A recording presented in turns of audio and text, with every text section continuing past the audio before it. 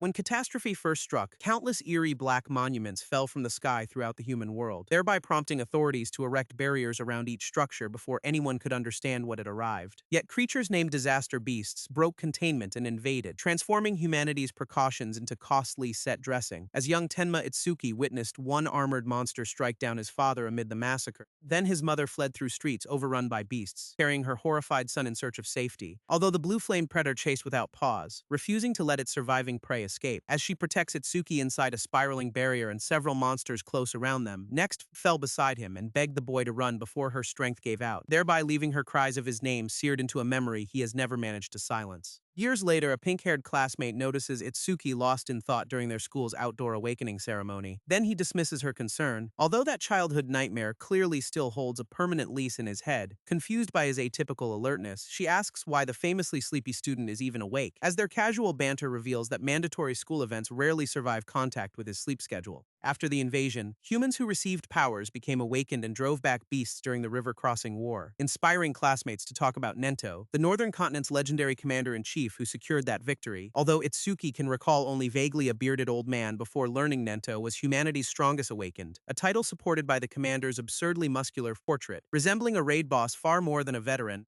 as recent studies prove regular people can awaken simply by touching one of the monuments. Therefore, the school assembled every student to attempt contact and perhaps join humanity's defenders, while the activated monument emerges amid golden energy, beginning an awakening lottery with considerably nastier consolation prizes. Excited students hope for strong jobs and gifts, treating supernatural destiny like a cosmic gotcha roll with no pity system, as Itsuki's bespectacled classmate asks whether he at last stands any chance of awakening himself, before a staff member removes another failure and the pink-haired girl orders Itsuki to take his proper place in line. Standing behind her, he observes quietly as resentment begins glowing red across his shadowed face, since the ceremony embodies the opportunity he has waited for since losing his family. Another candidate receives no awakening, and the supervising examiner dismisses him with zero ceremony before calling next, confirming even a record-breaking athlete cannot brute force compatibility with a monument through cardio stats alone, while several more students touch the stone and leave with the very same disappointing result. Anxiety spreads since nobody has awakened yet, which makes the school's grand ceremony look like a speedrun through rejection screens, until the examiner at last summons Oishi Hikaru, a recognizable name that instantly shifts the crowd's mood. Several girls hope the resident bully fails, fearing supernatural power would upgrade a problem already severe enough, yet blue lightning bursts around Oishi as soon as his hand touches the towering black stone, exposing a grade 2 lightning elementalist gift and 12 total stats, remarkable for a level 0 rookie,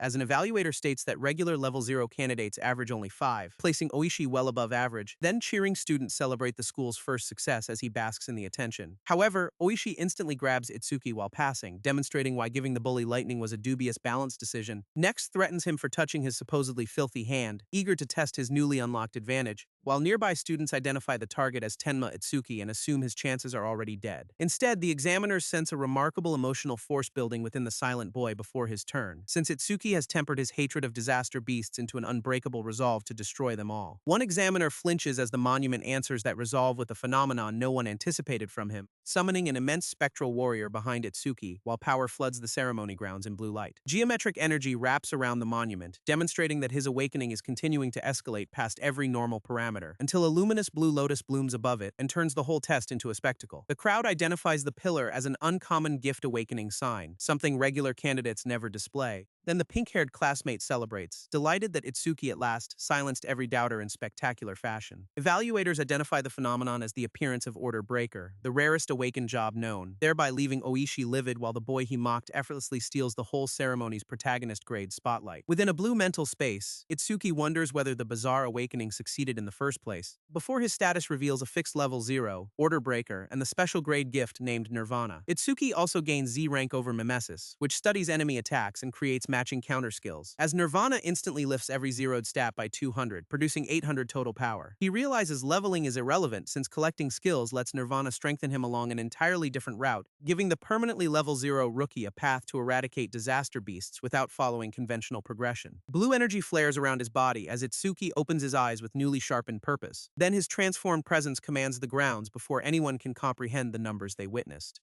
The evaluators declare those stats incredible for a rookie and place him beside the strongest beginners in history, effectively handing Itsuki the strongest title before the tutorial has finished loading. His public status confirms 200 points in every class and 800 overall at level 0, thereby sending the students into an uproar over a record that will permanently haunt future school assemblies. Oishi sees these since Itsuki has stolen the cheers and attention he considered his by right. Next declares a loser should remain one while approaching with his new lightning already crackling. The bully launches Silver Serpent directly through Itsuki, seemingly choosing attempted murder before the tutorial paperwork is complete. Yet Overmissus detects the C-rank attack and begins analyzing it while electricity engulfs him. Progress climbs from 57 to 69% as Itsuki coolly endures the sustained current, allowing the lightning to coil around his body rather than retreating from the risky experiment. Classmates lose sight of him within the blast, as Oishi assumes his rival is gone. However, at 88%, Itsuki appears behind the frozen bully before Oishi can so much as turn, grips his shoulder, and warns that only being human saved him from 100 deaths. When Oishi crumples in terror, the surrounding students laugh while questioning how Itsuki moved that fast, while analysis reaches 99%, and the rookie notes that C-rank techniques process with surprising speed.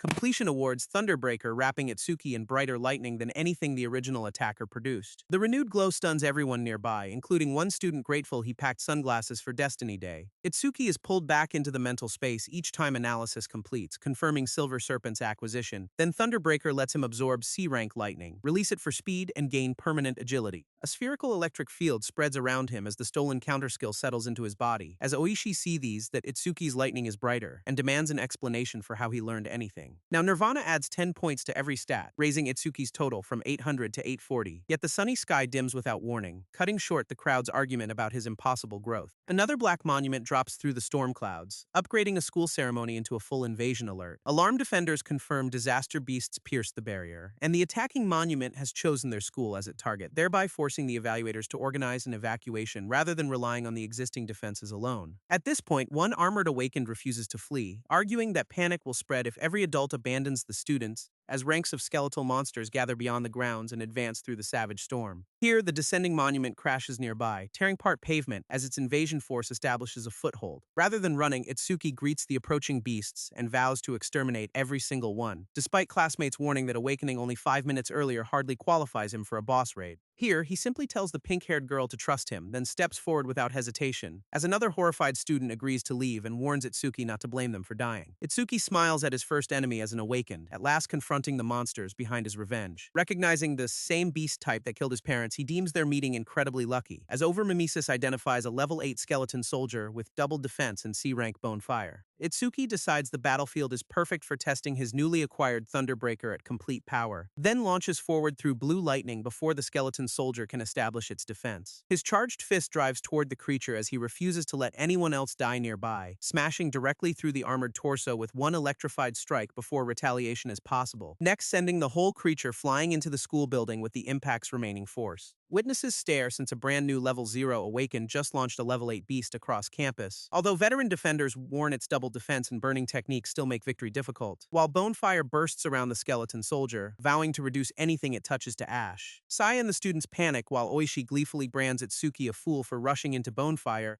However, the flames simply accelerate over Mimesis analysis as repeated hits steadily raise its progress. Then Choha warns that even a level 10 awakened would die after taking the attack directly. With analysis passing 80%, observers fear a remarkable rookie will die before ever reaching his potential, as Itsuki remembers his mother through the blue flames and refuses to repeat that helpless loss. Choha realizes he still has not used his complete power, changing her fear into cautious anticipation, while the process reaches 100% and the burning technique becomes entirely understood. Some defenders assume their hopes were foolish when his motionless silhouette remains buried within the inferno, yet Itsuki coolly wonders which counter-skill over Mimesis will create from bonefire this time. He receives Black Wall, generating defensive ice against fire as Nirvana raises every stat to 230. A vast sphere of blue energy forms around him, extinguishing the allegedly lethal flames from within. Then Itsuki emerges healed within flowing ice armor, looking considerably healthier than the burning skeleton. Witnesses celebrate his miraculous recovery while the pink-haired Saya at last releases her held breath. Choha marvels that Order Breaker awards both lightning and self-healing, which makes Itsuki uniquely difficult to classify as he tests Black Wall's protection and wonders how absurd Nirvana's recovery can become. The skeleton soldier charges again through bonefire, determined to solve the ice problem with extra violence, yet Itsuki forms a sharp frozen weapon directly from Black Wall's continuously generated armor, next meets the beast head-on as Burning Bone collides against his newly shaped ice blade. His weapon carves through the soldier's armored frame, confirming the increased attack now exceeds its defense. Then the follow-through tears across the monster before Bonefire can rebuild any meaningful pressure. Itsuki accelerates through the battlefield, which leaves a spiraling trail of blue ice and lightning behind him, as another charged slash drives the skeleton soldier backward under a storm of electric fragments. The final sweep severs its defense entirely, dropping the level 8 beast beside the ruined school building. Students conclude only an awakened could follow his movements, since everyone else saw an especially savage blur. Then even trained observers struggle to believe the fighter dominating this scene awakened moments earlier. Now, Itsuki stands over the corpse in solid ice armor, capable of shaping both protection and weapons, until Saya calls his name from the crowd and pulls his attention back to his classmates. Relieved she is unharmed, he instantly asks about Saya rather than celebrating his first victory. Yet the bespectacled student explains she never came over and had looked close to crying. Here, Itsuki wonders whether she is angry, failing to understand why she vanished after his awakening. At this point, the masked savior orders Choha to manage cleanup, notify the principal, and leave Itsuki with him. As the glasses-wearing classmate suggests Saya touch the monument since she feared falling behind. Approaching the newcomer, the masked savior confirms that the young fighter is Tenma Itsuki, while Itsuki turns from the dead skeleton soldier to face the intimidating veteran head-on. Excited onlookers question whether the savior intends to recruit him, despite Taewajin being the only known student under him, as Itsuki's classmate agrees to search for Saya before their situation becomes even more confusing. The masked man calls Itsuki remarkably special, beginning an assessment that feels more personal than official. Now, Itsuki questions the description, unsure whether surviving one battle justifies the veteran's intense interest. Then the savior observes that the boy's heart is filled almost entirely with anger and hatred. At this point, rather than condemning him, the veteran asks Itsuki to explain exactly where those emotions originated. Now, Itsuki reveals that Disaster Beast killed both parents while protecting him 10 years earlier, recalling himself paralyzed by terror as the same armored predator loomed above the surviving child. At this point, an unknown awakened intervened before the beast killed him too, saving Itsuki at the final instant, even though nothing could save his mother, whose last words urged him to walk forward alone. Young Itsuki called for her while blue flames engulfed his family's final shelter, thereby leaving him convinced that disaster beasts and their concealed source represent the root of all evil. Now, his memory centers on a towering purple demon, the enemy he believes stands behind that horror. Then he swore that day to kill this demon alongside every creature of its kind. Even now, retelling that vow makes Itsuki tremble as childhood grief cracks his composure as the masked savior notices that tears still fall despite hatred consuming almost everything else. Here, Itsuki explains his right eye has cried on its own ever since witnessing his mother's death,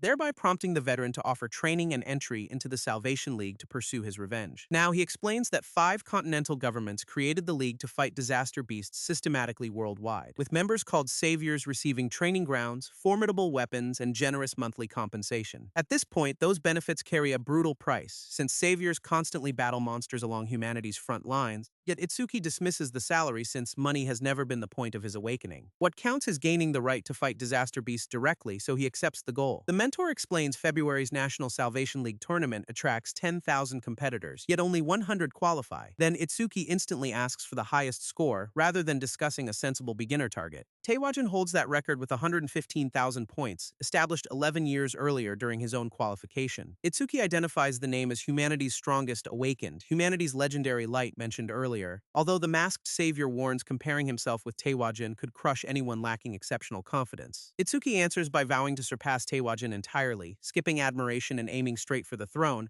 a declaration bold enough to leave even the battle-scared recruiter briefly stunned. The veteran remembers Taewajin predicting that someone would eventually eclipse him like a new sunrise, then quietly concludes that the sunrise his former student awaited may have at last appeared. Their conversation continues before a colossal, doomed Salvation League facility built around one more monument. There, the mentor explains monuments are passages connecting humanity with the disaster beast's world. Facilities contain monuments that cannot be destroyed, regularly purging emerging monsters while sustaining controlled barriers. Then these perilous training environments are called stages, despite having wildly unpredictable enemy strength. The upcoming level 10 stage carries the highest rookie mortality rate, earning the deceptively cheerful nickname Rookie Graveyard, as a record board demonstrates Taewajin once cleared it in 3 minutes and 17 seconds. The masked savior gives Itsuki 3 minutes, setting a challenge reasonable only on Taewajin's personal scale, then vows to accept the rookie as his student if Itsuki clears within that limit. At reception, onlookers recognize Itsuki as the rumored level 0 rookie walking beside the renowned savior, as Itsuki notices the veteran's reputation but remains focused on the challenge ahead. Now, a warning display confirms the stage contains 10 disaster beasts around level 10, including skeleton soldiers. Therefore, bystanders assume a high-level awakened must accompany the reckless rookie, despite seeing nobody volunteer. Itsuki approaches approaches the receptionist and coolly asks for entry into the stage with no visible support. Next answers that he is the only challenger, instantly lowering the room's collective life expectancy forecast. The stunned receptionist quietly studies him, seemingly waiting for an adult supervisor to materialize nearby, before warning that this is a perilous stage and his joke could get him killed. Spectators laugh, expecting the arrogant newcomer to retreat once someone explains the obvious consequences. As Itsuki clarifies, he came only to challenge the stage and has no romantic interest in her. At this point, embarrassed, the receptionist offers contact information instead and tells him to leave before risking his life. Yet Itsuki refuses the misunderstanding and asks for authorization, since paperwork remains humanity's strongest barrier. She at last agrees, warning him not to blame her if the solo attempt ends badly, while jealous onlookers focus more about her contact information than the rookie entering a death zone. One spectator wagers Itsuki will flee back outside in less than a minute of starting, although others admit his special grade gift creates a small chance, even if level counts far more. At this point, Itsuki scans the personal bracelet containing his awakened registration at the sealed stage entrance. Then the system approves Tenma Itsuki alone, unlocking the door without sharing the crowd's concern. Recalling the promised 3-minute limit, he clasps his hands and prepares to begin instantly. As the timer starts counting before the rookie has even finished entering the artificial battlefield, Itsuki bursts through the gate at complete speed, red determination sharpening his focus from the opening second, then discovers a vast forest surrounding the internal monument, far larger than the exterior facility suggested. Detecting movement ahead, he greets the first opponent without breaking stride toward the center, while Overmimesis identifies Kodama number 1307, a level 4 tree beast with 174 total stats. Itsuki forms an ice axe and chops through the charging Kodama before its ambush can unfold. Next asks another tree how losing its comrade feels, since axes remain professionally appropriate here. The remaining Kodamas curse him as rotten and promptly join their chopped companion across the clearing. As Izumi Nento explains, he chose the same stage Teiwajin first challenged after Itsuki's bold promise.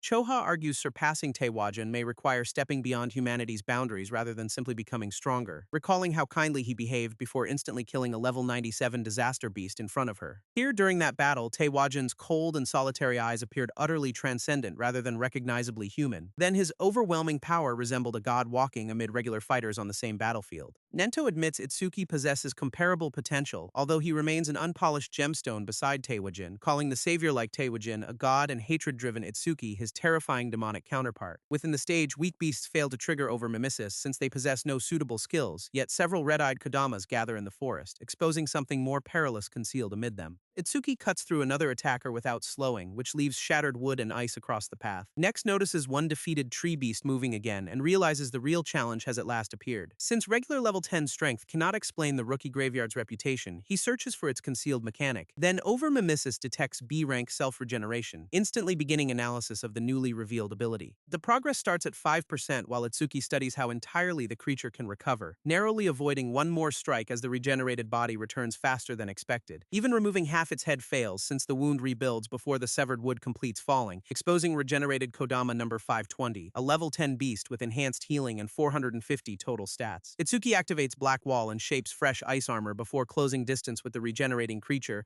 although even splitting its head only raises analysis to 17% before the damage disappears. Repeated slashes push progress through 19 and 21%, while the Kodama without pause reforms, with its glowing eyes returning behind every cracked layer as if death keeps missing the unsubscribe button. Here, Itsuki refuses to stop, reasoning that each regeneration gives Overmimesis more data to process, as immense wooden limbs and branching weapons hammer against his ice defenses from several directions. Now, the forest itself seems to crowd around the battle as multiple wooden faces emerge through tangled roots, then sustaining Black Wall long enough to fight them begins draining Itsuki's magic dangerously fast. He continues moving between the golden branches, seeking for an efficient balance between survival and analysis. Next, notices every regeneration accelerates progress, transforming the immortal enemy into its own tutorial loop. Here, Itsuki cancels Black Wall, conserves magic, and uses Thunderbreaker to evade attacks from range. Yet 75% progress arrives with the 3-minute challenge limit already closing around him. Now he reactivates both skills simultaneously, pushing attack and regeneration harder to produce data even faster, despite knowing that reaching zero magic before completion could leave him caught without meaningful defense. At this point, even accepting that fatal risk only advances Overmimesis to 85% as pressure intensifies, as lightning and ice tear across the regenerated Kodama through another exhausting exchange. Itsuki stares into the beast's glowing face, refusing to surrender the remaining seconds resistance or retreat. A frustrated Curse escapes when his reserves at last approach empty before analysis reaches completion. Then at 99%, his magic runs out entirely while the healed enemy still stands. Next, he remembers Overmimesis consumes no magic, allowing analysis to finish after everything else fails. Self-regeneration yields Lotus Burst, an explosive area attack whose power scales with engulfed magic.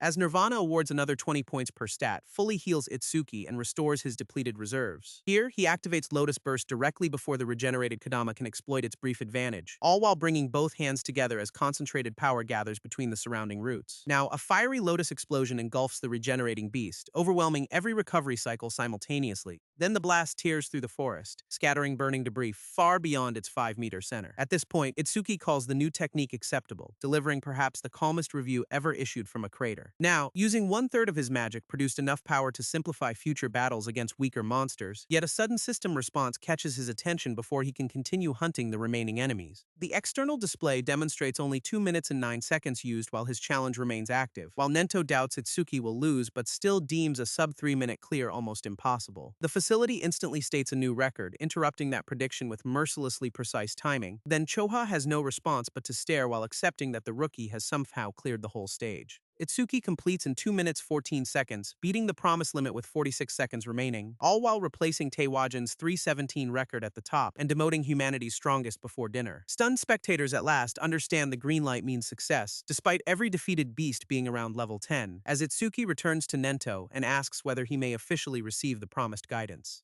Here, bloodied but smiling, he addresses the masked savior as teacher and formalizes their new relationship. Then Nento greets his student while Choha quietly wonders whether her father is genuinely happy. The crowd identifies Izumi Nento and assumes his training explains how Itsuki broke Taewajin's record, before the receptionist hands over a decorated reward box and expresses regret for her earlier dismissive behavior. At this point, Itsuki thanks her, noting that trying to stop his entry proved she worried about a reckless stranger, which leaves the embarrassed receptionist dismissing any concern while failing spectacularly to hide her reaction. Choha interrupts and tells Tenma they are leaving, ending the accidental romantic side quest instantly. At this point, Nento warns his student not to become arrogant and says this stage was already too easy. Therefore, Itsuki should begin challenging advanced stages where difficulty matches his atypical abilities. Here during their walk, Choha explains level alone does not determine how threatening disaster beasts become, since instinct-driven species lacking intelligence remain relatively predictable no matter how vicious they appear, whereas species with human level or greater intelligence are far more troublesome than regular beasts. Awakened humans and disaster beasts are fundamentally similar creatures, although their jobs develop through different systems, then advanced stages contain intelligent monsters several times stronger, especially throughout North District 4. Itsuki asks whether such intelligent beasts possess pain receptors, exposing exactly where his revenge-focused mind went, as Choa flinches from the terrifying aura behind him and wonders what he plans to do.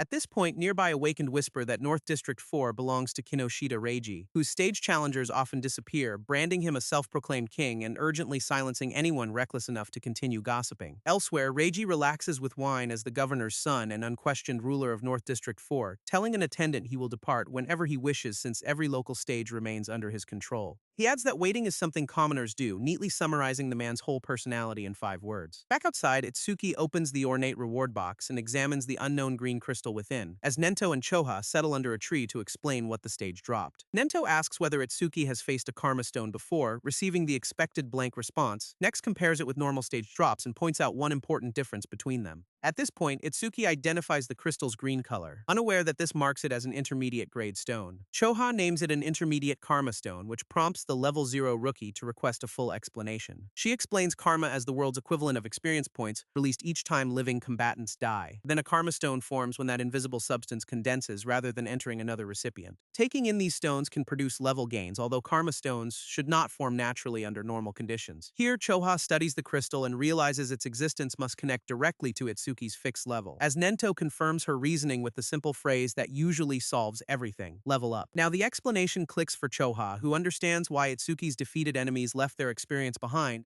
because he cannot absorb karma conventionally and therefore forces it to manifest rather than disappear. By contrast, the school attackers left no stones since other awakened absorbed their released karma, whereas the enclosed stage offered no alternative recipient, which causes accumulated energy to become a karma stone. Choha now wonders how Itsuki increases his stats at all when regular leveling remains permanently impossible. Yet Nento asks about his undisclosed gift, and Itsuki apologizes rather than revealing over mimesis. His teacher permits keeping or selling the stone, then states an upcoming 5-continent commanders meeting, demanding secrecy about their relationship and gift, plus 6 advanced stage clears before his return. At this point, Itsuki accepts every condition as teacher, eager to begin the next phase without wasting time. Now, at North District 4's execution ground, awakened protest after Kinoshita retainers block the reserved stage entrance, yet a blonde guard dismisses them, demanding money and threatening anyone who refuses the family's authority. At this point, a towering shadow with glowing red eyes approaches behind the argument, silencing the crowd through sheer presence. Next drives a fist into one protester before introductions can interrupt his preferred negotiation method. The Kinoshita enforcer swings at the formidable newcomer, expecting brute force to settle their territorial dispute, yet the blonde guard is blasted backward instead, discovering his opponent arrived with considerably better numbers. Now he panics when his B-rank Earth Spine technique fails to injure the muscular fighter at all, as the unbothered man says the attack neither hurt nor even produced an itch. Witnesses explain Earth's spine can pierce almost anything, which makes its total failure feel genuinely monstrous, before the red-eyed powerhouse closes distance and crushes the blonde guard with one more direct strike. Here, the enforcer hits the floor unconscious, ending his attempt to collect payment with negative earnings. At this point, onlookers identify the victor as Oga Takeru, one of Kinoshita Reiji's level 12 4 pillars. Then Takeru declares nobody may enter without Reiji's permission, limiting each stage to 2 challengers. Here, several defeated awakened lie around him as the district's private gatekeeping operation continues unchallenged. One more guard asks Takeru not to overdo things, since beating weak students could reach their teacher. Yet the enforcer dismisses that concern and turns toward the next people approaching his checkpoint. Itsuki arrives beside Choha and catches one staggering victim before the wounded student crumples, drawing whispers about the unknown newcomer and recognition of the famous beauty accompanying him. Now Takeru repeats that nobody passes without Reiji's permission and orders both newcomers to leave quietly, as Choha threatens to contact the district administrator over such blatant abuse of stage access. Itsuki says intervention is irrelevant since his teacher ordered him to fight without hesitation. Next leaves treatment to Choha and steps forward to handle the checkpoint personally. Takeru examines Itsuki's undisclosed level 0 profile, confused by the newcomer's complete lack of intimidation, as Itsuki checks Takeru's level 12 metallization build, carrying 605 total stats and exceptional defense. Now their stares lock as the enforcer realizes the quiet challenger intends to oppose him directly. Then Takeru's reflection fills Itsuki's focused eye before either fighter commits to the first exchange. The larger man launches a crushing punch, expecting the level 0 newcomer to fold instantly, while spectators question how Itsuki could possibly survive against someone 12 levels above him. Here, Itsuki catches the metallized fist barehanded, stopping its momentum inches from his face, then coolly notes that Takeru reinforced the blow with metallization rather than regular strength. Takeru acknowledges his speed before pulling back for one more attack with more force behind it, yet Itsuki counters at close range and drives him backward across the facility floor. Needing a clean surprise attack against a higher-level adversary, Itsuki gets ready Thunderbreaker for extra agility, as Overmimesis detects C-rank metallization and begins analysis from 1%. Itsuki decides the enforcer is threatening enough to activate Overmimesis, then at last becomes serious, all while allowing reinforced punches to break through his guard so analysis can climb beyond 5%. A heavy body shot lands, yet the rookie absorbs it without surrendering his stance or focus. Then Takeru mocks the opponent for supposedly lacking both power and speed. In reality, Itsuki intentionally hid his complete speed until the enforcer lowered his guard. Next releases Thunderbreaker, wrapping himself in lightning before Takeru can re-establish defense. A rapid combo drives analysis from 25 through 66%, while strikes overwhelm metallization, thereby leaving spectators stunned that level 0 combat ability can pressure a fighter with an established job. Now Takeru realizes he cannot stop to reinforce himself and may lose if the barrage continues, yet Itsuki hits too swiftly for him to scream for the nearby guard's assistance. Cornered and desperate, the enforcer chooses complete body metallization despite its heavy resource cost, transforming entirely metallic just before another lightning-charged strike crashes into his reinforced frame. Here, analysis reaches 88% as Itsuki admits he has never forced Takeru into this state before,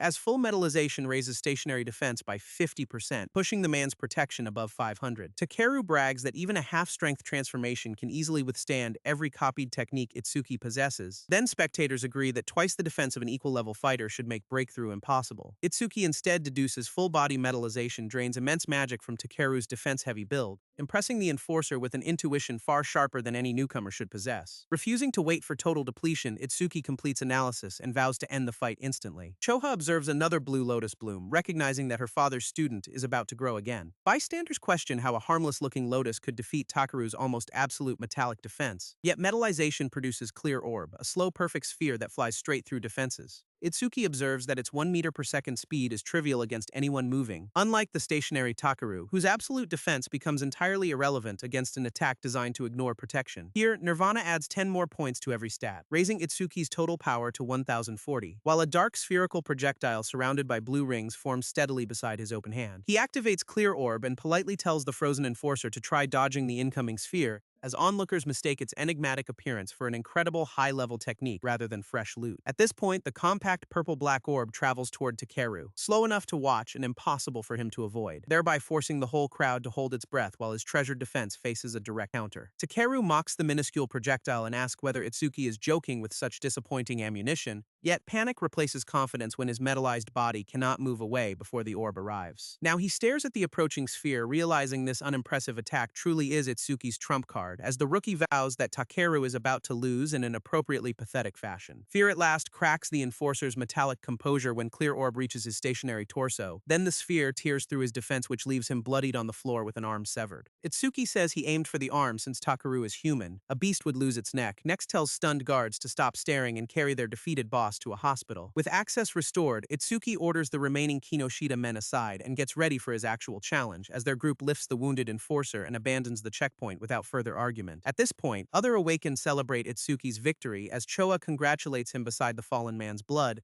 Next, invite the formidable rookie into a farming party, vowing him more experience points with their team. One more group offers healing and magic restoration for the Flaming Rock Execution Ground advanced stage, yet Itsuki remembers Clear Orb gains flight speed whenever it defeats enemies with higher defense than his. Asked which party he chooses, the newcomer decides neither arrangement serves the growth he actually wants, then states he will enter alone, instantly transforming recruitment into another spectator event. At this point, the crowd mocks his level 15 solo challenge as arrogance copied directly from Kinoshita Reiji's playbook, as rejected teams walk away, admitting Itsuki's standards seemingly exclude everyone nearby. Choa warns every beast within has defense comparable to Oga's and may exhaust Itsuki's magic, although she claims concern only since her father would blame her if his student died. Before leaving for the wounded, Choha adds that unintelligent stone monsters still coordinate attacks in groups. Then Itsuki scans his bracelet, receiving approval to enter the advanced stage by himself. The sheer number waiting within exceeds his expectation, yet his focus only sharpens at the opportunity. Dozens of high-stat stone statues charge through the canyon, confirming advanced stage difficulty instantly,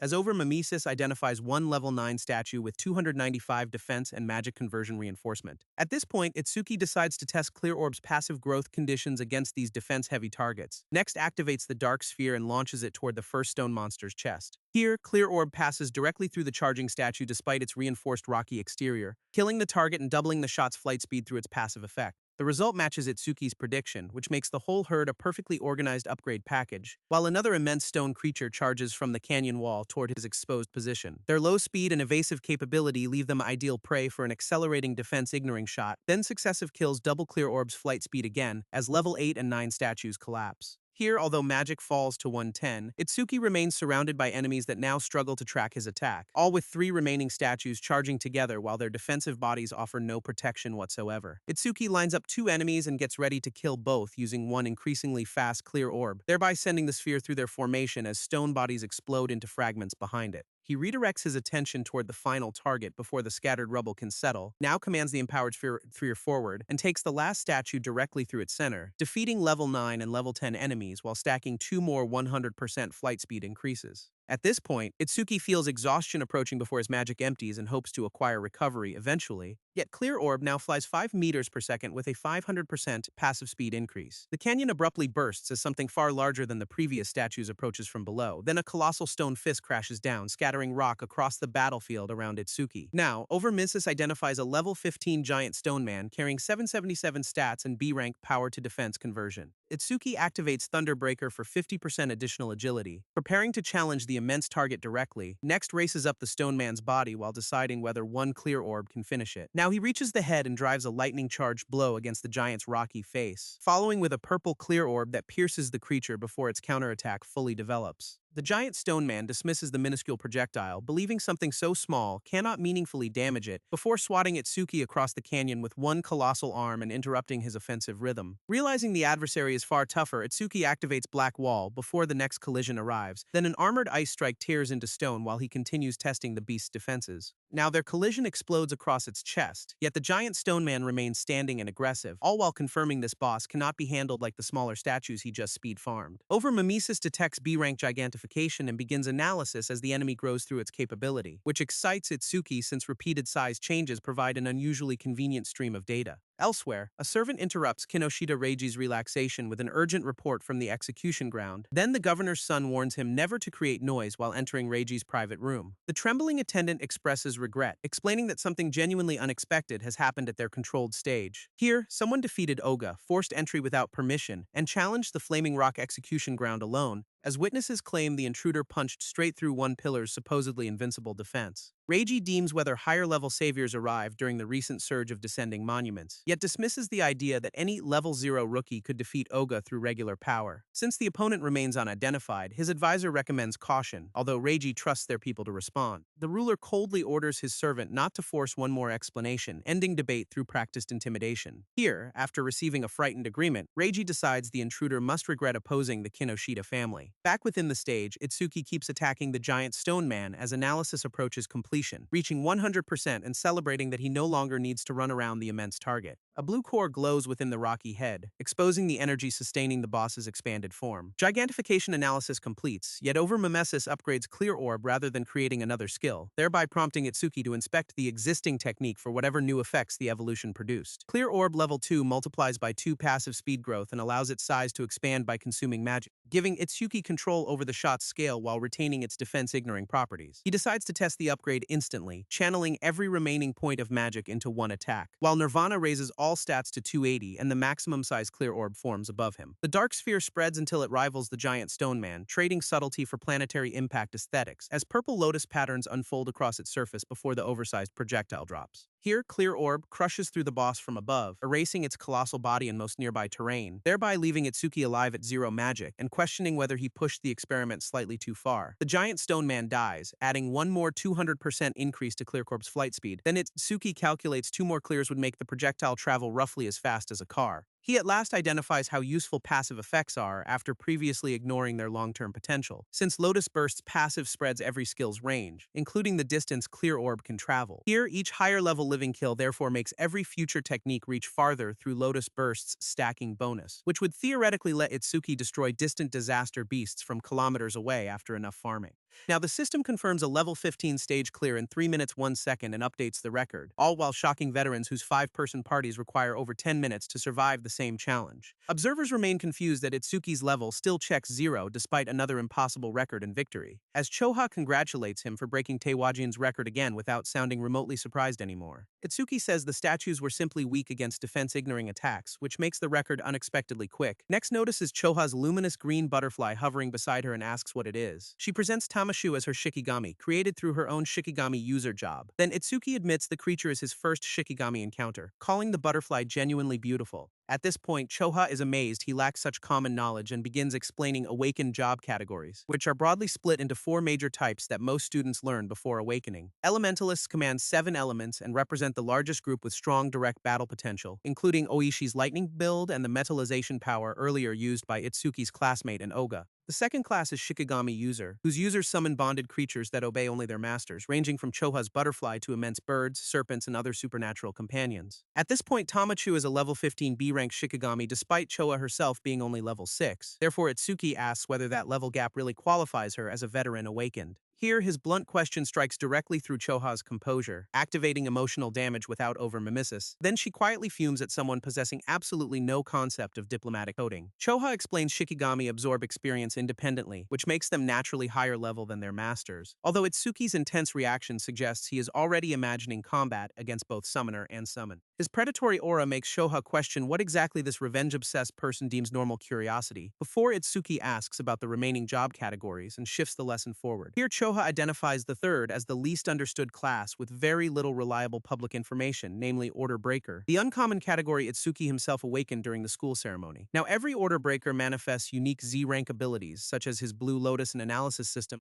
as others manipulate body size, produce infinite clones, or stretch their limbs like rubber. Normal jobs use ranked skills from beginner tiers upward, yet Order Breakers possess independent Z-rank powers. Then secrecy protects those exclusive abilities, explaining why Nento stopped Choa from questioning Itsuki. She calls him irregular even amid Order Breakers since at least 3 skills use incompatible elemental properties, thereby leaving Itsuki grateful their teacher is absent, since additional discussion might expose everything he concealed. He asks about the fourth and final job class, one he has never even heard mentioned, yet Choha refuses to explain its punishment for Itsuki, revealing nothing about himself first. At this point, she changes topics, confirming the students he saved are safe and asking about his next move, as explaining cleared stages enter cooldown and cannot be challenged again for at least 2 days. Itsuki realizes cooldowns enabled Kinoshida's monopoly, then seeks one more way to increase Lotus Burst's passive, asking whether any available stage contains remarkably large numbers of disaster beasts. Choha instantly suggests Locust Wasteland, a location infamous for its overwhelming enemy population. There, more than 100 low-level locust beasts appear and drive challengers away through sheer numbers. Since the stage demands area attacks, Itsuki volunteers, secretly planning to use Lotus Burst for crowd control, even after Choha warning that anyone lacking AoE skills will face a miserable solo battle. Nearby witnesses fear Kinoshita Reiji will respond once he learns what happened to Oga,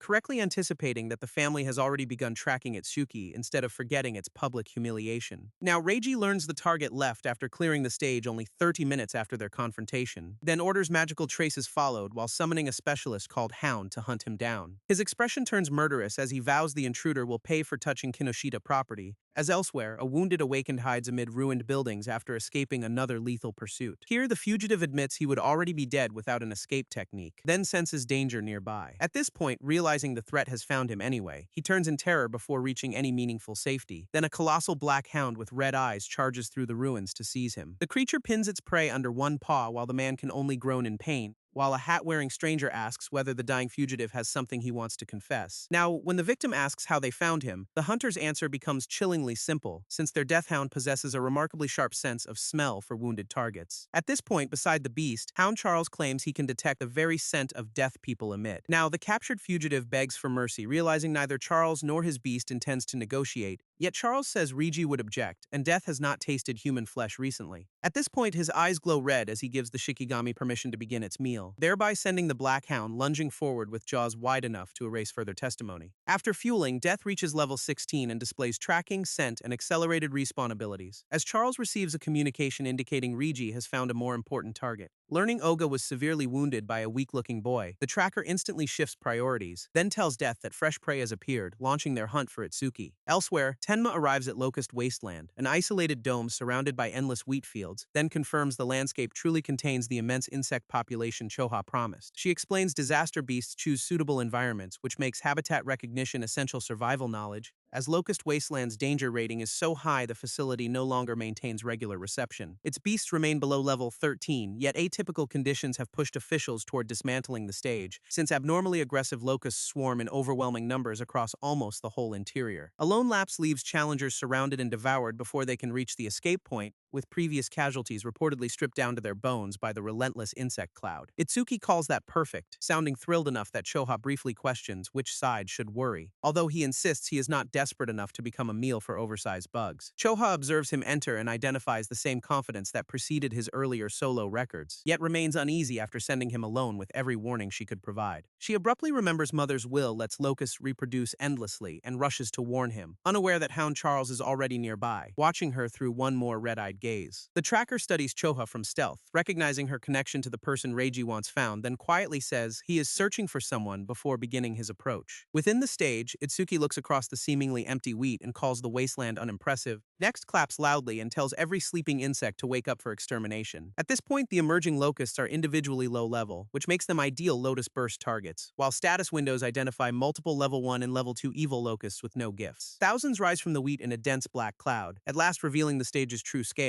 as Itsuki forms a blazing lotus between his hands and prepares the exact counter required. Now, the tighter the swarm clusters, the easier his work becomes once they enter the explosion radius. Therefore, he waits for maximum maximum density before releasing the assembled magic into their center. Lotus Burst detonates under the cloud, which sends fire through every insect caught within its range. Then each kill adds another 1% increase to all skill ranges through the passive effect. Notifications flood in across the system as level 1 and 2 locusts vanish throughout the blast. At this point, 110 kills expand Lotus Burst's diameter to 10.5 meters, exactly matching his farming plan. Then Itsuki estimates 10 more efficient shots could produce roughly 1000% total range growth. Here he briefly regrets stage cooldowns, since unlimited repeat entries would make the process much smoother, before noticing the challenge success notification has not appeared despite seemingly clearing the swarm.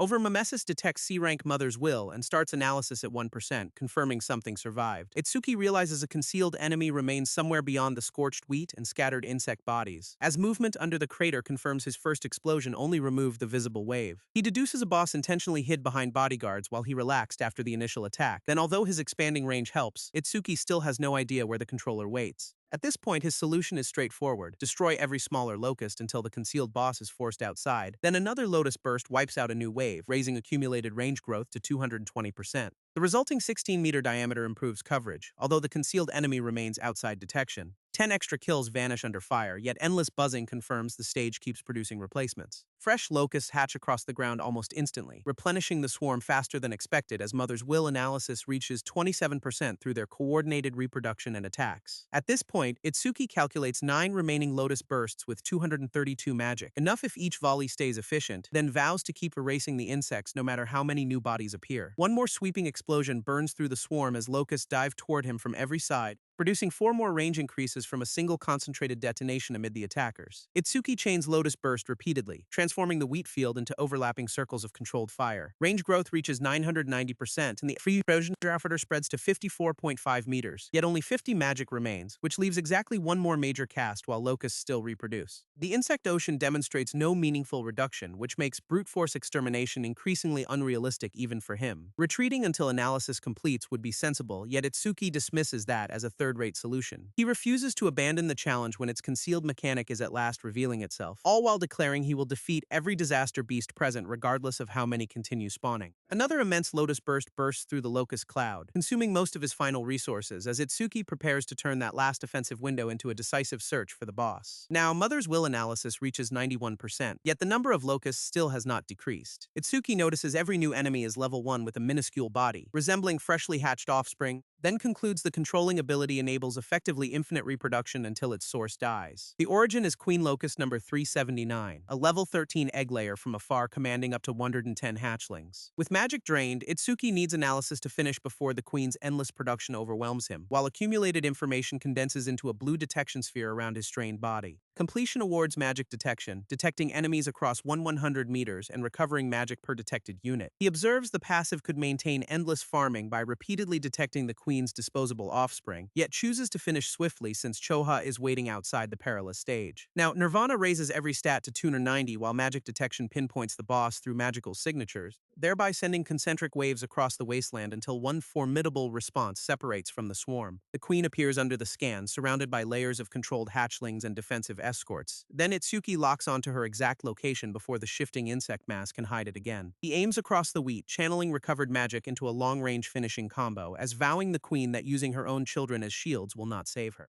Clear Orb launches through the swarm, its reach extended well beyond normal by Lotus Burst's passive. Then the purple projectile cuts a straight path toward the boss from 120 meters away. At this point, the queen deploys winged guards around herself, attempting to intercept the defense-ignoring sphere. Yet Itsuki rides Thunderbreaker through another attacker and continues controlling the offensive line. Here, calling checkmate, he closes distance while Clear Orb penetrates every shield protecting the queen. Next, strikes her directly with lightning as the projectile tears through the defensive formation. Now, the remaining locusts fall into chaos once their queen dies and Mother's Will releases them, as Itsuki vows to send the offspring safely after their defeated mother with another blast. At this point, final range growth reaches 1,210%, expanding Lotus Burst to 65.5 meters and Clear Orb to 131. Now, Itsuki calls the harvest successful and plans 5 repeat clears after the stage cooldown ends, yet his 17-minute 7-second record makes him question whether Choa became worried outside. At this point, he expects her to act aloof after his safe return despite having spent the weight concern. then privately finds her clumsy kindness surprisingly cute before leaving the stage surrounded by blue energy. Outside, a red eye observes as Itsuki emerges, confirming the hunter has prepared an ambush. Hound Charles has Choha pinned under one boot and identifies Itsuki as Reiji's missing target, explaining he sought information through her since even wounded Fugia-ug refused to betray the rookie. Charles offers to release Choha if Itsuki approaches, although he intends to leave her barely alive. Deathhound snarls beside its master, clearly excited to add one more body to its meal plan. Next charges Itsuki with black fur and purple energy streaming from its immense frame. Here Charles shouts for Death to attack faster, confident the surprise will prevent any resistance. Yet Overmimesis detects the B-rank Shikigami and begins analysis at 1% on contact. Progress jumps to 12%, and Itsuki realizes defeating Death requires finding its concealed human master. Here, Charles notices every movement was deliberate. Even being bitten only accelerated the analysis he cannot see. However, the tracker trusts Death and his hostage, believing that combination makes victory inevitable. Now, Itsuki calls out to Choha while restraining the beast, pushing analysis beyond 34%. Yet Death tears free and charges again, jaws closing around the same guarded arm. Charles brags those fangs crush anyone below 30 defense, already picturing a severed limb,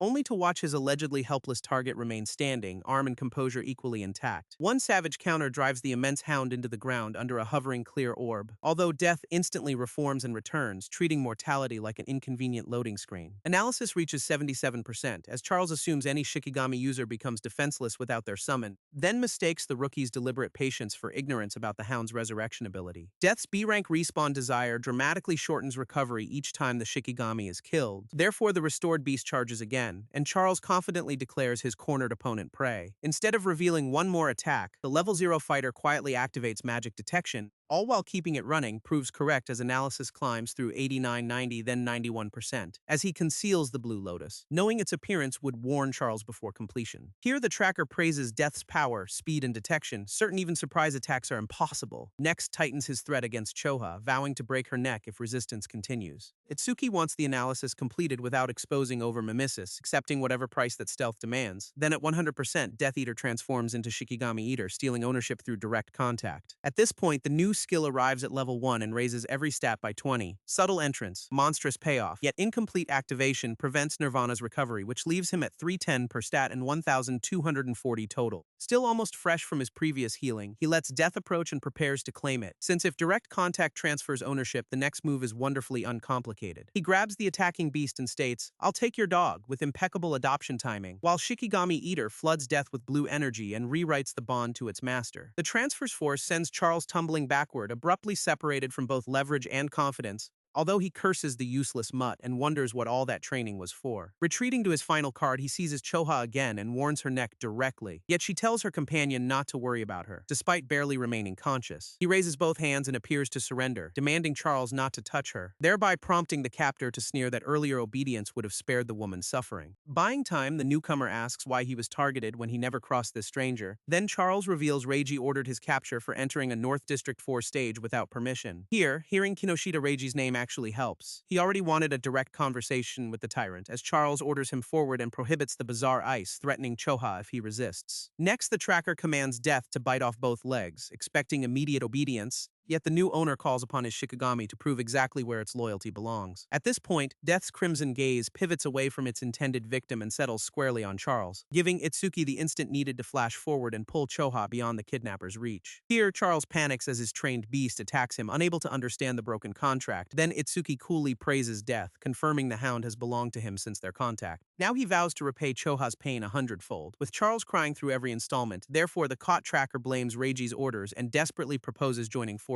instead. His adversary calls that a good proposal, briefly letting hope crawl back into Charles's face. Then the traitor instantly sees an opening. Seemingly loyalty had an even shorter respawn timer. Charles fires his concealed crossbow at point-blank range, shouting for the newcomer to die. Yet the bolt is stopped, and Itsuki declares he has enough strength to kill Reiji himself. Now he orders Death to return Choha's treatment to Charles. Dinner service officially begins, as the former master begs forgiveness, calling the betrayal a minuscule, entirely reversible mistake. At this point, Death advances without hesitation, towering over the man who once controlled and abused it, while Charles pleads that he fed the hound and remains its true master. The argument ends within Death's jaws, a brutally concise verdict on the ownership dispute, yet Itsuki instantly addresses someone else who has witnessed him since he left the stage. He asks asks how long the observer plans to hide and invites them to at last appear, drawing measured footsteps from the surrounding wasteland while death completes behind him. A blonde, hooded stranger emerges with both hands raised, impressed that his stealth was detected. Then Itsuki first asks whether he belonged to the man who attacked them earlier. The stranger swiftly denies any connection, distancing himself from Charles and his orders. Yet the rookie has no time for explanations, telling death to follow after finishing its meal. Now, watching the Mad Hound obey, the newcomer decides this frightening fighter might solve his problem. Next, introduces himself as Iberia, praises the battle, and identifies Tewajin's enigmatic conqueror.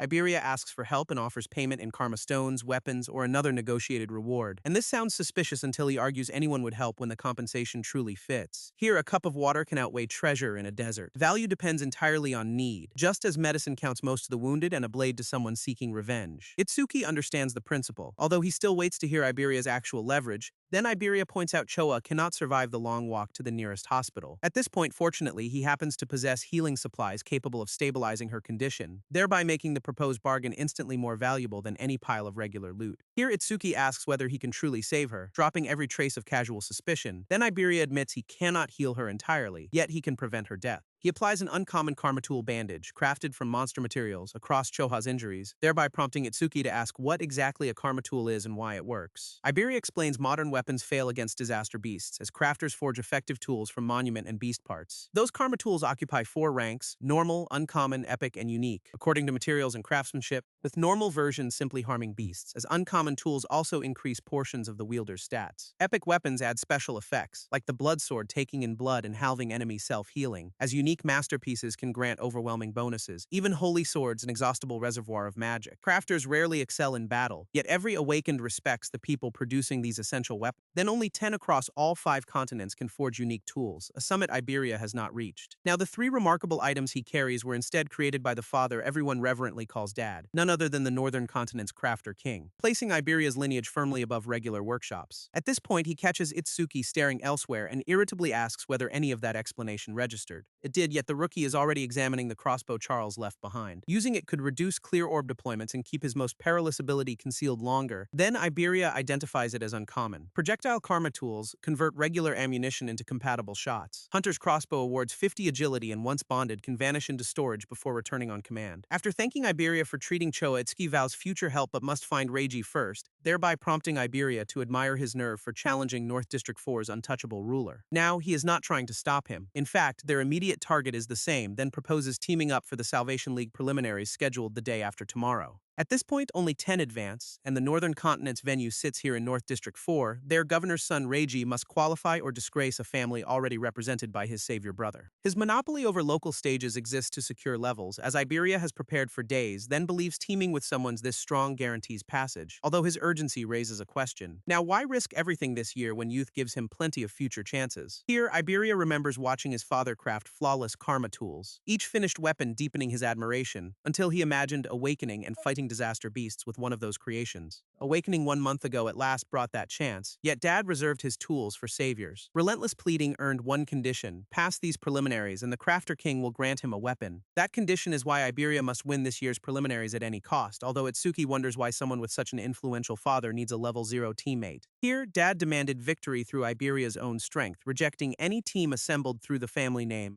Yet Reiji bought most strong participants, as remaining lone wolves refused fixed teams entirely. Next, rumors spread about Oga's defeat and broken stage records, leading Iberia straight here. Therefore, Itsuki accepts the partnership, provided they take Choha to a hospital before anything else. Iberia instantly starts inventing awful duo names, which makes even Rikuru seem quiet by comparison, and this reminds his partner of Rikuru and Saya, both newly awakened and possibly entering too. Elsewhere, Rikuru abruptly sneezes. The universe seemingly reviews reckless team branding in real time as Saya asks about a cold, and he suspects someone, perhaps Itsuki, mentioned him. Now, she privately wonders how long they have been separated since the school disaster. Yet Rikuru notices her concern and asks why she never visited after the beasts were defeated. Embarrassed, Saya answers with a surging water attack rather than anything resembling emotional honesty. Then her sparring partner blocks, reminding her that exposed openings remain fair targets. Their instructor Akudo ends the bickering since preliminaries begin the day after tomorrow, exposing level 11 water elementalist Saya and level 10 metal elementalist Rikuru have trained intensely. Akudo unseals a case of resources, giving his students one more advantage before competition, as Reiji notices Charles still has not returned and suspects something unexpected happened.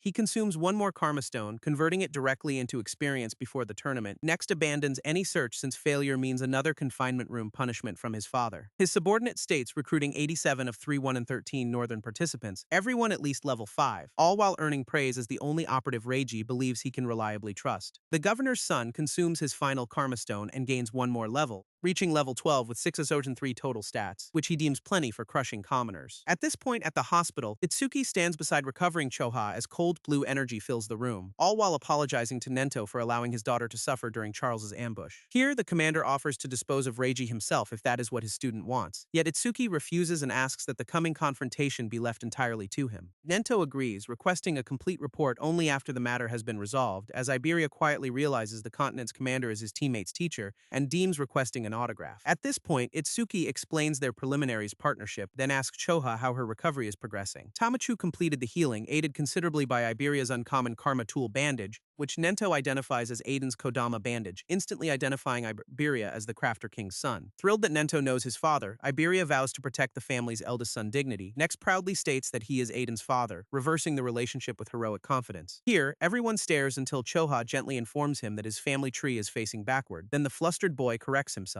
Aiden is, unsurprisingly, the father in this arrangement. Nento thanks Iberia for saving Choha and proposes visiting Aiden together after the preliminaries, next sends both competitors away to prepare while he and Choha plan to watch tomorrow. Iberia vows they will qualify, carrying enough enthusiasm to power a smaller continent, while Choha notices her father has taken an unusually quick liking to Tenma. Nento remembers that childhood trauma triggers perilous impulses whenever his pupil confronts disaster beasts. However, those urges weaken when someone he genuinely wants to protect remains nearby. Now, that stabilizing effect is precisely why the commander placed Choha beside him, all while hoping she becomes his friend, his weakness, and eventually someone he instinctively protects. At this point, he also reveals the school invasion was planned, joining coordinated beast attacks against continental commanders. Now, with more traitors defecting to the monsters, humanity's future appears increasingly pitch black, yet Nento believes Tenma will illuminate that darkness when every established light begins failing, all while becoming the hope people need against an enemy now manipulating humans from within. Now, the next day, thousands gather at North District 4's Salvation League preliminary venue, where Nento's rumored attendance inflated participation from roughly 3,000 to almost 9,000. Reiji worries about last-minute entrants, yet his lieutenant says they lack time to organize teams. Now, every recruited ally wears a red ribbon, marking the numerical army prepared to protect him. Here, host Shinshihara Soryu calls for attention and begins explaining the preliminary tournament rules, starting with a first stage divided between immense external and internal sections. Contestants must reach the inner area, bracelets record entry order, and only 50 advance. Here, Rikuru studies the device and realizes dropping thousands in one stage will be brutal, as Soryu permits 2 Karma tools, unrestricted teams, and any method that produces results. Now, Iberia spots Reiji, surrounded by purchase participants ordered to obstruct everyone running ahead. Yet Itsuki plans to enter swiftly, then strike once the tyrant relaxes his guard. His teammate freezes, realizing their cautiously discussed plan has already been thrown overboard, since an unaffiliated fighter without a red ribbon now blocks their path anyway. The first stage begins, releasing thousands into the battlefield at once, while Nento greets growing interest in the league, but warns that numbers without quality mean nothing. Now, Soryu recalls their era having several entrants above level 15, then examines the current field. There, only Taewajin at 21 and Heighten Akira at 18 reached such heights that year. Nento counters that once-in-a-century geniuses do not appear everywhere, although he hopes one stands below. Soryu asks about the rookie who killed a level 8 skeleton soldier from after awakening. Here, the commander confirms that Fighter is indeed his newest student without revealing his identity, thereby making Soryu expect someone remarkably gifted as Nento's second recognized pupil after Taewajin. He searches the competitors, questioning which vowing face belongs to that enigmatic newcomer. Level 10 Metal Elementalist Harino Rikuru has only a regular grade 2 gift, eliminating him, as level 11 support-oriented Water Elementalist Kisagari Saya also seems an unlikely candidate. Soryu instead names Hanyu Kana as his suspect, a remarkably advanced level 16 Wood Elementalist, yet Nento says every guess is wrong, despite Hanyu holding the field's highest level. Next, Soryu notices the annual level 0 Curiosity, usually beaten senseless before withdrawing, right as Reiji confronts that lost kid and laughs openly at his non-existent level. Itsuki answers by raising Hunter's crossbow, the weapon Charles once carried, then Reiji identifies it instantly, at last connecting this stranger to his missing tracker. Green eyes sharpen as the newcomer asks whether Reiji has been seeking for him all along. Here, unable to believe Oga lost to level 0 trash, the tyrant assumes someone stronger staged everything. He orders his ribbon subordinates forward, and several offers eagerly promise to provoke the target. Now, their intended victim has no time for disposable henchmen and says so without slowing. However, 4 armored fighters spread across his path, convinced numbers can manufacture relevance. At this point, 3 level 6 and 2 level 7 opponents demand surrender, generously offering mere survival, as Iberia estimates he can handle one but believes 4 simultaneously would overwhelm even Itsuki. That calculation leaves him preparing to reveal one more option he hoped to preserve, while Reiji mocks the first opponent awaiting him for being level 0 trash. The newcomer gives the nearest fighter one quiet command: move. Then something in his expression makes even Reiji's amusement hesitate for a heartbeat. At this point, the armored thug laughs, treating that warning like material prepared for his own comedy set. Next vows to rescue the rookie at the final moment since he appreciates the attitude. Another attacker volunteers to crack open his skull and inspect whatever is within, swinging with complete force before the unarmed target appears to react. Itsuki is abruptly behind him, repeating, "I said move," as the body crumples. Then Reiji realizes someone 7 levels higher was eliminated instantly, puncturing every comfortable assumption. The others panic over Handa's defeat, yet their fire user attempts an ambush with B-rank flamethrower. He unleashes full output, vowing to burn the level 0 nuisance into a crisp, then a roaring inferno engulfs the arena before Itsuki can visibly draw his karma tool. At this point, Reiji calls it overkill, dismissing the apparent death as punishment for level 0 arrogance. However, the cheering attackers notice something wrong within the flames where their victim should have fallen, while the inferno separates around a dark barrier, exposing someone still standing at its center. Iberia identifies entirely blocked the B-rank attack, exactly as he expected, as Itsuki steps through the fire and orders the stunned caster away from him. Barring a B-rank fire skill raises defense 10% from 310 to 341, yet he needs to learn whether repeated use of the same attack can stack that passive. The spellcaster mistakes Black Wall for ice magic, despite having no water elementalist nearby, therefore his target invites the same technique again and vows not to block this time. Livid at being mocked, the fire user accepts, declaring there will be no retreat afterward. He activates Flamethrower, Overheat, pushing the B-rank technique well beyond its previous output. However, greater power changes nothing fundamental. The skill remains fire attribute and therefore manageable. A denser torrent swallows the level 0 fighter, filling the battlefield with one more blazing eruption, as the caster accuses him of underestimating an attack formidable enough to finish everything. Here, every drop of magic drains into this ultimate technique, ending restraint and the supposed farce. His confidence crumples when the target survives again, seemingly untouched by the improved flames. Now, the experiment confirms Blackwall's passive will not stack from identical skills by the same attacker. Then, with that useful limitation verified, Itsuki decides the research portion is officially over. A second fire user brags his ultimate cannot fail, even while the first has nothing left. Next launches B-rank fire barrage, filling the sky with a storm of burning projectiles. Here, Blackwall activates again, meeting the numerical plan with the tactical sophistication it deserves, while countless fireballs explode against its icy protection without slowing the figure under. Now, the attackers assume a level 0 magic pool must empty eventually and focus on draining him, unaware the barrier now surrounds its owner like a frozen beast forged for close battle. Even dozens of fire barrage impacts trigger the passive only once from that lone skill, therefore he identifies their caster's speed as the only strength worth removing first. The fire user flinches as his armored opponent asks whether that was truly everything, next takes one brutal strike, his supposedly useful mobility never entering the equation. Second unique fire skill adds one more 31 defense, confirming bonuses use the original 310 baseline. Here, 2 remaining lightning elementalists offer the perfect chance to test Thunderbreaker's passive next, although one mistakes the approaching target's interest for an attempt to escape. Now, he releases C-rank Silver Serpent, confidently recreating the lightning attack once used by Oishi, yet Thunderbreaker absorbs it, raising agility to 341 while defense remains 372. At this point, spectators watch several higher-level Awakened Fall-like tutorial enemies accidentally loaded into endgame. Then Reiji can no longer understand what kind of level 0 anomaly stands before him. Another test demonstrates Thunderbreaker also gains only once per identical skill from each target, thereby leaving every hired attacker unconscious around the rookie they had confidently surrounded. Iberia expected difficulty, never imagining his teammate would dismantle the whole group this easily, then openly wonders what sort of ability could produce strength so disconnected from level. At this point, Itsuki redirects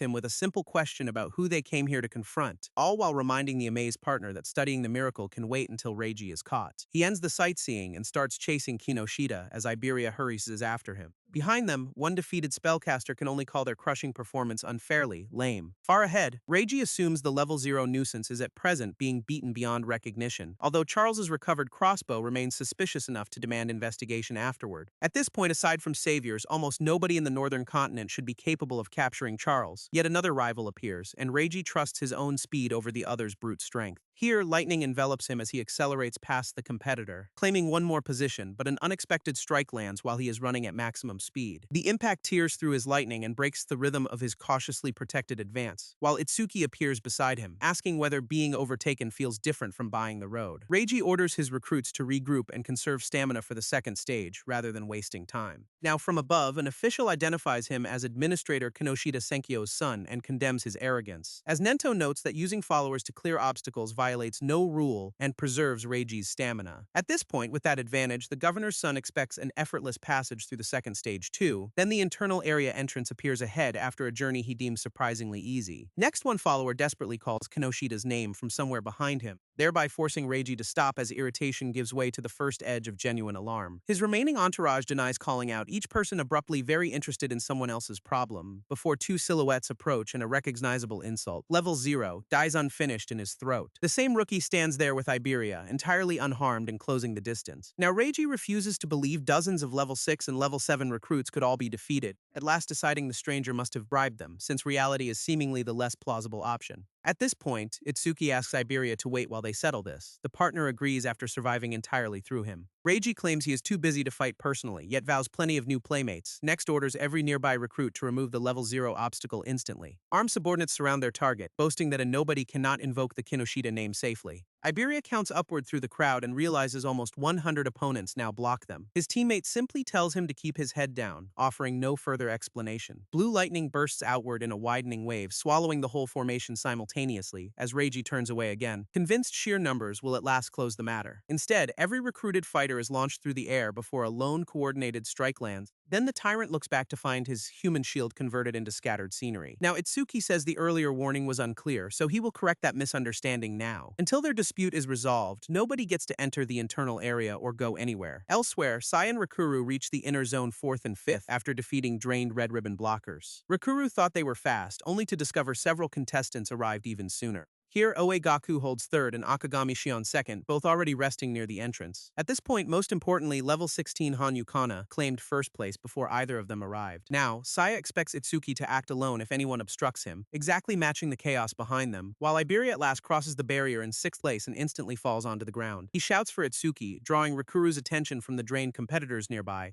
Then Saya confirms the stranger ahead used the same name as their missing classmate. Here, that black-haired silhouette is unmistakable from behind, erasing any remaining doubt between them. Iberia calls again, yet his partner repeats that nobody shifts until this score is settled. Nento realizes his rookie stands one step from safety yet remains entirely fixated on Reiji. Choha observes quietly, understanding exactly which debt has made the tournament secondary. The commander tells Heitan Akira to intervene only if the young fighter steps in real danger, although Akira doubts he could have matched such incredible speed at the same age. Reiji halts, pretending this can be delegated casually, and warns his challenger to prepare. While the arena identifies what follows as no battle royale, yet one side's complete subjugation. Now, in other words, one man is about to receive a group beating, or attempt to deliver one. Itsuki deems qualification secondary. Avenging Choha takes priority over every tournament reward. Reiji screams for the remaining recruits to kill him before he advances one more step. Then fighters with transformed limbs charge together, surrounding their target from every direction. One claims his head using C-rank fire punch as the rookie declares nobody gets ahead. At this point, the flaming fist is caught barehanded, stopping its momentum inches from the intended target, before a lone counter drives that attacker headfirst into the battlefield floor. His body bounces away, eliminating one more hired fighter before the crowd can adjust. Reiji's subordinates panic at the one-punch defeat, then decide overwhelming numbers must still work. Their opponent greets the full assault with one quiet verdict. Perfect. Catching fire punch with black wall blocks one more C-rank fire skill and raises defense again. Next, Itsuki activates Lotus Burst, deciding this farce has engulfed enough tournament time. Now, flame coils around his arm while restrained magic gathers into a compact area attack. Then the released blast sweeps through every remaining recruit without touching the protected spectators. Iberia at last identifies the explosion as another skill belonging to his impossible teammate, as nearby competitors question whether their strongest defensive ally could survive something that large. First place Hanyu quietly studies the devastation, measuring the level 0 stranger for herself, then Soryu marvels that someone at level 0 can wield formidable skills outside one conventional job. Choha never knew about this area attack, although his Locust Wasteland confidence now makes sense, since 30% output is enough against humans, preserving restraint despite the overwhelming result. At this point, smoke clears across a cratered field where only the intended challenger remains standing. Then he informs Reiji that every hired shield is gone, which leaves the tyrant alone. Here Reiji demands why this stranger is so fixated after after instantly defeating everyone he paid, all while receiving the answer that targeting him and seriously injuring Choha created a debt due today. The governor's son invokes family privilege, purchased karma stones, and levels regular people could never afford. Next vows death through B-rank lightning cannon. Purple, certain their level difference, decides everything. Overmimesis detects the unknown lightning skill and begins analysis at 1% as purple current crashes into Itsuki, who tracks the technique rather than avoiding contact. Reiji observes him emerge at impossible speed and realizes his nominal level explains absolutely nothing. Terror replaces arrogance as he calls for concealed help, abandoning the tournament's permitted contest. Appearance no longer counts, so he orders outside protection to intervene despite violating the rules, summoning a level 35 awakened bodyguard and expecting the newcomer to be torn apart. Nento instantly calls Heighten Akira, who accepts the interception without needing further explanation, while magic detection warns Itsuki that someone extremely fast is approaching and analysis reaches 19%.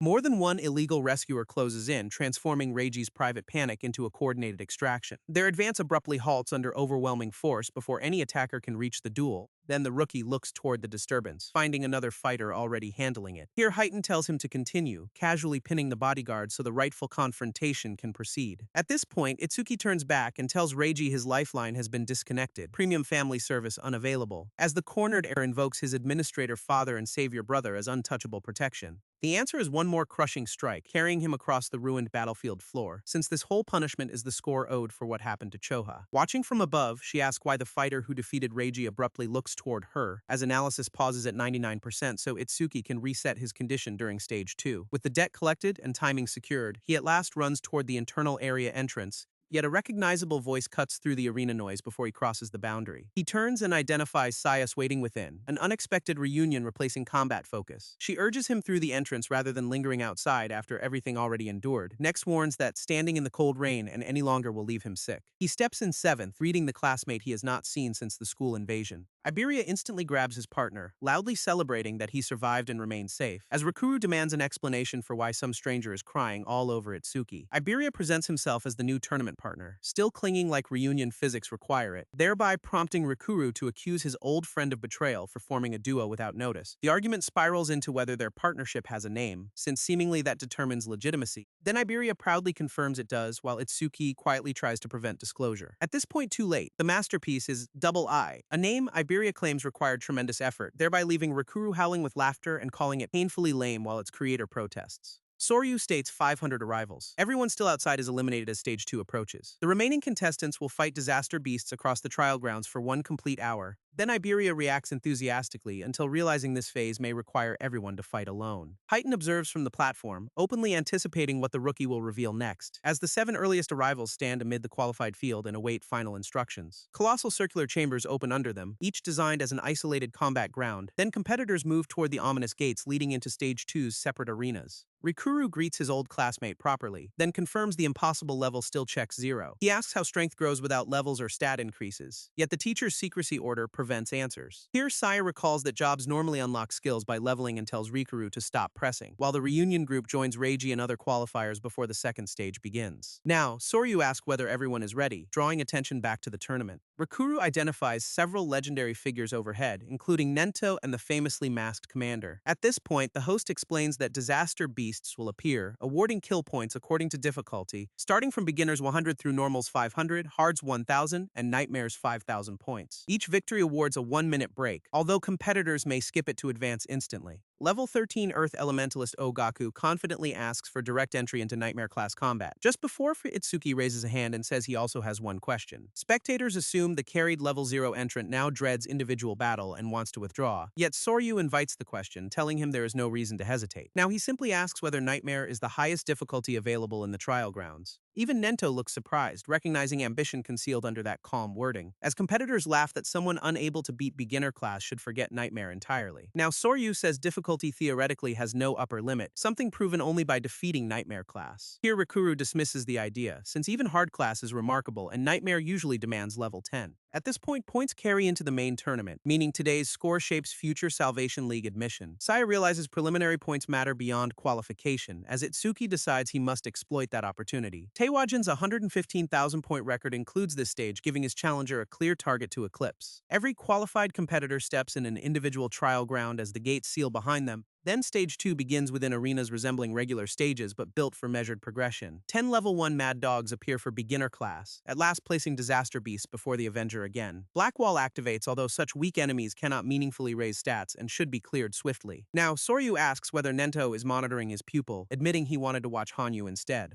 Here, Heighten replies that this fighter is considerably more interesting than the obvious favorite. At this point, Nento agrees without looking away, noting his student somehow produces a new surprise every time. A second later, all 10 Mad Dogs fall and the system grants the first 100 points. Soryu stares since a round normally takes minutes as Heighten enjoys being proven right. The host argues numerous low-level beasts favor instant attacks, yet level 8 should resist. A level 8 normal-class salamander steps in, carrying 500 points and heavy firepower, although Heighten doubts an enemy 8 levels higher poses any meaningful threat to this contestant. Choha asks about everyone else, which prompts a multi-screen view while accusing her father of distraction. Most participants are still struggling through beginner-class encounters rather than progressing instantly, including Saya, who cautiously defeats the Mad Dogs rather than racing recklessly onward. Only Hanyu Kana at present matches the level 0 contender's overall pace through the trial grounds. Now, Choa cries out when the salamander's flames engulf Ten of Tenma before he visibly evades, then the firestorm swallows his position, which makes survival appear impossible from the platform. Heighten prevents intervention, observing that someone this fast intentionally accepted the attack for a reason. Blackwall activates within the flames, converting the salamander's power into another defensive gain, before an icy counter chops through the normal class beast from below. The salamander splits apart, ending the supposedly difficult battle before its fire vanishes. 5 seconds produce one more 500 points, keeping the record chase far ahead of schedule. Then Soryu realizes the unscathed fighter could have won instantly, yet intentionally took the attack first.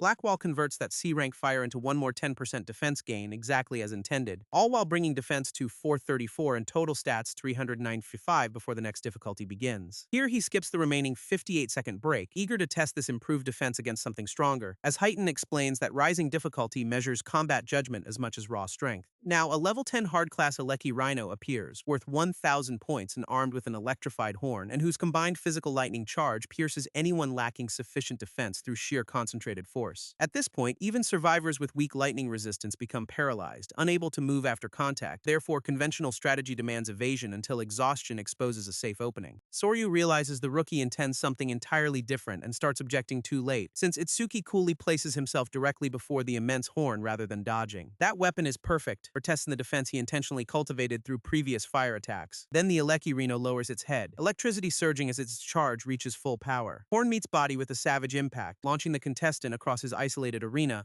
before he crashes through stone under the spectator's terrified view. Here, Choa screams his name, convinced this experiment just converted optimization into self-destruction. Yet Heighten notes that these unpredictable decisions consistently produce results beyond reasonable imagination. Dust and ice burst from the impact zone, briefly concealing whether the fighter survived. Up to the moment, Thunderbreaker absorbs the lightning, granting agility and proving level 10 beasts cannot damage him. With both defensive tests complete, Red Eyes rise and Itsuki states it is time to finish. Thunderbreaker stored electricity awards a 50% agility surge, wrapping his body in blue current, while the Aleki Rhino charges again, expecting the same stationary target and easy collision. Instead, its adversary closes instantly and delivers a counter before the horn can align. The hard-class beast falls in 7 seconds, adding one more 1,000 points to the chase, as Heighten admits this rookie is faster than his younger self and still withholding full power. Attention shifts toward the next opponent, whose difficulty vows an entirely different test. A creature combining slicing movement, razor claws, and predatory speed within armored darkness. Here, iron chains and a gigantic mouth add capture range capable of swallowing targets whole, as a colossal exoskeleton protects the beast from regular attacks across its whole body. This ferocious predator is designed to expose every weakness in a participant's battle skills. Then, the system identifies the level 15 Nightmare class Inferno Giant, worth 5,000 points. Clear Orb activates before the roaring creature completes anything resembling an intimidating entrance, instantly defeating it and increasing the orb's flight speed by one more 200%.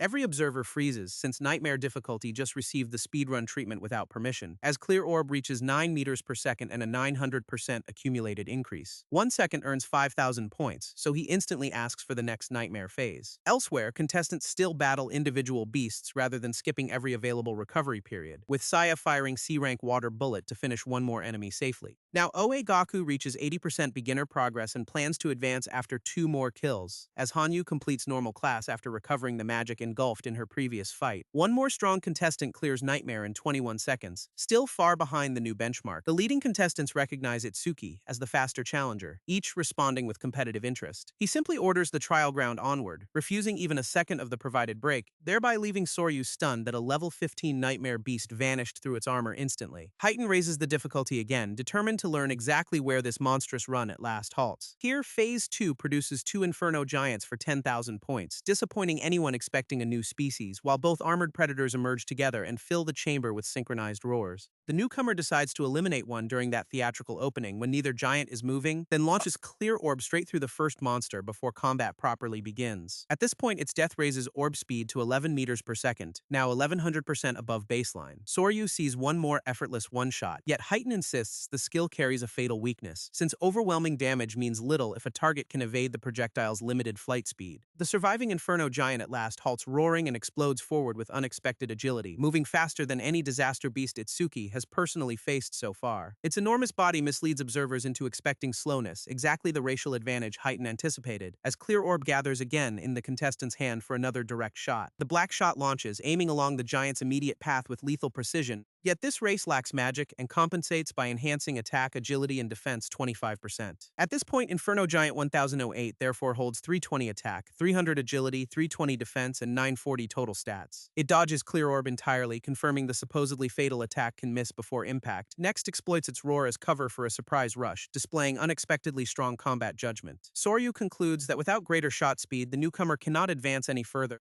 while the giant closes from above and brings both overwhelming fists toward the ground. Stone detonates under the impact, which leaves a crater where Itsuki stood moments earlier, although he evades from mid-range, measuring the giant's speed rather than retreating entirely. Soryu assumes no alternatives remain, yet Heighten questions why the cornered fighter still smiles. That speed is respectable, Itsuki decides before vowing to close the distance himself. Then Thunderbreaker activates, flooding every muscle with stored lightning at once. He disappears from the crater's edge and steps in the giant's striking range before it adjusts. However, a colossal armored fist swings down, seemingly catching him during the approach. Another crater bursts under the blow, which sends debris across the trial ground. Now, Choha covers her mouth, unable to see anyone walking away from such direct force, as Soryu demands a rescue team since this attack far exceeds the Rhino's charge. Heighten halts him with one word, wait, having already understood the actual position, because tremendous power remains irrelevant when its intended target is no longer underneath. The giant strike has hit nothing but stone, burning everything on an empty frame. It emerges from the crater and searches for the human who vanished during impact, just to hear "I'm right here" from impossibly close beside its head. Red eyes turn toward the voice as understanding arrives several fatal seconds late. Then Clear Orb tears through the giant at point-blank range before another dodge can begin. Itsuki emerges behind the falling creature, lightning and violet energy still covering his body as the immense frame crashes into the ground, ending Phase 2 entirely. At this point, Clear Orb reaches 13 meters per second with 1300% accumulated flight speed growth. 12 seconds eliminate both giants and add 10,000 points to the record attempt, thereby making Choa cheer openly before recalling several very serious people stand beside her. Nento remarks that seeing her this excited is uncommon enough to deserve separate documentation. Therefore, she claims concern for humanity's future and everyone's families caused the reaction, not Tenma's victory.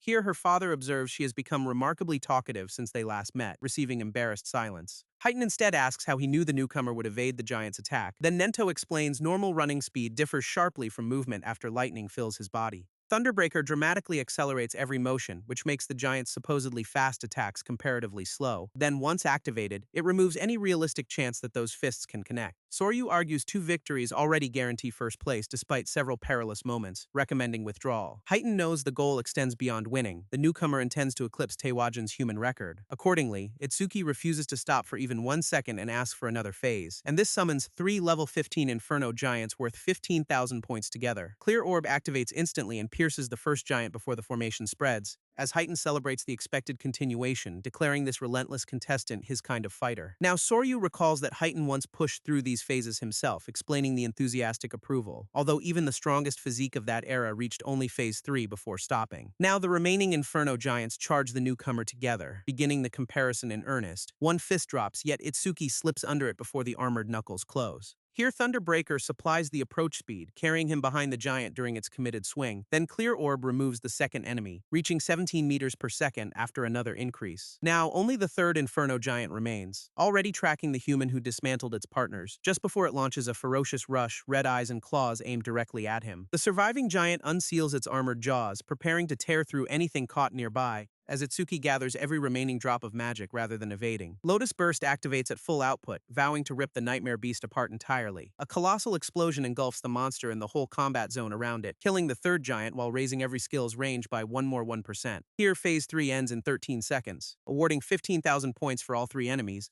Then Soryu identifies the same terrifying area attack that erased the first stage recruits. Now, that explosion scattered vast numbers of participants earlier, yet was restrained compared with this version, whose complete output empties all 310 magic and leaves its spellcaster temporarily depleted. Continuous spawns solve that weakness, since magic detection restores 10% per detected enemy. Now, 4 new targets therefore return in 24 magic as Nightmare Phase 4 begins for 20,000 points. Clearing this phase would eclipse Heighten's run. Only Tewajin has ever advanced beyond it. Heighten observes eagerly, knowing every Inferno Giant also makes Clear Orb faster, then greater flight speed improves accuracy alongside damage that already ignores defense. A few more gains could eliminate point-blank shots, crucial when limited magic prohibits waste. At this point, Itsuki forms one orb and chooses his angle against the 4 surrounding giants. Yet iron chains shoot from an open maw before he can establish safe distance. Here he notices them a moment too late, surprise breaking his careful targeting rhythm, while the chains wrap his body and drag him toward the charging monsters. Now Clear Orb launches from the compromised position, crossing past an Inferno Giant without connecting. The wayward shot shatters stone instead, wasting magic the plan could not afford. At this point, bound tightly, Itsuki cannot apply enough strength to escape or fire accurately again, as another giant closes and buries armored claws into his unguarded side. Blood bursts under the strike, confirming Phase 4 has at last found a real opening, just before the chains release and throw his wounded body across the chamber. He lands amid broken stone, badly wounded and momentarily unable to rise. Choha orders Heighten to rescue him instantly, unwilling to gamble on another impossible recovery. Heighten agrees this appears to be the newcomer's limit and gets ready to intervene, yet Nento identifies the situation from his own past and asks them to wait. Heighten starts toward the battlefield anyway, only for the commander to stop him with authority. At this point, Tenma has not surrendered. Nento insists, despite the chains and blood around him. Heighten calls trust perilous in a desperate situation, as Nento refuses to abandon his judgment. The commander's certainty comes from one observation. His pupil still holds a concealed trump card. At this point, asked how he knows, Nento directs attention toward the wounded fighter's eyes. Now, those are not the eyes of someone accepting death. They remain calculating and fiercely alert. Overmesis resumes the paused lightning cannon analysis, at last revealing why 99% mattered. At this point, Reiji's B-rank purple lightning returns in memory as the stored pattern approaches completion, since analysis was deliberately stopped 1 instant before reaching 100%. Here, completion now upgrades Thunderbreaker to level 2, exactly when recovery is desperately needed. Choha identifies another skill activation but wonders how any ability can repair this condition, as Heighten notices the wounded contestant smiling and suspects she understands the reason. Level 2 Thunderbreaker absorbs B-rank lightning and multiplies by 2 agility when releasing stored energy. Then Nirvana adds 20 to every base stat, removes all debuffs, and fully heals every injury. Blue lightning and restorative energy burst around him, tearing away blood, chains, and exhaustion, raising base stats to 330 each and 320 total excluding passive bonuses. Warm-up is over. At this point, Soryu cannot believe a near-fatal condition vanished in seconds, followed by even greater power. Now, Clear Orb then kills 2 Inferno Giants rapidly, earning separate flight speed increases from both. Here, Phase 4 ends in 31 seconds for 20,000 points with no remaining damage. At this point, the next wave also falls, pushing orb speed to 27 meters per second. Phase 5 clears in 57 seconds and adds one more 25,000 points. However, violet projectiles continue piercing armored giants before their chains can establish control. At this point, Phase 6 ends after 1 minute 34 seconds, awarding 30,000 more points. Choha at last exhales, relief arriving only after the last system confirmation. A mountain of defeated Inferno Giants now fills the battlefield like an abandoned raid graveyard. Yet when he asks for another phase, no new enemies appear from the trial ground. Now, Soryu admits disbelief, never expecting a participant to exhaust every prepared encounter. Here he reaches for the control panel, where only an emergency announcement remains available, then tells Tenma the challenge is over since the system has nothing left. The fighter confirms he defeated every Inferno Giant prepared for the whole preliminary, surveying the wrecked chamber where 11 immense bodies lie scattered together.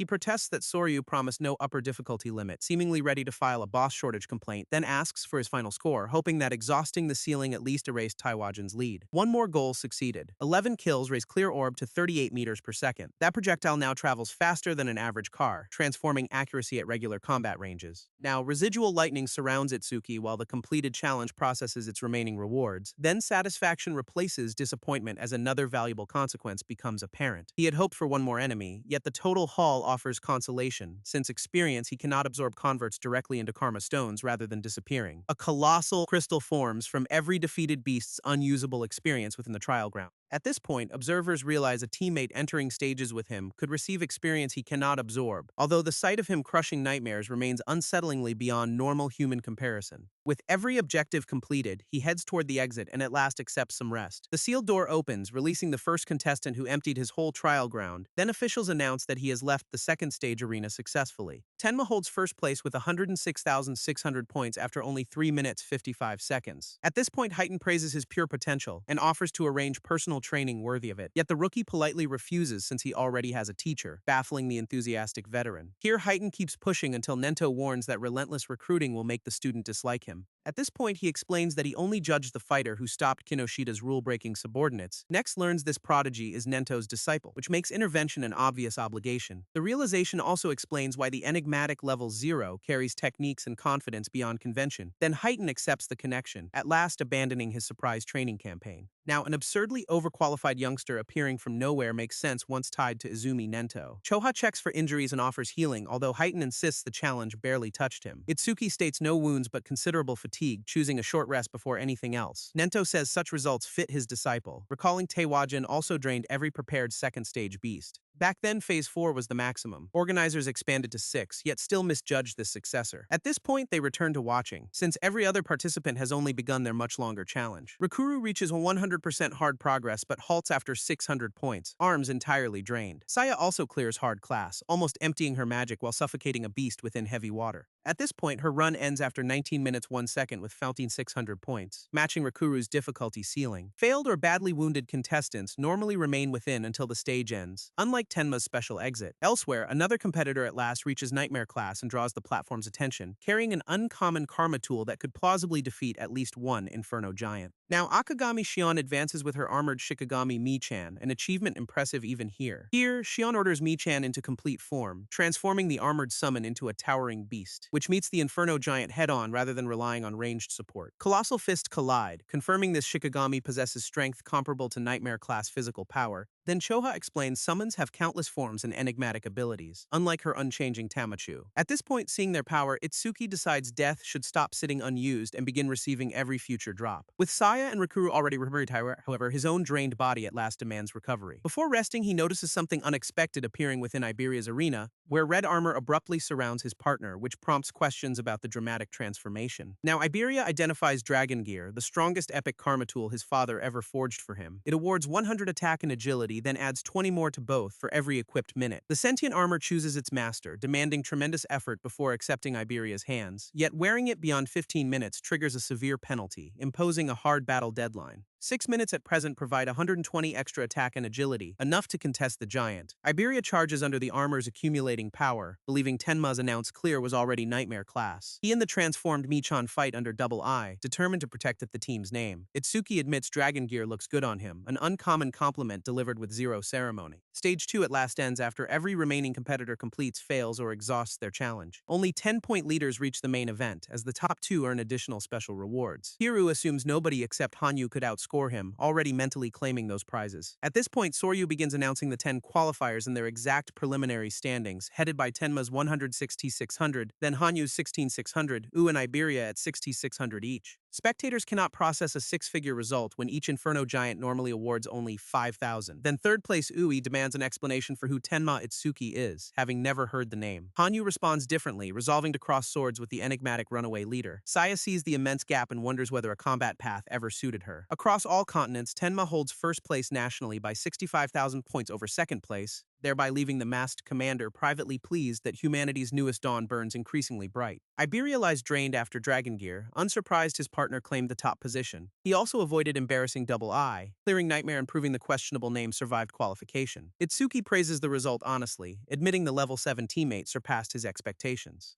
Here, Iberia beams at the recognition, demanding confirmation that the compliment was real. The venue states the 21st Salvation League National Tournament preliminaries are ending. Then the event formally concludes with the 10 strongest point earners advancing. Far away in South Continent District 1, one more command center receives unsettling information as an ancient white-bearded man meditates amid attendants within an ornate chamber. Now, one soldier mocks the dawn summons until warned that this is the Southern Commander who sees the future. The elder is Balgar, South Continent Supreme Commander and one of humanity's great pillars. A doubtful subordinate wish's prophecy gave exact collision points before barriers were already deployed. Yet Balgar glimpses only fragments despite standing shoulder to shoulder with Nento in humanity's defense. He abruptly declares the latest prophecy has a 90% chance of becoming reality, all while announcing that the northern continent itself is facing imminent danger. A colossal disaster beast assault will soon strike across the northern territories, including monsters whose levels exceed 100, enemies beyond any regular defensive response. At this point that night, quiet settles over the city while those warnings remain unknown to the qualifiers. Then Itsuki reviews the updated status that at last pushes his total above 1500. Here he has 330 attack, 380 agility, 462 defense, 330 magic, and 1502 total stats. Since Standard Awakened gain 50 distributable points per level, this equals approximately level 30, as Thunderbreaker and Black Wall can keep increasing agility and defense without leveling. Each suitable absorbed attack offers another percentage gain, which leaves those two stats effectively uncapped. Then Magic Detection endlessly restores magic, yet no current mechanic permanently increases attack. That optimization problem pauses when Rakuru states dinner is ready, proudly presenting piles of Itsuki's favorite dishes after a grueling tournament day. Attack growth can wait. Overmimesis may eventually provide an answer through one more acquired skill, as the returning classmate enjoys Rakuru's home cooking for the first time in ages. Here Choha asks where Iberia went, noticing one seat remains conspicuously empty. She fully healed him, yet Dragon Gear left such exhaustion that he is still asleep. Now, Seiya remains impressed a level 7 competitor cleared Nightmare when she and Rikuru could not. Here Rikuru mistakes her surprise for tears of culinary joy until she warns him about something behind. A shadowy figure emerges quietly at his shoulder, shaped more like hunger than humanity. Iberia asks for food in a hollow voice, seemingly resurrected by the scent alone. He reaches the loaded table while everyone flinches from his sleepwalking entrance. Then Rakuru complains that silent approaches and unauthorized eating are both unacceptable house rules. Iberia disregards protocol, burying his face in a bowl with complete spiritual commitment. When asked whether he is angry, the drained guest barely pauses between mouthfuls, next declares everything delicious, returning instantly from raid corpse to delighted child. Now, Rakuru credits his cooking for the recovery, pleased the compliment restored someone from near death. Iberia proposes quitting Awakening to become a chef, then wonders why that sounds insulting. At this point, once everyone settles, Nento addresses the table and asks the aspiring saviors one question, namely what each of them dreads more than anything else in the world. Iberia dreads losing youth before saving money and traveling globally for gourmet food, since aging could steal both the stamina to travel and the taste needed to enjoy it. The possibility alone gives him chills, which leaves Rikuru unsure whether to respect this terrifying honesty. Sai explains she was born into a medical family and grew up within a hospital. There, patients of every age and illness exposed her early to constant suffering. Seeing lives end in sterile rooms turned regular sickness into something deeply frightening, until even childhood colds or fevers caused fear rooted in those memories. At this point, Itsuki realizes her earlier sneeze and sudden retreat came from that hospital upbringing. Awakening almost doubles lifespan and prevents most illness, seemingly erasing the fear she carried. Iberia eagerly asks whether his turn is next, as though dreads are one more tournament bracket,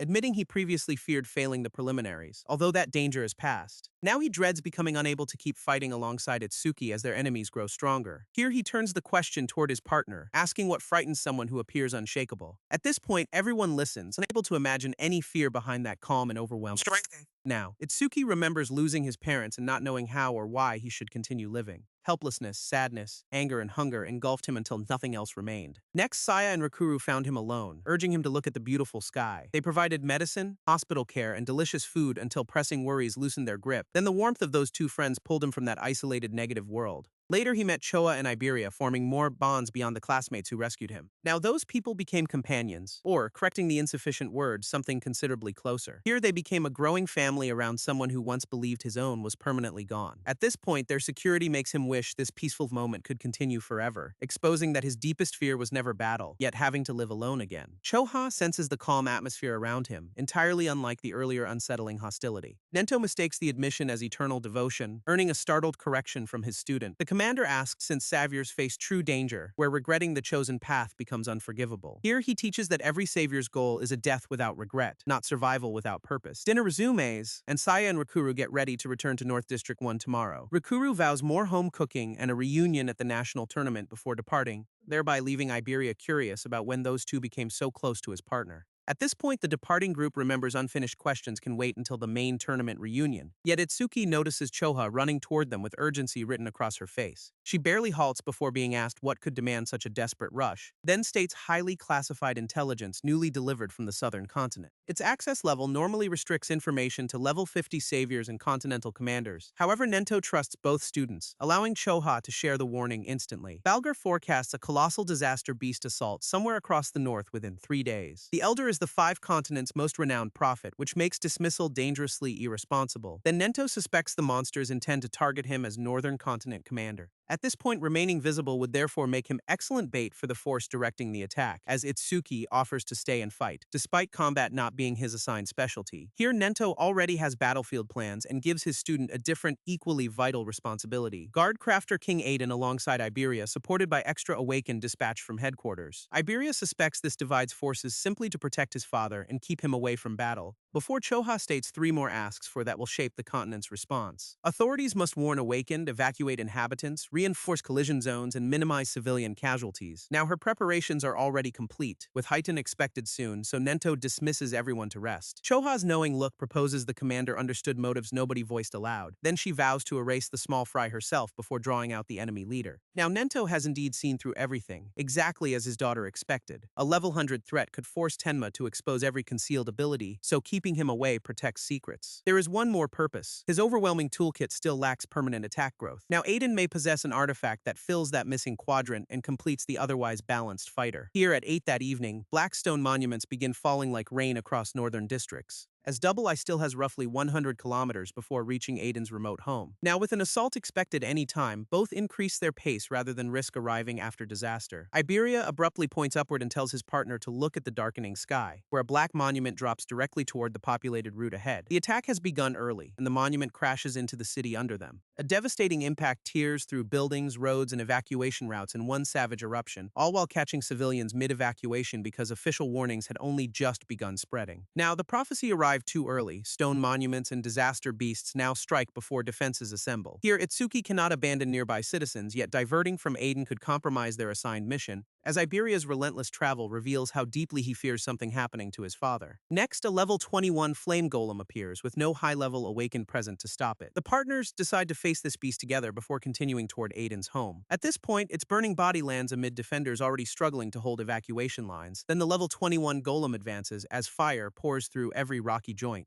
A colossal flaming strike targets the formation protecting civilians from the initial assault, yet one defender raises C-rank rock shield and orders everyone to sustain formation. Now the golem answers by hurling concentrated fire directly at their layered defenses. Then the blazing projectile smashes through the barrier with explosive force. At this point, the defender calls survival impossible as even their strongest protection begins failing. Now, since the highest defense fighter died instantly, the remaining group sees no path forward. Then Iberia warns that fighting beyond their ability means suicide, urging immediate retreat. Civilians and surviving awaken scatter while the flame golem gets ready one more attack, with its red gaze fixing on those still exposed near the ruined defensive line. A caught elementalist begs for life and fires B-rank water cannon as a final response, all while trusting elemental advantage to extinguish fire after bursting the golem's attack apart. The beast evades, which leaves the drained caster with nothing between himself and death, as his allies order someone else to finish the monster during that apparent opening. Instead, the flame golem emerges unharmed and attacks again with renewed intensity, forming an immense flame capable of erasing the remaining defenders together. Here, Black Ice intercepts the blast before it reaches them, splitting fire around a new arrival, while Itsuki declares this enemy belongs to Double I and enters the burning battlefield. Iberia will fight while his partner evacuates civilians. Blackwall blocks the B-rank fire entirely. Onlookers mistake them for saviors, and Iberia states ambitions beyond even Teiwajin with typical volume. The rescued fighters doubt regular Awakened can handle this beast despite the impressive entrance, then assume the ice armor surrounding Iberia must be some formidable defensive artifact. Here, Itsuki remembers Nento's earlier guidance about fighting opponents strong enough to punish hesitation, because Clear Orb offers immense power but needs preparation and becomes harder to land afterward. It should remain a trump card whenever possible, as Blackwall supports safer close combat. Here, when confident of surviving an enemy's skill, he can penetrate it and close distance directly, therefore overwhelming brute force will be suppressed by something even more decisive. Blackwall covers his body while the flame golem launches one more burning assault, then Thunderbreaker releases stored energy, doubling agility through its lightning state. He passes through the falling flame faster than the golem can track, emerging directly beside its rocky torso before one more attack pattern begins. Lightning gathers around one clenched fist, channeling the doubled speed into a physical strike which drives the immense flame golem into the street under a collapsing crater. Bystanders assume their weakened defenders wounded it first, since the alternative seems absurd, until someone realizes the beast was entirely drove back by one attack. A level 21 flame golem cannot even respond against the nominal level 0 fighter, thereby leaving witnesses desperate to know who this unknown rescuer actually is. Here one remembers seeing him depart with Iberia after effortlessly defeating a previous beast. His barehanded power resembles level 30, although even that should not instantly kill this monster. Itsuki identifies the remaining flaw clearly. Attack must somehow increase to match his speed. The current state demonstrates 330 attack, 760 agility, 495 defense, 330 magic, and doubled movement. Iberia could not follow that speed with his eyes, yet speed alone cannot solve every battle. Fortunately, the Crafter King's son remembers one practical way to strengthen attack instantly, offering access to Aiden's warehouse, allegedly packed with karma tools that boost physical power. Something appropriate should exist, and being Nento's student may convince Aiden to grant it. Iberia cheerfully imagines his partner in formidable enchanted armor, producing an understandably suspicious expression. Once home, he will request a tool, although Itsuki notices exhaustion forcing the boy to keep pace. He warns that pushing too hard now could leave Iberia helpless if they encounter one more calamity. The blonde insists he is not tired and instantly accelerates again to prove it, just to fall behind while claiming they have helped enough and should stop racing. At 11:05 p.m. on the prophecy's first day, they at last reach the Crafter King's forest. Now Iberia celebrates arrival and admits his magic armor felt ready to fall apart, explaining Aiden lives deep amid trees since town noise disrupts delicate crafting. At this point, the rundown wooden house hides traps around its perimeter, confirmed by faint magical fluctuations. Magic detection could avoid them, yet Iberia insists following closely is perfectly safe. Thrilled to lead at last, he confidently points out the final route toward home. Next steps squarely onto a concealed trigger before finishing the sentence. Now, hanging helplessly, Iberia admits forgetting one trap and still insists this is definitely his house. Here, worse, the surrounding magical fluctuations intensify as the most troublesome defense activates, exposing an epic humanoid iron golem with 500 attack, 300 agility, 500 defense, and 200 magic. Itsuki is surprised the house possesses a humanoid karma tool capable of independent battle. Just before the Guardian launches a colossal armored fist toward the intruders. The blow tears through the ground, which forces both onlookers into immediate defensive movement. Another gigantic fist follows, transforming the supposedly peaceful perimeter into a mechanized sparring ground, yet Clear Orb cannot be used when destroying Aiden's valuable Guardian would defeat the mission's purpose. At this point, Iberia reveals the solution. Target the green magical stone embedded in its chest. Now, that core powers the iron golem, so breaking it should stop movement without destroying everything. Here, Thunderbreaker activates. Knowing the weakness makes this simple, even if raw power remains limited. At this point, Itsuki slips past the Guardian's next punch and accelerates directly toward the exposed chest, all while driving a lightning-covered hand through its outer armor before the golem can turn. Here, his fingers reach the glowing core and disrupt the magic sustaining every joint, thereby leaving the colossal construct cracked, dimmed, and frozen in place. Now he expects that precise shutdown to settle the misunderstanding without damaging Aiden's property, yet Iberia abruptly shouts for someone named Josuke to stop attacking. A concealed blade flashes toward Itsuki, its wielder appearing only after committing to the strike. Then Josuke Bakudo apologizes after mistaking Iberia's companion for another forest bandit. Even magic detection sensed no fluctuation before the attack, which makes this stranger's concealment atypical. Iberia presents his super strong level 0 friend, then urgently asks where Aiden is. Josuke points behind them and warns that his master has arrived in a perilous mood,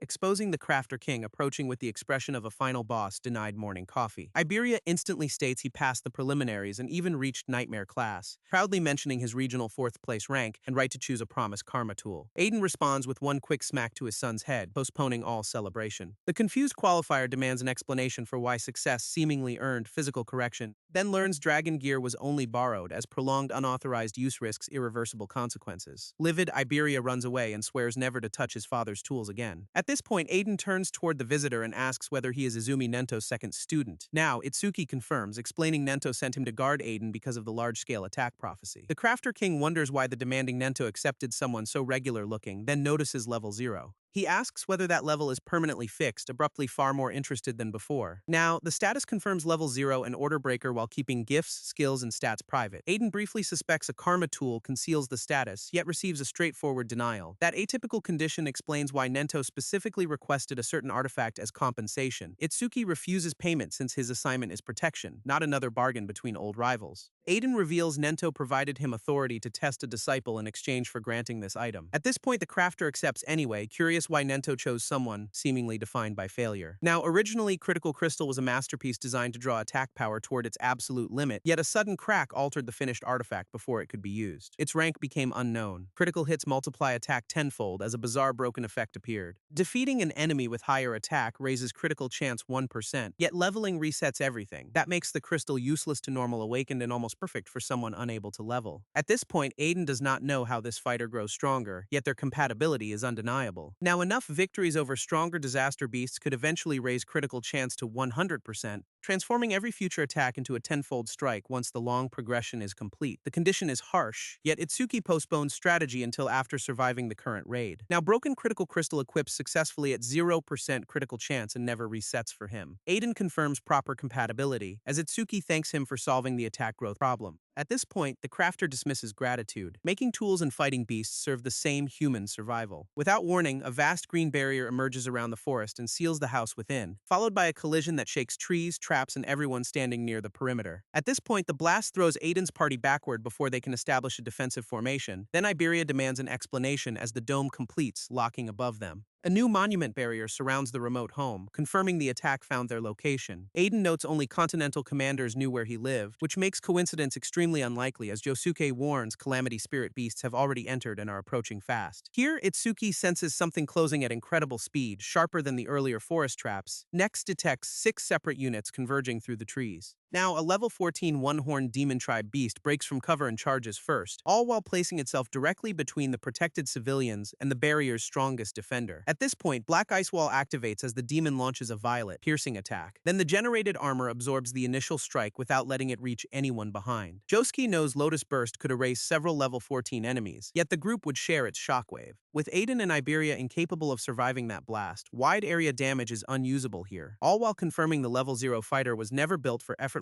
solo play around vulnerable allies. Reckless Lotus Burst would catch both companions, which forces him toward careful close combat instead. Next, Magic Detection senses another surge, far more intense than all previous enemies. Now, the approaching presence belongs to something dramatically stronger than the one-horned scouts. Identified as Two-Horned Guardian Beast 85, a level 24 demon tribe creature. Elsewhere, the demons reveal this lower-class advanced party was intentionally teleported into the human realm. Their commanders talk about which 8 demon kings should lead the main force crossing later. They also expect the vanguard to capture a particular important person designated for capture. At this point, Ima Raku, one of the 8 demon kings, becomes part of that ominous discussion, as a demon general is assigned the mission since risking a king-class beast seems excessive. One more king proposes entrusting the main force to Inshikuma when the true descent begins, a beast reportedly hungry after going a long time without eating living humans. Now, back in the forest, Iberia screams as Guardian Beast 85 crashes through Aiden's room. Here the level 24 double-horned demon advances, dwarfing the first attackers in power and size. At this point, Itsuki realizes this enemy may have higher attack, offering the crystal's first progression opportunity. He meets the beast head-on, accepting close range since the others remain directly behind him. Here, a stronger attack stat means victory should add 1% critical chance to Broken Critical Crystal. Therefore, Clear Orb's piercing sphere launches through the demon before it can strike again. The kill instantly raises critical chance to 1%, confirming Aiden's explanation works. As Itsuki rushes toward other intruders, Josuke is ordered to handle the beast within. Lightning carries the new crystal's owner away, which leaves the room's defense to those already there. Drained Iberia admits he cannot win without Dragon Gear if another Guardian Beast attacks. With the creature closing, he gets ready to resist anyway rather than abandon his father, yet an enormous purple claw seizes him before any useful defense forms. Aiden slams his crafting hammer into the demon, which forces it to release Iberia. Although officially non-combat class, the Crafter King faces the beast without retreating, drawing its full attention away from his drained son and toward himself. Now, he tells Josuke to finish the battle, having created the opening his guard needed. Here, Josuke responds instantly, driving a heavy strike into the Guardian Beast's body,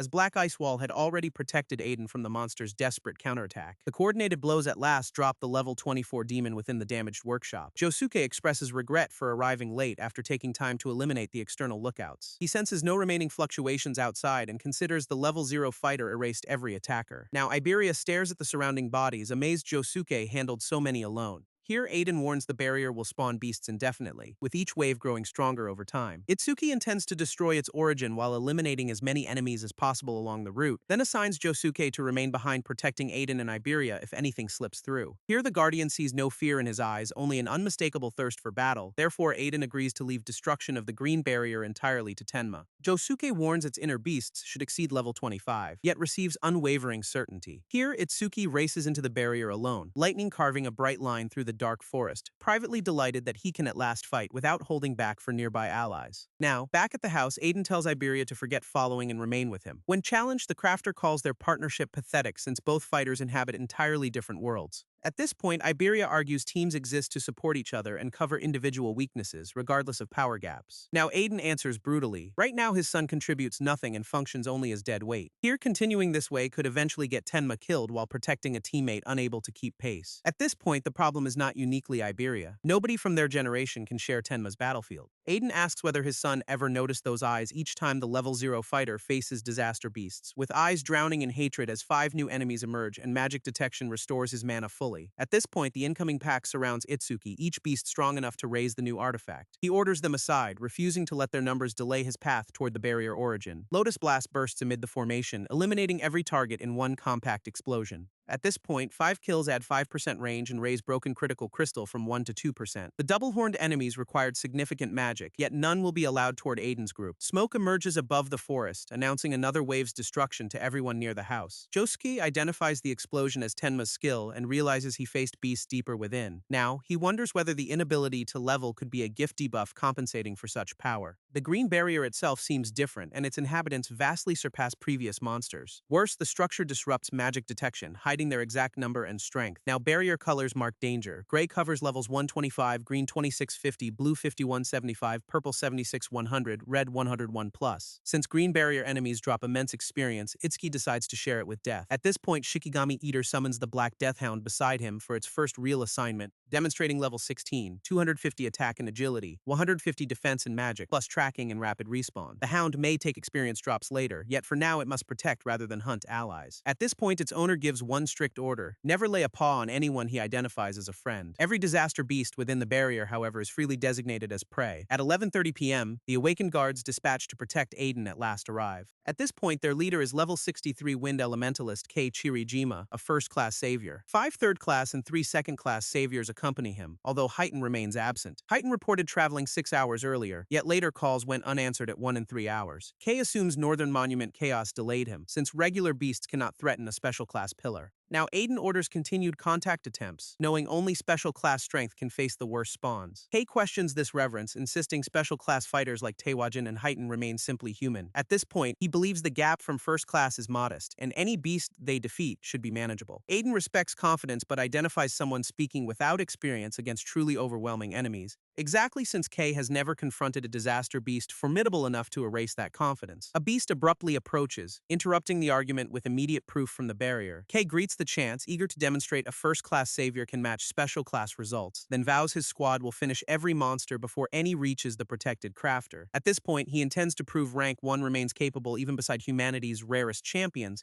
as deep within, the green barrier glows like a sealed world around Tenma. The scenery resembles regular forest, yet the space feels disconnected from everything outside. An oppressive aura spreads through it, producing unease even before enemies appear. Magic detection cannot measure the whole structure, confirming inner and outer regions are separate spaces, yet 5 nearby enemies restore 50% magic and reveal their approximate locations. At this point, Itsuki tells Death to wait and kill anything escaping past him toward the house. Next, Thunderbreaker's roaring wave activates, and the hunter begins moving himself. 2 purple-horned beasts charge from both sides, trying to pin him between their bodies, just to lose sight of their target when lightning carries him beyond the closing jaws. Black Ice Wall shields his advance and absorbs the first counterstrike, just before a lightning-driven counter tears through one attacker at close range. The second beast is driven backward through trees before coordinating one more rush. However, it recovers and charges again, horns angled toward his unprotected side. Here, Clear Orb's piercing sphere forms directly against its body and bypasses every defense, drilling through the creature in one violet line before it can pull away. One more kill against a stronger enemy raises broken critical crystal to 3%. Statistically, that means roughly 3 critical hits per 100 attacks, although none has appeared yet. The barrier's central steel at last becomes visible through the trees at close distance, then breaking it should collapse the structure, which makes one formidable strike potentially sufficient. Magic detection restores 10% from one surviving enemy still concealed nearby, all while warning that the apparent route is not clear despite every visible body. A thin, dark attack abruptly slices across the space behind him, narrowly missing since he noticed the fluctuation and remained alert. Itsuki lands beyond the steel, transforming toward the attacker concealed by the structure, where black tendrils reveal something that intentionally used the monument as cover. This enemy behaves unlike previous disaster beasts, planning an ambush rather than charging blindly. At this point, back outside, Iberia worries about what his partner may be facing alone, as Aiden insists everyone wait within and leaves the incoming beast to Josuke. Here, the guard normally exaggerates danger, yet tonight even he appears genuinely uneasy. At this point, Iberia asks whether Josuke knows the level and abilities of the green barrier enemies. Josuke admits he lacks courage to enter, then tells the drained boy that fear does not make him useless. Even Josuke identifies the difference between gray and green barriers as far more than levels. At this point, gray barrier beasts lack intelligence, endlessly repeating simple cycles of slaughter and destruction, while green barrier enemies think, adapt, and require actual strategies rather than brute cleanup. The concealed attacker proves it. Square General 36 is level 34 and possesses detection abilities. Only a few young fighters could face something comparable, which makes these monsters unprecedented for the group. Iberia is a burden not since he is immature, yet since Tenma is already monstrously strong. Within, Itsuki celebrates an intelligent beast that read his skill and can speak human language. At this point, Square General mistakes that excitement for fear and asks why the level 0 human is muttering. It mocks him as a shaking coward who cannot even stand coolly before superior. Yet the human has wanted a speaking enemy for years and asks for one honest answer. At this point, the general agrees to grant this supposed final wish before killing him. Itsuki asks a lone question, whether disaster beasts can feel pain. The creature laughs that no weak human could ever make something like him suffer. Next swings an immense crescent of force across the clearing to demonstrate why. Itsuki evades the first arc and closes distance through the gap under it. Yet Square General adjusts instantly, confirming its reactions match its intelligence. At this point, a counterstrike lands against the beast's armored body without visibly moving it, as the human realizes its magic power continues expanding beyond the initial reading. Here, even the attack's speed increases, allowing the general to pressure him with successive arcs, although Thunder Breaker still gives Itsuki the upper hand in pure movement. His physical counters produce little damage since 330 attack cannot exploit that speed, thereby prompting the general to mock every strike as nothing more than an insect's bite. Multiple bladed tendrils spread outward, surrounding the faster adversary with intersecting angles. Up to the moment, hundreds of rapid slashes fill the clearing and erase every obvious escape route. Here, Itsuki still threads between them, using lightning acceleration at the final instant. Next returns another precise blow while the general continues adjusting its guard. The beast barely reacts, confirming regular attacks cannot convert speed into meaningful damage.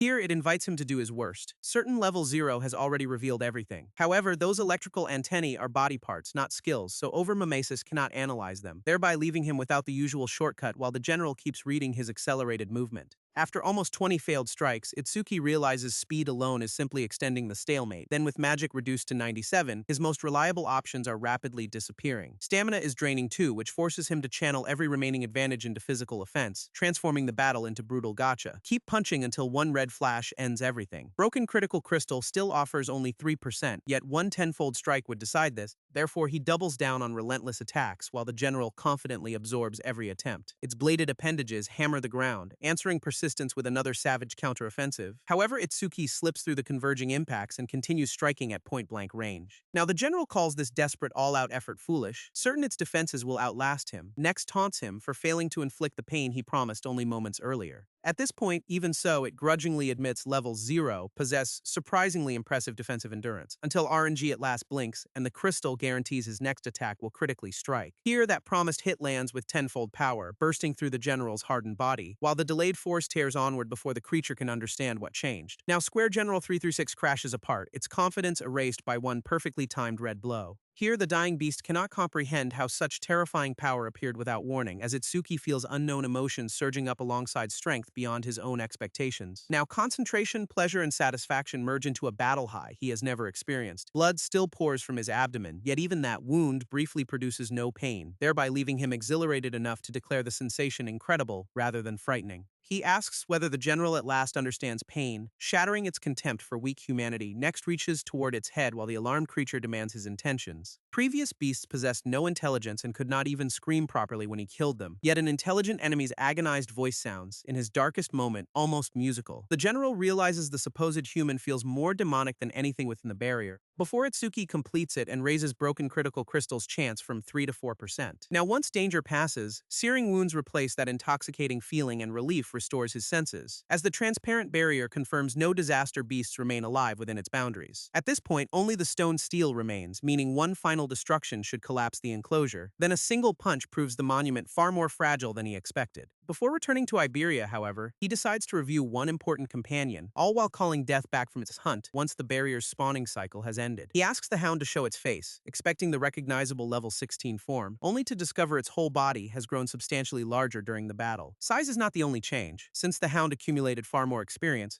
all while reaching level 19 with 150 unallocated status points after gaining 3 levels at once. Here, Itsuki confirms leveling enlarges the Shikigami physically, so the growth was never imagined. Then a few dozen more levels could turn his loyal hound into a friendly kaiju. At 1:35 a.m. on Prophecy Day 1, the shattered green barrier at last vanishes, thereby prompting Aiden's guards to celebrate the successful mission from outside the forest boundary. At this point, Josuke finds a 10-minute clear terrifying, believing the boy has surpassed his past self, although long-distance travel, continuous combat, and blood loss have almost drained Itsuki's entirely. Here, he orders Death to follow his magical trail back toward Iberia before his body gives out. Then the upgraded hound instantly races through the trees with its wounded master aboard. Now, their movement rustles the dark canopy, drawing attention from the waiting guards below, who question why a disaster beast is crying out after the barrier has already vanished. At this point, Josuke sends Iberia back toward his room while preparing to intercept the approaching presence. Yet the younger crafter identifies that distinctive cry from their earlier encounter. Death bursts from the forest, appearing hostile only since nobody expects Itsuki to ride it. Therefore, Josuke raises his weapon and vows to cut down whatever reaches them. The hound charges directly toward the guards, closing too swiftly for a calm introduction. Up to the moment, Iberia identifies it as the mad dog Itsuki claimed as a Shikigami. He urgently halts Josuke's swing, insisting the beast belongs to their missing ally, thereby leaving another guard stunned that Tenma commands a Shikigami despite his different job. Normally, only Shikigami users can employ such creatures, which makes this ownership impossible by convention.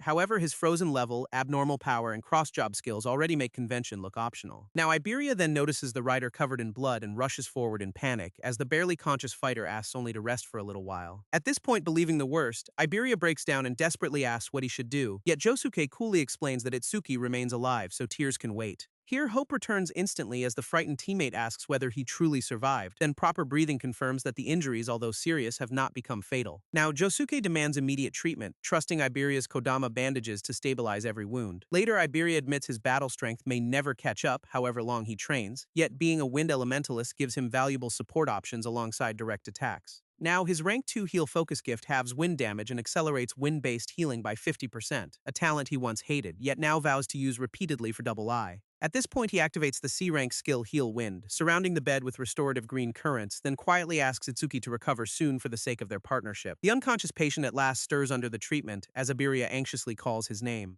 Elsewhere at 1:35 a.m., a purple barrier spreads around the Suzumi Izumi Nindo residence. There, an overwhelming attack smashes through the defenders before they can establish control. Here, a blue-haired healer finds Kashima badly wounded and urgently calls out to him, yet while she begins treatment, he can only warn her to run from outside. The attacker eclipses humanity in defense, speed, and power, beyond even regular special-grade resistance, since Minotaur Warrior 14 of the Ox tribe has arrived at level 81. At this point, Kashima begs Izumi Nindo to flee, knowing none of their remaining defenses can hold. The Minotaur identifies its intended target and mocks his distinctive appearance before advancing. As Nindo realizes Lord Sarugami sent this monster specifically to eliminate him, a colossal impact bursts near the residence, seemingly swallowing both target and attacker. Then Nindo's daughter cries for her father as smoke blankets the whole courtyard. Here she believes everything is over, unable to see anyone surviving that collision, up to the moment an armored figure emerges and dryly tells the long-awaited Heighten he arrived late. The special-grade savior answers the call, eyes blazing as he steps in the ruined courtyard, next apologizes for his delay and personally takes over the Minotaur battle. At this point, the giant mocks his big mouth, dismissing the unknown human who appeared from nowhere, as Kashima warns that its raw strength can punish even one minor mistake. Heighten launches himself forward anyway, meeting the level 81 creature head-on. Then one crushing exchange drives the immense Minotaur brutally into the ground. Kashima has no response but to stare, realizing the newcomer has reversed an impossible battle instantly. This is the true power of a special-grade savior operating outside conventional comparison, until Heighten's strength no longer seems human, yet monstrous enough to defy regular logic. Nindo denies his daughter's relief, warning that the true crisis has only begun. Here, at 11:40 p.m., the barrier near his residence shifts from purple to red, then within that red zone, high-ranking demons quietly watch humanity's worsening situation.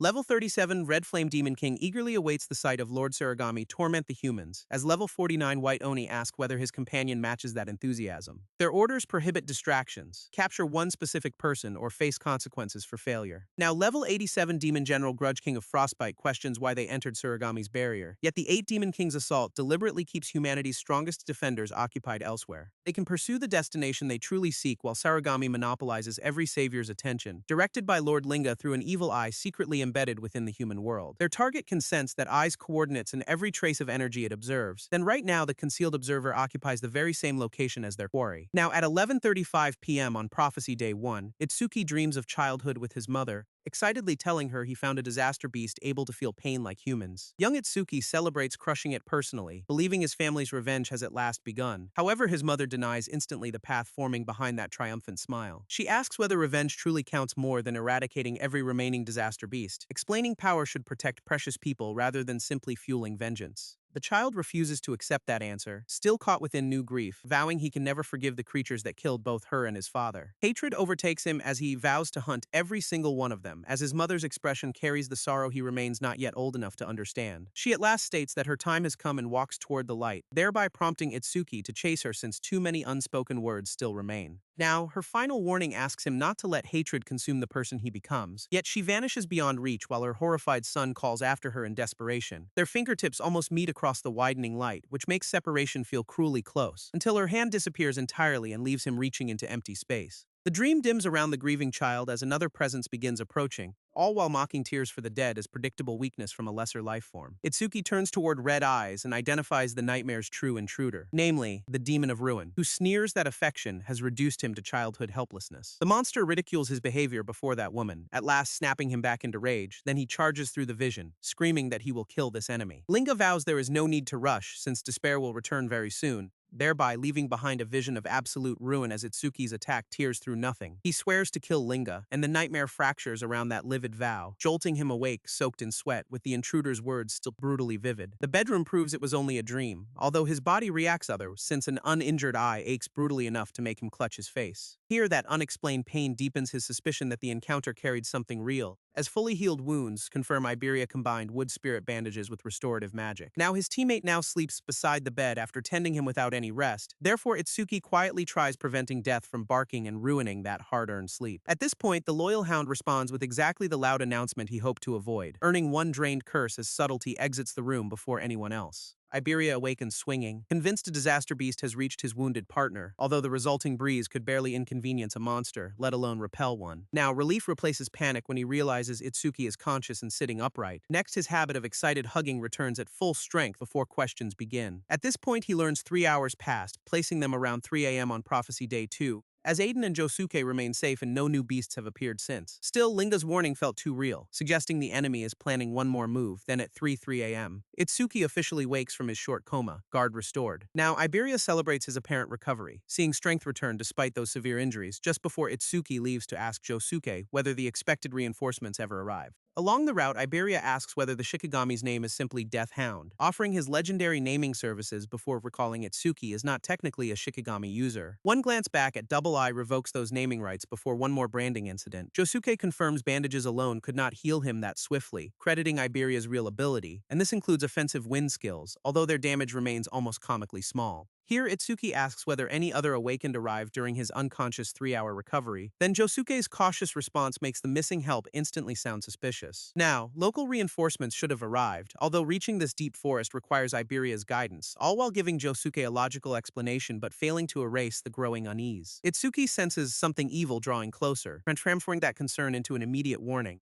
Elsewhere, 3 local trainees race through the forest toward Aiden's remote residence, with Kobayashi calculating only a few kilometers remain before their destination. At this point, completing this mission should promote them into third-class saviors, despite the miserable commute. Up to the moment, the red-haired woman senses danger and abruptly orders everyone to stop. Here, her warning comes too late as unseen force scatters the advancing group across the path. Then one companion asks whether she detected whatever is approaching from ahead. A distant silhouette confirms the enemy noticed them first and intentionally blocked their route. route. Therefore, the surviving trainees draw weapons and prepare for disaster beast combat. At this point, Red Flame Demon King and White Oni appear, casually asking where everyone is rushing. Next, recognize that these humans are traveling toward the same destination as themselves. A lone fireball tears through the formation before any trainee can counterattack, thereby leaving Red Flame amused that human bodies collapse under such effortless power. Now he asks whether White Oni has finished dealing with the companions thrown aside, then a bloodied fist confirms those defenders already been crushed into the ground. At this point, Red Flame calls them flat as pancakes, appreciating his partner's brutal efficiency. Now, the remaining woman demands how they traveled here without any nearby monument barrier, just to learn the demons simply crossed a considerable distance under their own power. At this point, that answer destroys her last assumption about safety as the pair closes in, yet Frostbite orders them not to kill her, interrupting Red Flame's long-awaited entertainment. Here, when the fiery demon protests, his commander instantly encases him in spreading ice, warning that one more ignored order will bring consequences far worse than this restraint. Red Flame instantly submits and begs for the freezing spell to be released, as the bewildered survivor wonders whether their internal dispute has somehow spared her. The thawed demon complains he almost froze to death, all swagger briefly extinguished. Then the woman mistakes their pause for permission to escape the impossible encounter. Red Flame observes only the target and Evil Eye's owner are exempt from execution, as Frostbite simply wants to test a new ability bestowed by Lord Linga. Now, black energy engulfs the fleeing trainee, dropping her before freedom reaches the next tree, then her face disappears under darkness as the conversion begins from within. Red Flame assumes she died, yet Frostbite identifies the process as demonization. An Evil Eye mark unseals on her forehead, confirming the transformation has taken hold. Then completed demonization makes humans entirely subservient to Linga, converting enemies into assets. The altered woman kneels without resistance and asks for orders from her new masters, receiving instructions to hide her identity amid humans until Lord Linga drops. Here, her cover story will claim beasts ambush the team and comrades sacrifice themselves saving her. Next, Frostbite dismisses the obedient infiltrator after confirming she understands every detail. She emerges with a blank expression, the former trainee reduced to a convincing mask, then instantly departs to carry that fabricated tragedy back into human society.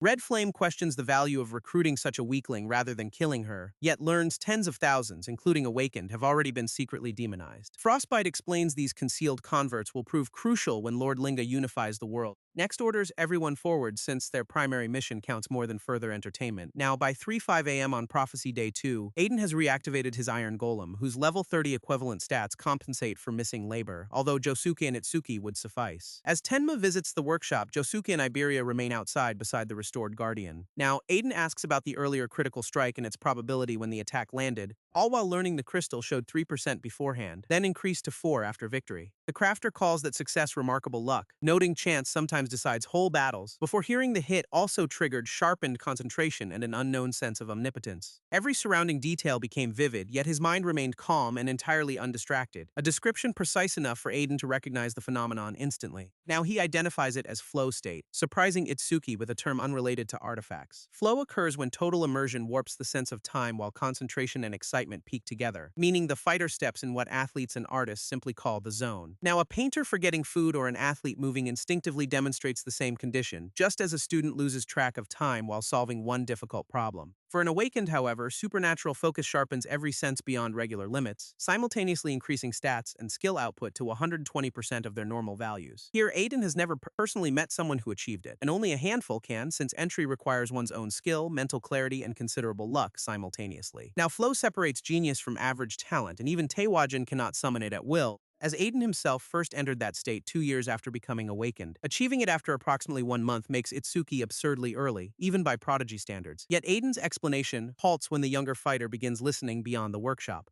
3 immense mana signatures approach, initially resembling awakened guards sent by Nento. However, their rough, stagnant waves feel unmistakably closer to disaster beasts. Now, Itsuki heads outside to verify the threat rather than gamble Aiden's safety, even though he destroyed the barrier beasts and sensed no replacement monument nearby. At this point, the workshop door slides open as every instinct insists his fear is justified. Then Iberia jokes that his friend looks unusually tense after at last emerging. Itsuki states a sudden mana surge that he initially mistook for another beast, yet Iberia trusts the restored golem to handle any regular attacker without a barrier. A thunderous collision interrupts him before that confidence can finish becoming a sentence, exposing the iron golem already shattered across the ground outside the residence. At this point, Josuke realizes it fell before the Guardian could even register its assailants, and facing Red Flame level 37, Frostbite level 87, and White Oni level 54. Here, the attack began at 3:01 a.m., 4 minutes before Itsuki sensed their approach. Then every invader appears stronger than the intelligent monsters within the green barrier. Now, Frostbite stands foremost with a volume of magical energy beyond anything Itsuki has witnessed. Next advances to capture the target while assigning everyone else to his subordinates. His only restriction is preserving the demon eye, regardless of what happens in battle. Then Red Flame casually agrees as though avoiding one organ makes the task easy. Here, hearing them speak, Itsuki wonders whether Aiden is truly the person they came to capture. Next places himself directly before Frostbite and refuses to let him pass. Now, one swift movement drives Iberia and Josuke away from the commander's path, thereby leaving both defenders unable to understand when the enemy crossed that distance. At this point, Itsuki barely follows the motion himself, recognizing speed comparable to his lightning acceleration. However, vows Frostbite will never reach Aiden while he remains standing. Here, the demon general answers by raising a broad wall of enchanted ice, all while cutting Josuke off from his allies and splitting the defense into separate battles. Striking the frozen surface reveals hardness far beyond a regular elemental construct, as Iberia warns that White Oni has already appeared behind the isolated guard. The colossal demon swings before Josuke can turn and establish a proper defense, launching him brutally across the clearing with one overwhelming physical blow. Itsuki calls after Josuke, yet another enemy has already selected him. At this point, Red Flame tells him to forget everyone else and focus on surviving their duel, opening with the A-rank shot Red Flame bullet at dangerously close range.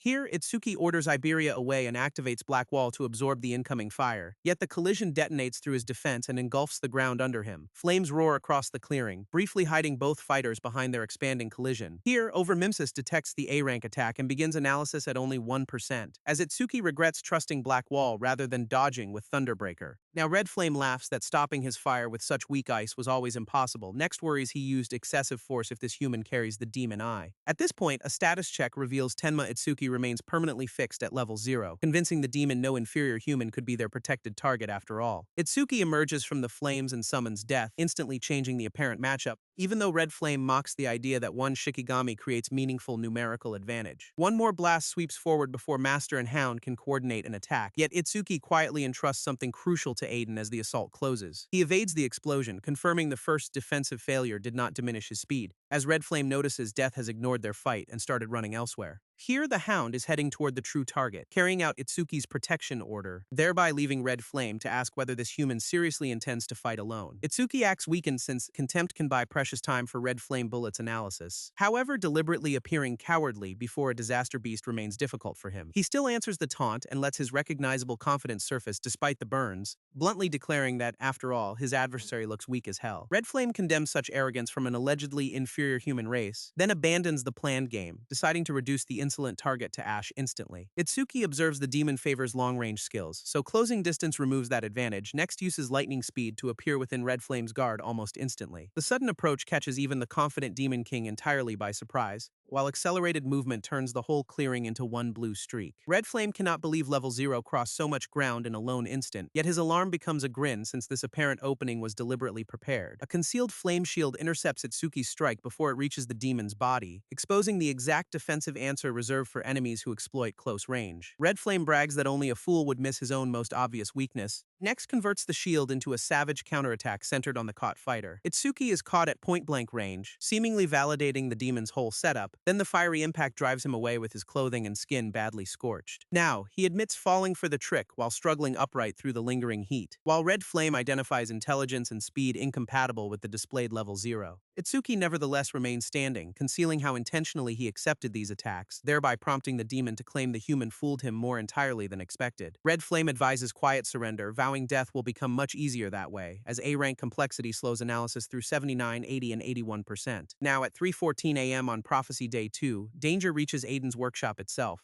whose inventory includes 3 unique, 16 epic, and countless uncommon artifacts. At this point, Frostbite calls Aiden humanity's most talented crafter, confirming the old man is his true target. Then Aiden asks whether displaying his life's work means the demon plans to kill him. Frostbite vows usefulness will keep him alive, yet Aiden refuses to become anyone's obedient craftsman. Therefore, the general answers that defiance by instantly encasing his body in enchanted ice. The frozen restraints pin Aiden in place before he can reach any weapon or artifact, exposing an ice skill he identifies as A-rank at minimum, with power far beyond his defense. Frostbite orders him to surrender since every remaining breath now depends entirely on the demon's decision, as Iberia observes from hiding and deems launching a surprise attack to rescue his father. Here, before the boy can move, Death charges into the workshop as Itsuki's first line of backup, Then Frostbite instantly identifies the beast as the level 0 human's contracted Shikigami. Death charges straight for the general, obeying the command to protect Aiden without hesitation. However, Frostbite simply observes the incoming fangs, demonstrating no concern about their speed or force. At this point, a burst of demonic cold freezes Death solid in mid-attack, ending the rescue attempt instantly, before Frostbite casts the frozen Shikigami aside like inconvenient frozen luggage. Here, Aiden and Iberia realize even the reinforcement they allowed through cannot approach this overwhelming enemy. Then the boy understands that neither Death nor his own current strength offers any winning route. His first instinct is to find Itsuki, yet that idea crumples almost as swiftly as it forms, since Itsuki arrived gravely wounded and could die if forced into another battle tonight. At this point, the memory of his friend's burned, battered body makes gambling on that rescue feel impossible, since Itsuki would have come personally rather than sending Death if he still possessed enough strength. Here, Iberia knows he cannot save Aiden alone, until one forbidden possibility cuts through the panic: the epic dragon gear concealed under his father's bed, essentially their emergency button with consequences attached. Now that artifact gives him a genuine chance against Frostbite, however slim and dangerously temporary. Therefore, Iberia quietly tells Aiden to endure while he slips away to retrieve it. Frostbite notices the concealed observer fleeing, dismisses the cowardice, and orders his subordinates to return after finishing their battles. Next carries the frozen crafter king away toward the destination chosen for Lord Linga's plan. Here elsewhere, Red Flame confidently leaves the remaining cleanup to White Oni and his superior, as Itsuki sheathes his burned leg in black ice wall and pushes himself into motion again. Now he activates Roaring Wave to disrupt the battlefield and create space against the demon's ranged pressure, yet Red Flame mocks the idea that damaged legs can keep dodging attacks of this speed. One more Red Flame bullet forms, carrying the same A-rank penetration that already pierced Itsuki's defense. Then this time the demon raises both hands, preparing a far denser barrage rather than one shot. Scarlet bullets burst in rapid succession, transforming the surrounding air into overlapping lines of fire. Up to the moment, attacks close from several directions and leave almost no safe route between them. Now, Itsuki twists through the first wave, dodging some projectiles and redirecting others with precise movements. Although his injuries prevent the clean evasion he could normally sustain against so many simultaneous shots. Every narrowing gap threatens a direct hit, yet remaining within the barrage keeps Overmimesis working. Then Red Flame continues firing, convinced that relentless pressure will eventually break the struggling human. Analysis climbs through 90 and 92% as Itsuki checks each variation in the barrage. Next reaches 94 and 96, which leaves only one final piece of the technique unresolved. At 98%, one more direct exposure could complete the counter skill and trigger Nirvana's recovery. Yet the flames surrounding him resemble that terrible day too closely, dragging buried memories forward. He sees his mother dying amid the fire again, transforming Red Flame's attack into something painfully personal. As the demon concentrates an even stronger penetrative shot, expecting one decisive execution. Here, Red Flame releases the empowered bullet with a command to die, driving it directly toward Itsuki. Then that final attack pushes Overmimesis to 100% at precisely the needed moment. The projectile crashes against newly forming ice rather than finishing the wounded fighter as expected, thereby leaving Red Flame staring through the impact, confused by the sudden change in resistance. Analysis completes and awards Black Ice Wall Level 3, the evolved answer to A-rank flames, which without pause coats his body in ice, blocks A-rank fire, and boosts defense. Nirvana raises every base stat to 380, clears debuffs, and fully heals him. Here, that gain equals 4 normal levels, and Itsuki now needs only to close the distance and win, as Red Flame notices the bullet missed and assumes such a defensive skill cannot outlast those injuries. Fresh ice spreads continuously across Itsuki's body as the upgraded wall consumes mana to sustain itself, seemingly confirming the demon's belief that his adversary is desperately covering a failing body. Red Flame declares the game finished and gets ready to end their duel without further delays, only for Itsuki to walk out of the flames upright, composed and visibly restored. The demon flinches since every blackened burn and crippling wound has vanished as though never inflicted,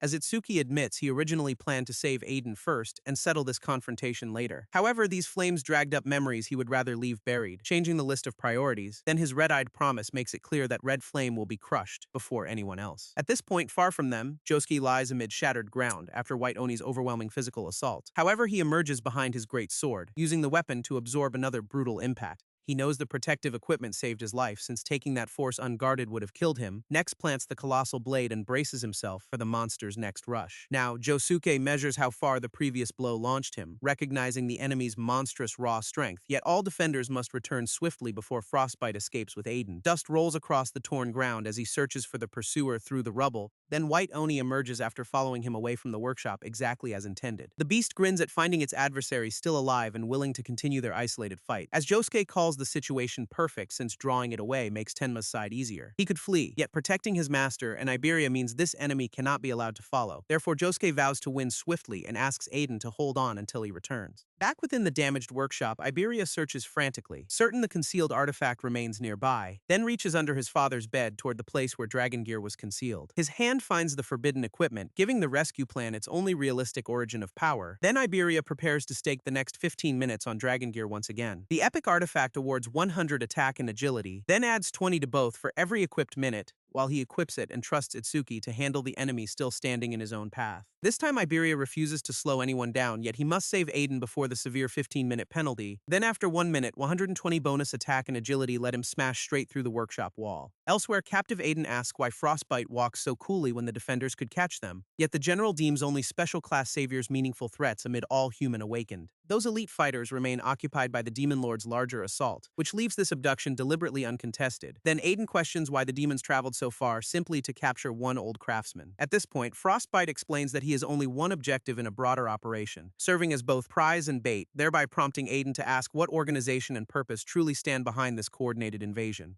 Here, the demon calls humanity persistent pests, treating resistance as an irritation rather than a serious obstacle, up to the moment a fast-moving silhouette appears behind them and closes the distance through the darkness. Aiden hopes Josuke or Tenma has arrived, although confronting Frostbite alone still seems almost hopeless, while the approaching figure accelerates and launches himself directly at the general carrying him. At this point, Iberia attacks with a demand to release his father, Dragon Gear's second minute raising both bonuses to 140. Then Frostbite coolly notes that the Shikigami has now been followed by an equally reckless human child. Back at the other duel, Itsuki advances under a continuous layer of defensive ice, as Red Flame remembers seeing his whole body burned black only moments earlier. The demon cannot understand how someone so badly damaged recovered entirely without any visible healer, however insists the outcome remains unchanged regardless of how many times the human restores himself. Red Flame unleashes Crimson Flame bullets, rapid fire, filling the battlefield with one more concentrated barrage. Then Itsuki activates Black Ice Wall, meeting every A-rank projectile under its renewed armor. Here, successive explosions hammer the ice-covered fighter, surrounding him with fire and dense clouds of smoke, as Red Flame mocks him for taking the barrage head-on, already imagining his opponent roasted like meat. Itsuki emerges unharmed since Black Ice Wall now nullifies these flames, gaining another 15% defense, all while raising defense to 627 before Thunder Roar Wave activates and reverses who resembles fish on a cutting board. Red Flame notices his speed rising again, yet still trusts the Crimson Flame barrier surrounding his body, whereas Itsuki states that he will begin by peeling away every last protective scale. Here, his lightning-accelerated fist slams directly into that barrier before the demon can retreat. Then the impact rips across its fiery surface, which makes Red Flame regret forgetting Itsuki's own defense. Now, a second armored blow drives into the burning shield before its damaged layers can stabilize, followed by another crushing strike that keeps the demon caught under relentless close-range pressure. Black Ice Wall blocks one more A-rank fire attack and adds 15% more defense, all while bringing Itsuki's displayed defense to 684 with an 80% Black Ice Wall increase. Here he batters Red Flame across the scorched ground and dryly declares that now it is cooking time, as the abruptly horrified demon realizes running is his only chance to avoid certain death. Now Red Flame screams for White Oni and the Grudge King, abandoning every trace of earlier superiority,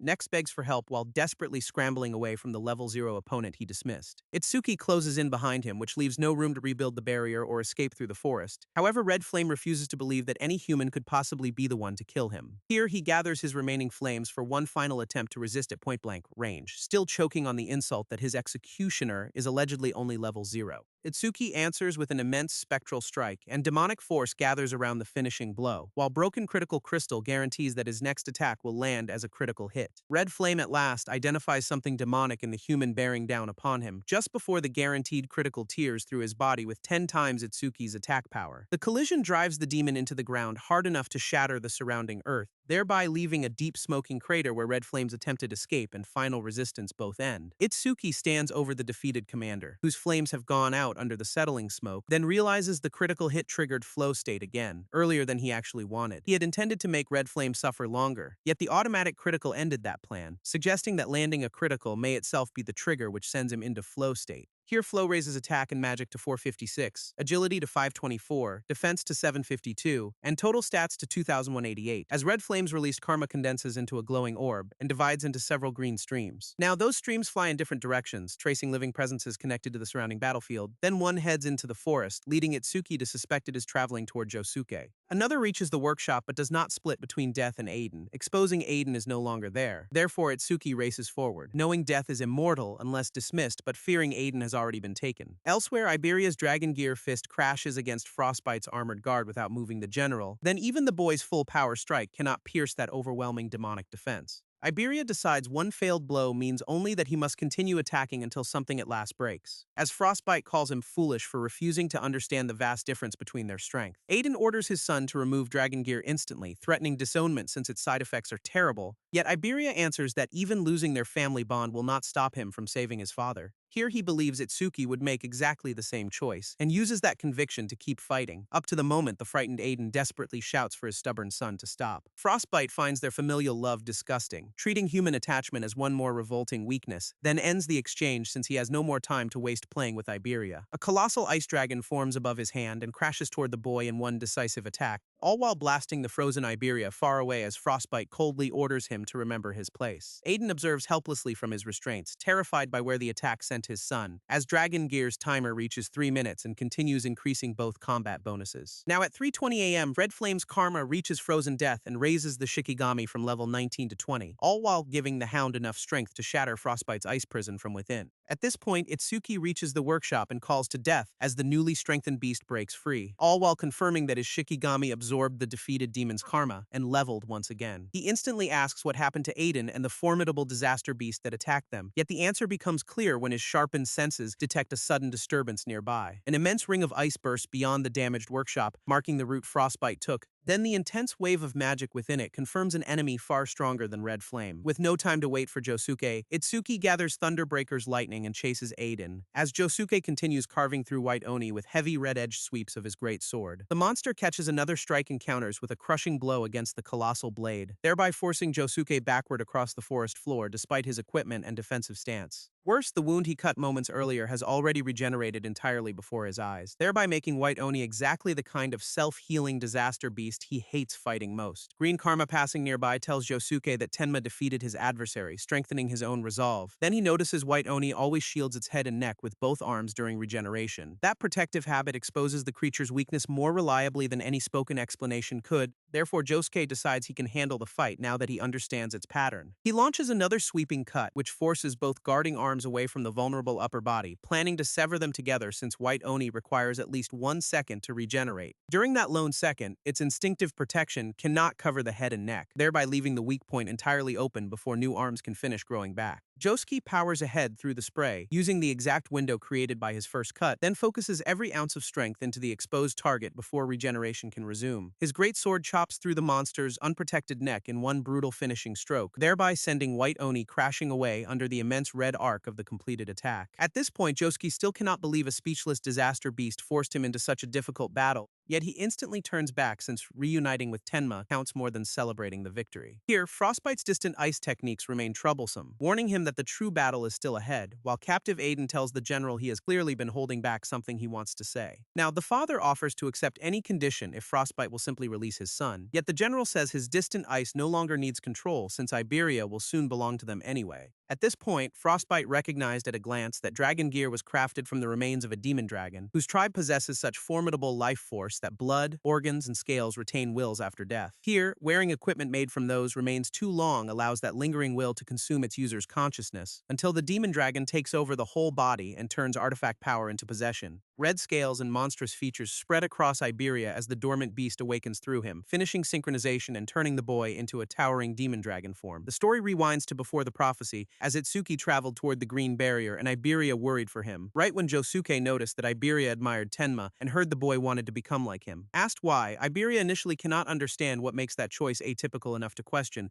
Therefore, Josuke points out that the boy has met plenty of remarkable people already. Among those examples are Aiden, Daiwa Jin, and humanity's legendary savior Uzumi Nento, as Josuke himself possesses more fame and combat experience than the much younger Tenma. At this point, he therefore asks why Iberia specifically chose Itsuki as the person he wants to resemble, thereby leaving the boy visibly startled since he has never seriously examined that admiration before. Josuke says he was simply curious and tells him not to worry about answering instantly, yet Iberia realizes that he truly never considered what kind of person he wanted to become. Now, the question carries him 10 years into the past, when a much younger Iberia cried outside his home, then his mother offered to give him whatever birthday present he wanted that year. He picked a toy sword named the Invincible Justice Hero Sword, earning her amused support for the title, next brandished its rainbow blade as an awakened hero arriving to challenge imaginary calamity beasts. Here, excited Iberia runs outside to show every neighborhood child his magnificent new hero weapon, as his mother urges caution and Aiden bluntly wonders whether their son actually has friends. The children gather around the shining wooden sword, and Iberia proudly hands over it like genuine treasure, yet their shadowed smiles suggest admiration is not the only reason they welcomed him. At this point, one older boy calls the present impressive and casually asks to borrow it for a second, thereby leaving Iberia frozen between protecting his birthday gift and risking rejection from the group. They invoke Aiden's crafting fame like an unlimited replacement policy, vowing to return this one instantly. Then, although every instinct tells him to refuse, fear of losing acceptance makes the answer stick. The smiling bully pushes again, asking whether Iberia is really selfish enough to say no. Therefore, the lonely child forces a smile and reluctantly hands over his precious sword. The others instantly race around playing heroes while Iberia observes from outside their excited circle, up to the moment the courtyard empties and leaves him alone beside the fountain without his gift. Here, he cries over their broken promise, knowing the sword was supposed to be returned.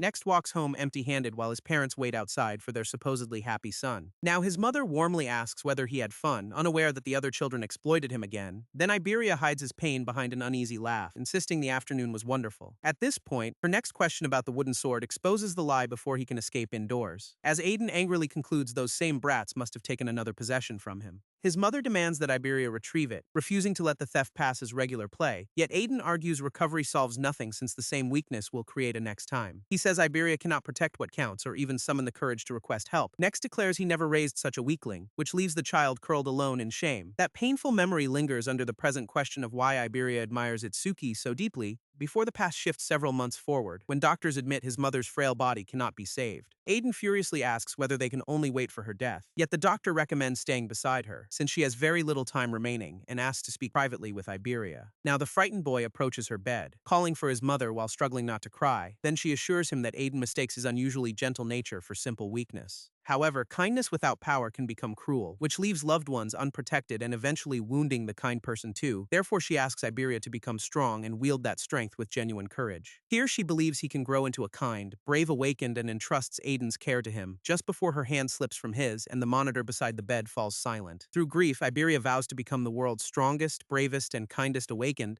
connecting his mother's final wish directly to the reason he picked Itsuki as his model. Their first meeting stunned him with Itsuki's capability to overpower death and its former master. Then, although Iberia initially wanted only a temporary alliance, time revealed more than raw strength. Here, whether surrounded by over 10 awakened or facing a terrifying calamity beast, Itsuki never retreats, displaying an almost absurd reserve of grit each time a stronger adversary tries, which forces him down. Under that stern exterior, he also protects his companions with the unexpected kindness Iberia values most, up to the moment Yosuke notices the long silence and asks whether the boy is still considering his answer. Iberia explains that Itsuki is strong, brave, and kind, exactly the awakened he always imagined becoming, although he calls himself a talentless coward and deems ever reaching that ideal practically impossible. Here, simply fighting beside Itsuki would still let him share that path, even without becoming his equal. Then Iberia decides such companionship would already be more than enough for him. Back in the present, the possessed Dragon Gear body growls under its newly formed red armor, next emerges from the shattered ground, moving with the demon dragon's will rather than Iberia's. Its glowing eyes fix on a recognizable figure approaching through the forest smoke. Then at 3:31 a.m. on Prophecy Day 2, the transformed Iberia lands directly before Itsuki. Itsuki identifies Dragon Gear and asks why Iberia is wearing the artifact he was forbidden to use. Yet the armored dragon only stares back, breathing heavily without answering his concerned questions. That unnatural silence and vacant reaction instantly tell Itsuki something is seriously wrong, especially since the artifact has altered Iberia far beyond the form he displayed during the preliminaries. A hostile red gaze replaces the boy's normal expression as the dragon gets ready to attack, as Itsuki asks what happened and demands an explanation for where Frostbite took Aiden. Here, the possessed body answers with a roar and launches its first savage rush, all while smashing down with enough force to crater the ground where Itsuki had been standing.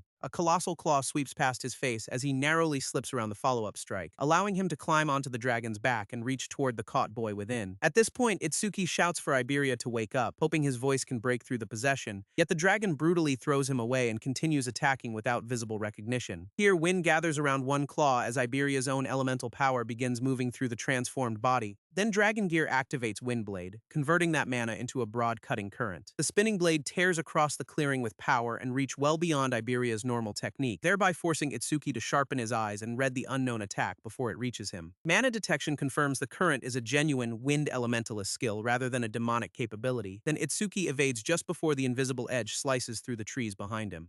He cannot determine whether Dragon Gear caused this condition or whether another disaster beast is controlling Iberia. Therefore, he activates Thunder Wave and decides to immobilize his friend before investigating further. Now, lightning accelerates Itsuki into point-blank range, where an armored strike collides with the dragon, yet the possessed body endures the blow and responds with another livid roar. Its mana signature is unquestionably Iberia's, which makes the deliberate attacks against friends even harder to understand, until Itsuki demands an explanation for exactly what happened during the abduction. Iberia briefly surfaces through the creature's voice and begs Itsuki to kill him. Next, the dragon charges again before Itsuki can process that horrifying request. An enormous claw catches him across the torso and drives him backward under overwhelming force. Yet Josuke arrives in time to block the next strike and warn Itsuki away. At this point, the guard throws his armored body between them, using the great sword to redirect the dragon. Next lands beside Itsuki, as the temporarily drove back creature circles for another attack. Josuke confirms the worst possible outcome has occurred, and gets ready to explain Dragon Gear's possession, as the transformed Iberia accelerates around them as a red blur searching for another opening. His speed leaves a full circle carved across the clearing before either defender can intercept him, confirming Iberia has lost control and been fully engulfed by the demon dragon's will. Itsuki urges removing Dragon Gear instantly, believing the artifact itself remains the solvable cause, yet Josuke says the equipment has already fused entirely with Iberia's body. He once witnessed one more awakened suffer this takeover, and the gear could not be removed until its user died, thereby leaving his great sword as the only solution he believes remains available now. Itsuki denies that conclusion, unable to accept that rescuing Iberia has already become impossible. However, Josuke insists their only choice is to kill the boy before the demon dragon grows stronger. The guard offers to finish it himself and tells Itsuki to leave if he cannot endure the task. Yet Itsuki refuses to burden Josuke with that cruelty and says he will handle Iberia personally. Here he asks the guard to follow death toward Frostbite and rescue Aiden, while he contains the dragon. Next summons the Hound, admitting he still has important things left to tell his friend. Now Josuke accepts the division and says he is counting on Itsuki to resolve this impossible fight, as warning that an escaped Iberia will only become stronger and more ferocious. So this must end here. Death and Josuke depart as Itsuki blocks one more descending claw and orders them to chase Aiden,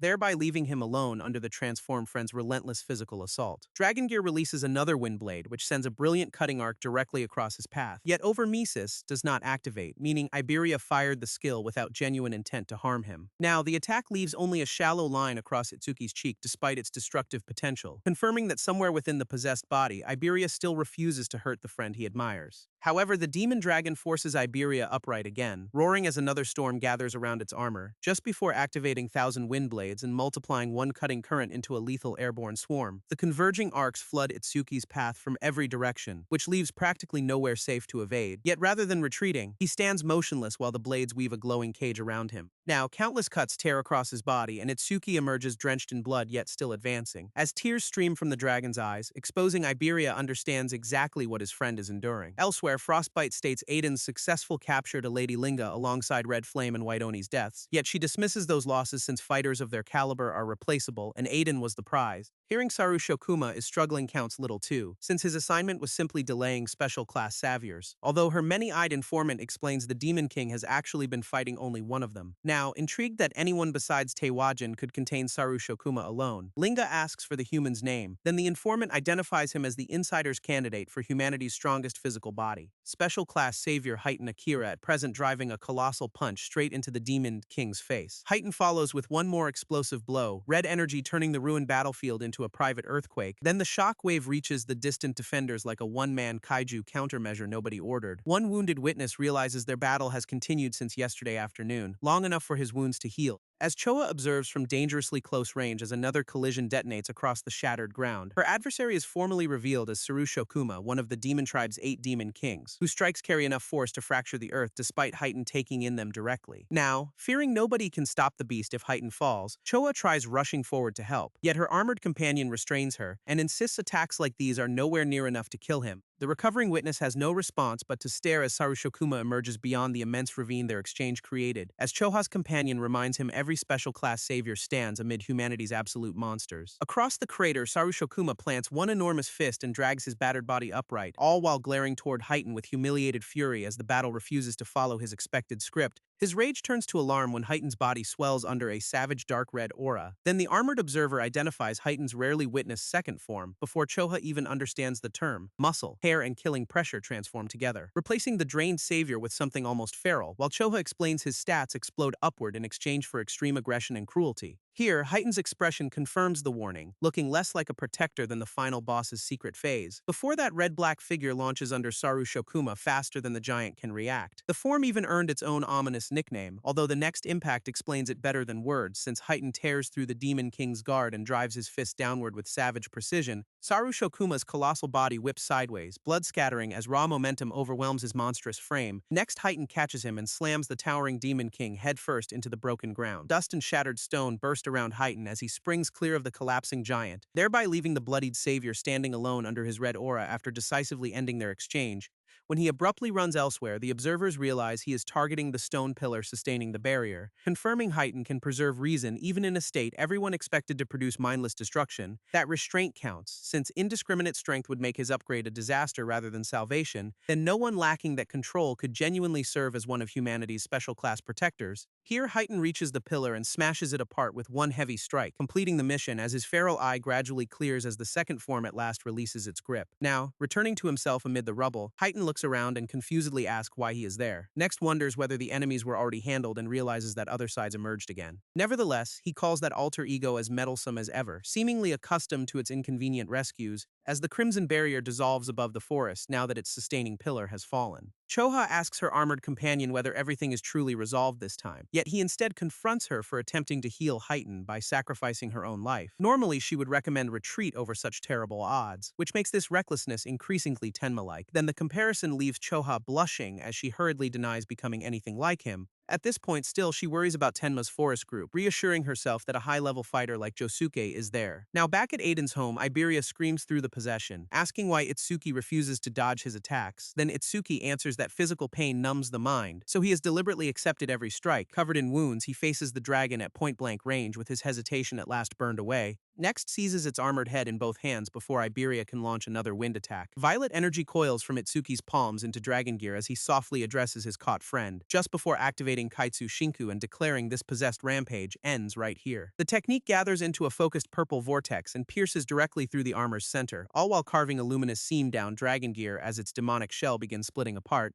Itsuki grabs Iberia against his chest the instant the boy separates from the collapsing armor, as the abandoned dragon shell buckles and its heavy foot crashes uselessly against the ground. Here, human once more but mortally wounded, Iberia sags into Itsuki's arms as black energy disperses. Next, tearfully apologizes for messing everything up again despite trying so desperately to help. Now, he admits his only wish was to stop being a burden to the person he admired. Yet Itsuki instantly says he never considered Iberia a burden, not even once. At this point, when Iberia asks if that is true, Itsuki explains they are simply talented at different things. Then the dying boy reveals he faintly heard Frostbite intends to control Aiden rather than kill him. Here, trusting Itsuki can still save his father, Iberia receives one final promise to leave everything to him. While Itsuki remembers the disaster beast responsible for turning this whole night into tragedy, tears cutting through blood, he vows to crush that creature with his own hands. As Iberia weakly grips his friend's shoulder, finding comfort in the certainty behind those words, his hand begins to slacken as the last tension leaves his drained, tear-streaked face. Then Iberia says he is glad they could speak honestly together before the end. Here, calling their partnership Double I, he entrusts everything ahead to Itsuki during one final embrace. Before the prophecy lists 3:33 a.m. on day 2 and confirms Iberia has died. Now from her distant throne, Linga tells Itsuki he has done it now and calls this only the beginning, vowing to erase each precious thing in his life one by one through increasingly twisted methods. Elsewhere, Choha and her escorts continue through the dark forest toward Aiden's secluded residence. There, one companion admits he never expected to escort her this deep after defeating the disaster beast. The assignment originally belonged to Heighten, yet his brutal battle left him unable even to stand, until Choha's butterfly Shikigami detects an unknown emotional wave nearby and alerts the group. Its origin waits directly ahead, a bloodied Itsuki carrying Iberia's motionless body through the trees. Here, mistaking the approaching silhouette for a humanoid disaster beast, one escort draws his sword and challenges it, yet Choha identifies that recognizable back before anyone can make a catastrophic friendly fire mistake. Now she calls out to Tenma, freezing both armed escorts as he turns toward them. Then the devastated boy answers Choha-sensei while continuing to support Iberia's body. Seeing their terrible injuries, Choha demands an explanation for what happened at the residence. Therefore, Itsuki vows an explanation as Death and another survivor emerge from the darkness behind him. Choha notices the extra presence and asks who else returned with her student, all while recognizing first-class savior Josuke Bakudo, Aiden's personal guard, and demanding why he abandoned his post. Josuke summarizes Frost's invasion, the two defeated demon commanders, and Aiden's successful kidnapping next faces Choha with the drained certainty of someone already measuring every loss. At this point, his verdict is brutally simple. Despite the surviving defenders and slain demons, they lost. At 334, the prophecy lists half of North Continent District 7 destroyed, Aiden kidnapped, and Iberia dead. Josuke explains that instantly after his master was taken, he launched their only available pursuit, demanding Death to track the magical traces Frostbite left while escaping through the forest.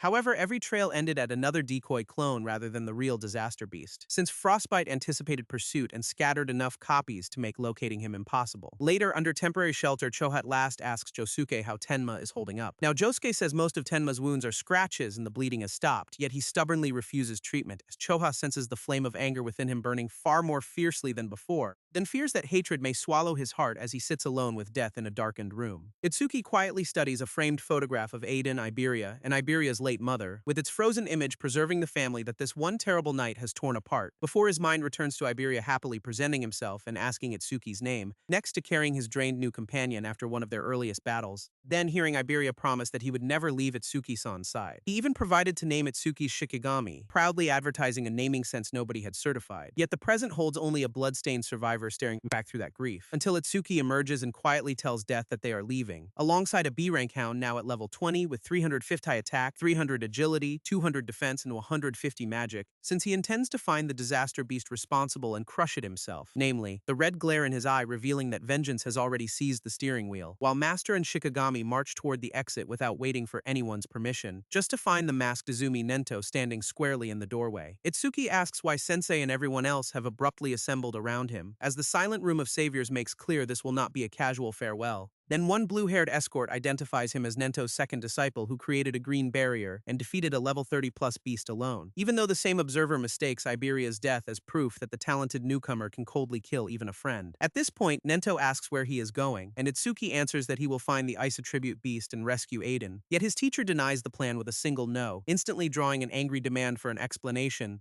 because Itsuki is not yet a savior, and the Alliance has classified this incident as a special class danger, which means any sanctioned rescue requires at least a second-class savior rather than an unqualified student. Then that official answer only sharpens the crimson fury behind the boy's eyes. Here, he argues that being outside the league cannot erase his right to help, especially after his promise to Iberia, shocking the escort with his defiance while Choha quietly begs her father to understand Tenma's mental state. Up to the moment Nento asks whether he could live with somebody dying because of his reckless intervention. The question halts Itsuki cold, striking precisely where the fresh loss still hurts most, just before Nento admits his own mistake, in assuming Frostbite only targeted him and neglecting Aiden's protection, then explains the enemy would not spend this much effort capturing Aiden merely to kill him, whereas Itsuki would die chasing them now, thereby leaving the student to clench his fist around rage that strength alone cannot presently satisfy. Nento instead declares that Itsuki possesses limitless potential and could genuinely eclipse special class, vowing to make the Alliance entrust Aiden's rescue to him once he reaches that height. Therefore, Itsuki instantly asks what he must do now to become stronger than a special class savior, then receives a direct answer. Join the Apex Camp, a name unknown enough that he repeats it before hearing the explanation. Only the preliminary tournament's 10 best national finishers are invited to the Savior Alliance camp in Nasu. There, elite humans such as Teiwajin and Heighten Akira endured brutal training before becoming pillars of humanity. Then this year's Apex Camp will begin in just 3 days. Here, surviving its trials can secure a high main tournament placement and provide the shortest route towards special class. And this is enough for Itsuki to accept the invitation without the slightest hesitation. Although Nento says the first obstacle is dealing with the student's wounded body, thereby prompting Choha to surround him with green healing butterflies and begin treatment, as Itsuki asks whether she already knows what kind of place Apex Camp is, then confirms he will attend since Sensei called it the perfect environment for gaining strength. Choha warns that only genius geniuses amid geniuses ever receive the chance to enter. Then that prestige is precisely what makes the camp so merciless, since people praised as prodigies throughout their whole lives arrive there expecting confirmation, only to discover they may be painfully regular amid the elite and suffer complete mental collapse, thereby making the celebrated training ground a graveyard for geniuses. The Hunter exam with better public relations, particularly because its brutal trials operate at such a high level that fatal accidents occur every year. Here, rather than recoil, Itsuki says that sounds absolutely perfect, startling Choa so badly that her concentration almost slips in the middle of healing, as he reasons over mimesis will not activate against half-hearted beasts or awakened who lack real killing intent. Therefore, life-or-death battles against formidable disaster beasts offer both the growth he needs and the duty he already chose. Then his unbreakable resolve leaves Choha staring with a sudden blush until Itsuki notices her red face and asks whether healing him has drained her. Here, she hurriedly denies it, claiming prolonged skill use simply raises her body temperature and asking how he never knew, all while the heartbeat thundering in her ears exposes a considerably less clinical diagnosis. Then Choha internally panics over why her thoughts have wandered there at all.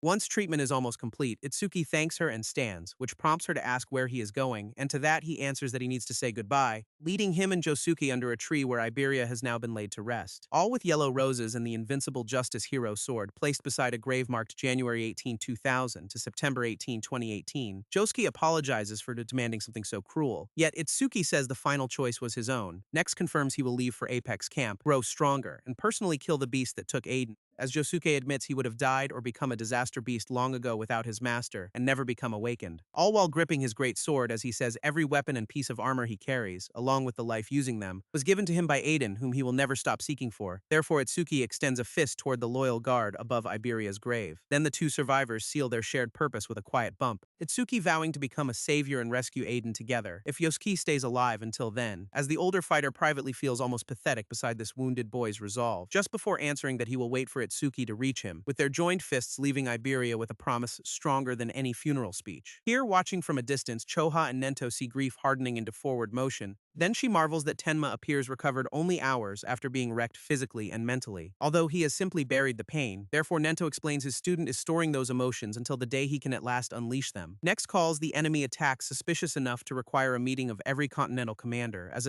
assigning Choha to look after Tenma in his absence, namely, an order she accepts with a smile and far more enthusiasm than professional duty requires, thereby prompting Itsuki to watch that Choha-sensei seems unusually happy today, just before asking where they are going and receiving the tantalizingly useless answer that it is classified. Now she explains her father appointed her as his guardian from now on, a responsibility she privately does not mind at all. Next asks what he intends to do next as their preparations begin, then declares the obvious first move is leaving instantly for Nakasu and the Apex camp, earning a crisp Roger from Itsuki. Elsewhere, a savage explosion bursts within another young man's recurring nightmare. There, a lightning-wreathed vision of Itsuki charges through the darkness with one eye burning red. Then the memory of that overwhelming defeat makes Kinoshita Reiji scream in terror, collapsing under the same opponent who shattered his confidence along with his body, while the nightmare traps him before Itsuki's looming silhouette and an approaching fist, until Reiji wakes with a scream, his head and face heavily covered in hospital bandages. Next thrashes atop the bed while his alarmed mother rushes to his side, assuring her wounded son that he is safe since she is there, just before gently asking whether he dreamed about the person who hurt him again. Now Reiji swears he will return that suffering 100-fold and make his attacker experience a living hell, yet his mother tells him not to worry, since his big brother has returned and will surely avenge him, thereby leaving the bandaged heir to stare upward as a new presence fills the room. Then an enormous, broad-shouldered man steps beside the bed, telling Reiji that his injuries must have hurt. Reiji instantly begs his big brother to punish the enemy who reduced him to this condition. Then the giant confirms that Tenma Itsuki is the one responsible, after hearing the boy is an orphan with no family who nevertheless took first place in the preliminaries while remaining level 0. And this guarantees Itsuki will participate in Apex Camp and gives the returning brother a destination, while his broad grin vows he will crush Reiji's enemy there. Elsewhere, Choha states their arrival with Itsuki standing just behind her. Then he stares up at a colossal circular complex whose glass dome looks entirely unlike the camp he imagined. However, the procession of elite entrants confirms Choa described its intimidating atmosphere accurately, all with proud, awakened, and imposing Shikigami parading toward the entrance like every arrival is already a victory lap. Choa explains she cannot accompany him within, which leaves Tenma on his own beyond this point. before handing back the record bracelet he will need throughout the camp, then warning him not to attract too much attention or place himself on everyone's radar. Advice that Itsuki acknowledges while walking through the dome's bright entrance alone, although Choha knows his personality well enough to worry that subtlety may not survive the day. While her student reaches reception and asks to register as a participant, where the tired-looking clerk simply holds out a hand and asks for his bracelet, next takes the device and places it into the registration scanner, and this surrounds the receptionist with blue energy while reading Itsuki's stored record, thereby making the newcomer realize even Apex Camp's front desk workers are level 40 or higher, before the screen reveals Tenma Itsuki, level 0 order breaker, with a special grade gift. Now, the clerk wonders how a level 0 participant entered and assumes connections carried him through the preliminaries. Yet privately notes influence means nothing here, since anyone without real ability will eventually break. Next tells Itsuki to select a room and settle the accommodation fee, stunning the penniless student with the revelation that remaining at camp is not free, as the receptionist dryly reminds him that this institution is not a charity. Then Itsuki quietly wonders why Choha neglected the minuscule detail that he has no money. Up to the moment the clerk explains passing the preliminaries should have earned him points, since every point received there transfers into the camp and determines each participant's available assets. And missions can earn him more, although food, supplies, and lodging drain them. The hero curriculum apparently includes Landlord DLC, therefore, Itsuki decides his unusually large preliminary score should cover whatever he needs, even though the growing line forces the impatient receptionist to hurry his choice. Then Itsuki responds by asking for the camp's most luxurious accommodation, all while learning a 35 square meter room costs 100 monthly, a 75 square meter luxury room 500, and a 200 square meter villa 2000. A normal room would suit him alone, yet keeping immense depth there would turn every doorway into a boss mechanic. Therefore, Itsuki coolly chooses the villa for both of them, thereby making the clerk protest that daily life devours points and even a large balance should not be wasted. However, the student says his decision is final and asks for immediate processing, thereby leaving the receptionist to call him clueless and warn him not to return crying later, just before handing back the fully registered bracelet, then explaining that within camp all status information becomes concealed, preventing checks of other people's names, gifts, or levels. At this point, after Itsuki departs, the clerk wonders exactly how many preliminary points could justify choosing a villa. Next clicks open the participant's newly registered account, and the result promptly shocks him upright in his chair. While he questions whether the impossible number on screen is some kind of system bug, since Tenma entered Apex Camp carrying 106,600 points. The receptionist almost falls over, recalling his own preliminary total was only 1,600, as outside Itsuki passes a crowd of elite contestants who make the drained clerk fear for his generation. Until one small realization halts the newcomer in his tracks. He paid for a villa but neglected to ask where the villa area actually is, thereby forcing him to consider walking all the way back to reception for directions, right when two nearby participants quietly notice the uncertain newcomer and mark him as prey. Although Itsuki senses their attention instantly and asks whether they need something, the enormous armored man and his blonde partner claim they arrived from the South Continent yesterday and offer to guide him. Yet when Itsuki asks for the villa, their improvised directions abruptly become suspiciously difficult to remember. Then both scammers gape at the word villa as if their target just announced his bank balance, before stalling while they allegedly reconstruct its exact location, an act so transparent that Itsuki asks why recalling a place requires them to sneak around, while North Preliminary 5th place finisher Akagami Cheon notices the exchange with her black cat,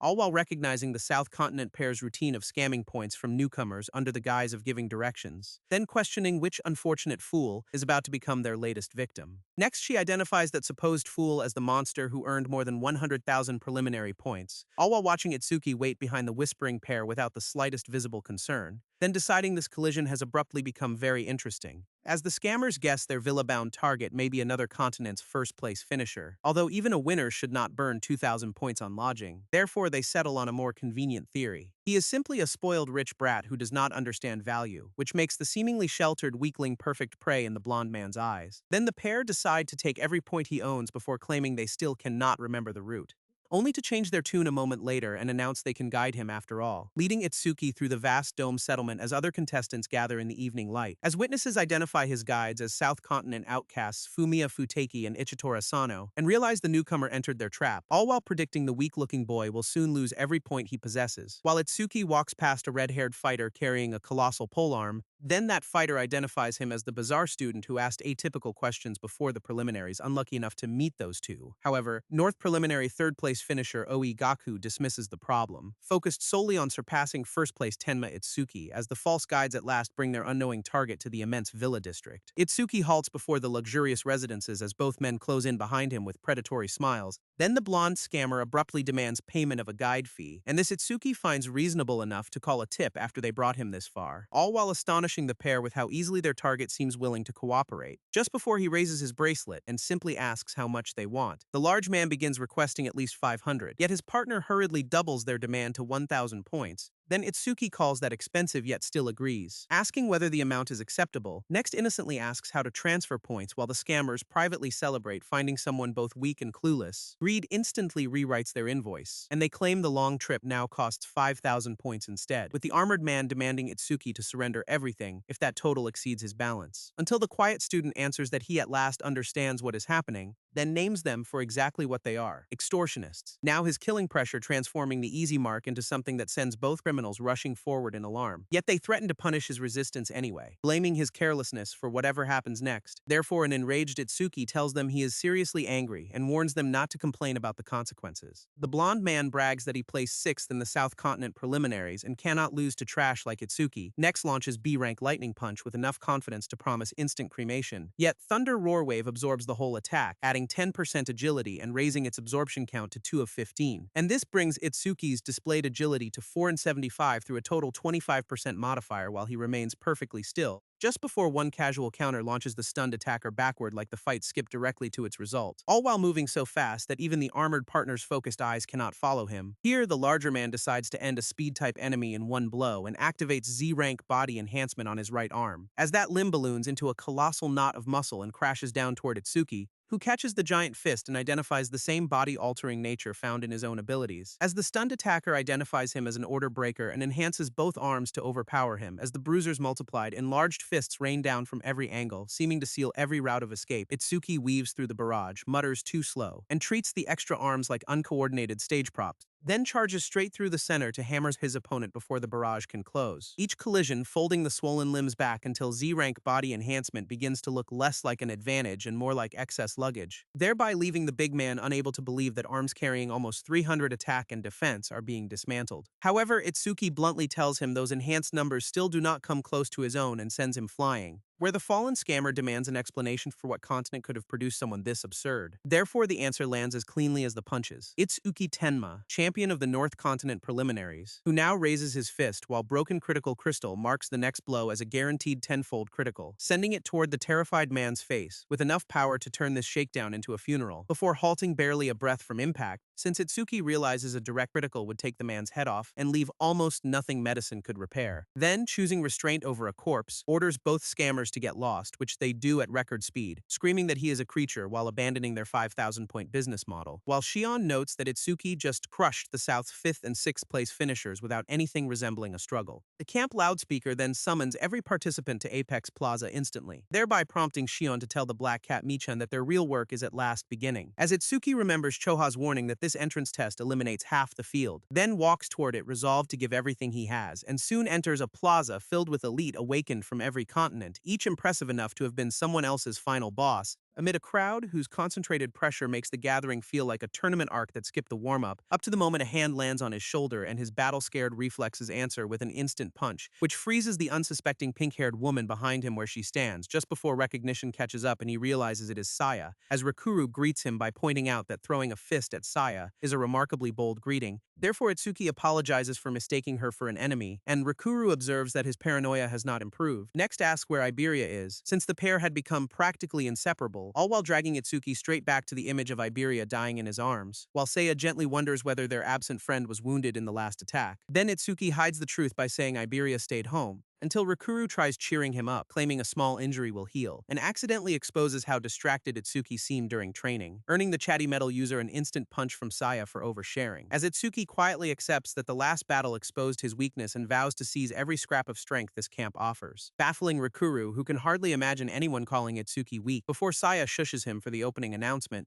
all delivered by an official whose thunderous demand for silence instantly conquers the plaza. Here he tells the entrants there is one essential fact to understand before camp life begins, specifically, that every piece of status information except their names is private and their old accomplishments carry no weight. Therefore, every champion and prodigy here must restart at zero, a rule that surprises Rikuru enough to make him check his status personally, where the screen indeed demonstrates only the name Ribo Harino while hiding his level, gift, skills, and attributes, just as the official opens an enormous blue portal and declares the entrance test underway, demanding trainees to pass through one at a time in sequence, next watching the restless contenders file forward, until Itsuki arrives within a venue even larger than the preliminary arena, just to hear someone behind him accuse him of insulting the South Continent, thereby making him turn with a confused look, heading toward Kagen Imamichi, first place in the South preliminaries, flanked by the same two battered scammers, who feed their champion a heroic rewrite in which they politely requested payment. Itsuki attacked without cause, and the whole South was mocked as worthless, thereby leaving Kagen to demand an explanation, as Saya instantly defends Itsuki and correctly guesses that the pair tried extortion and received a beating instead. Next, Rikuru steps in to say he educated Kagen's underlings for free, so gratitude would be the proper response. Yet Kagen bats his pointing hand away in a blur before the sentence can cool, all while warning Rikuru never to touch him with filthy hands unless he wants that arm torn off, prompting Rikuru to lunge forward until Itsuki grabs his shoulder and restrains him, while the Southern champion refuses to explain every detail and turns his cold attention to Itsuki. Itsuki's grief-hardened restraint fractures at the threat to his friend, and he vows to kill Kagen if he lays even one finger on Rikuru, as murderous pressure floods the gap between them and makes their delayed duel feel unavoidable, although the others intervene since fighting now would bring a penalty and the entrance test has already started.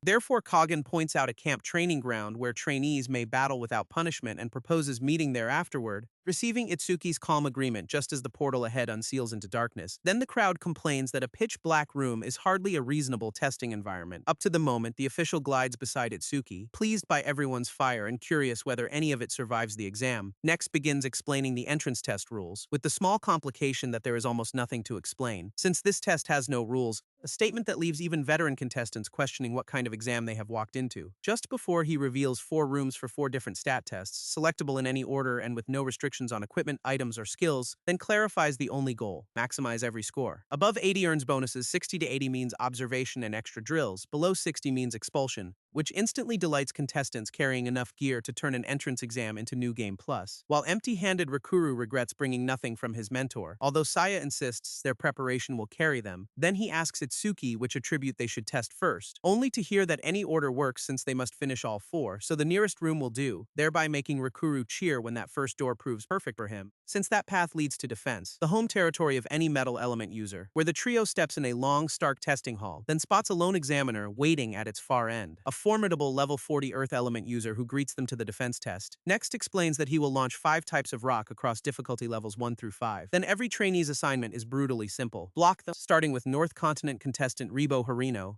a selection that catches Rikuru entirely off guard. Although Seiya urges him to do his best and he assures both friends that a few rocks will be easy, just before the examiner permits skills to be activated ahead of the launch. Therefore, Rikuru instantly coats himself with C-rank metallization and gains 50% defense, all while raising the displayed value to 258 as he braces with crossed arms. As the examiner forms the first difficulty 1 projectile, then fires the regular stone hard enough to crack against Rikuru's guard. Yet the metal-coated trainee laughs because he barely felt it. Next grows bored enough to ask the instructor to skip straight to level 2, an answer the Earth user accepts while forming a luminous magic stone, then hurls the far nastier projectile toward his abruptly less confident target, whose crossed arms catch it with a crushing collision, all while holding the blazing sphere at bay as smoke and force roll around his body, as Saya anxiously asks whether Ribo is alright. Then he answers with a grin and thumbs up that there is no problem, although Itsuki activates magic detection and sees that this is no regular rock but one created from the examiner's own magic, its hardness belonging to an entirely different class and its damage dwarfing that of the first shot, which explains why Rikuru's allegedly steady metal hand is visibly trembling, while he privately admits his arms are going numb even through metallization and the test is far stronger than expected. However, when asked whether he will continue, he demands difficulty 3 without hesitation, hoping that 1 level higher will somehow be fine despite level 2 already, which sends his nerves an overdue reality check. The examiner answers by forming a difficulty 3 magic rock far larger than either shot before it. Yet Rikuru locks his metal arms together and insists that a little extra size will not scare him, right before the shot smashes through his guard in an explosion of stone and force, all while hurling him bloodied across the floor, to the horror of Saya and the abruptly alert Itsuki, while the battered trainee slumps amid smoke and rubble with metallization gone from most of his body. all while bringing both friends rushing over to ask if he is all right, as Rikuru shakily lifts one hand and insists he is fine, although he privately curses himself for underestimating a difficulty 3 rock at least 3 times stronger than level 2. Then the examiner admits that remaining conscious after a direct hit is impressive enough for a good score, just before calling Itsuki Tenma as the next North Continent candidate, thereby leaving Itsuki to help his wounded friend back onto his feet. While Rikuru warns that every increase multiplies the rock's power several times and begs him not to push too hard, except the examiner first asks which difficulty Itsuki wants. While Itsuki measures Rikuru's sub-300 defense as against the 627 Black Ice Wall already gives him, then the official mistakes his pause for fear after witnessing that last impact, all while threatening to begin at 1 if Itsuki cannot choose until the answer comes back. 5. Specifically, a number so absurd that even the examiner needs him to repeat it. Yet Itsuki coolly confirms he wants difficulty 5, as Rikuru protests that level 3 was already his limit and level 5 is outright insane. The surrounding trainees call it shameless grandstanding, although some remember that the North's national first-place finisher was named Itsuki, while the examiner forms a colossal magic boulder and dismisses him as this year's reckless attention seeker, recalling how such fools end up unconscious or severely wounded, miss the remaining tests, and are forced to leave camp. However, he awards the requested difficulty and suspends the immense stone overhead, thereby making the crowd understand why Apex Camp is considered perilous when one hit could finish a trainee instantly. Just before the examiner offers time to activate a skill, and Itsuki replies that he has none he needs, which sounds like mockery to the offended Earth user as he launches the creature shot, thereby sending what looks like a meteor from Madara's playbook straight down at one unguarded level 0 entrant, until it collides with enough force to blast shards across the hall, thereby forcing every observer, including Saya and Rikuru, to shield themselves from the shockwave as dust and shattered stones swallow the impact site. Then terrified trainees decide a strike that formidable must have killed him, thereby prompting the annoyed examiner to call a medical team for the supposedly serious casualty. Before someone spots a silhouette within the smoke, then the examiner turns toward it in disbelief, since Itsuki is still standing exactly where the rock landed, thereby leaving the official fumbling for his radio to report the wounded trainee's location,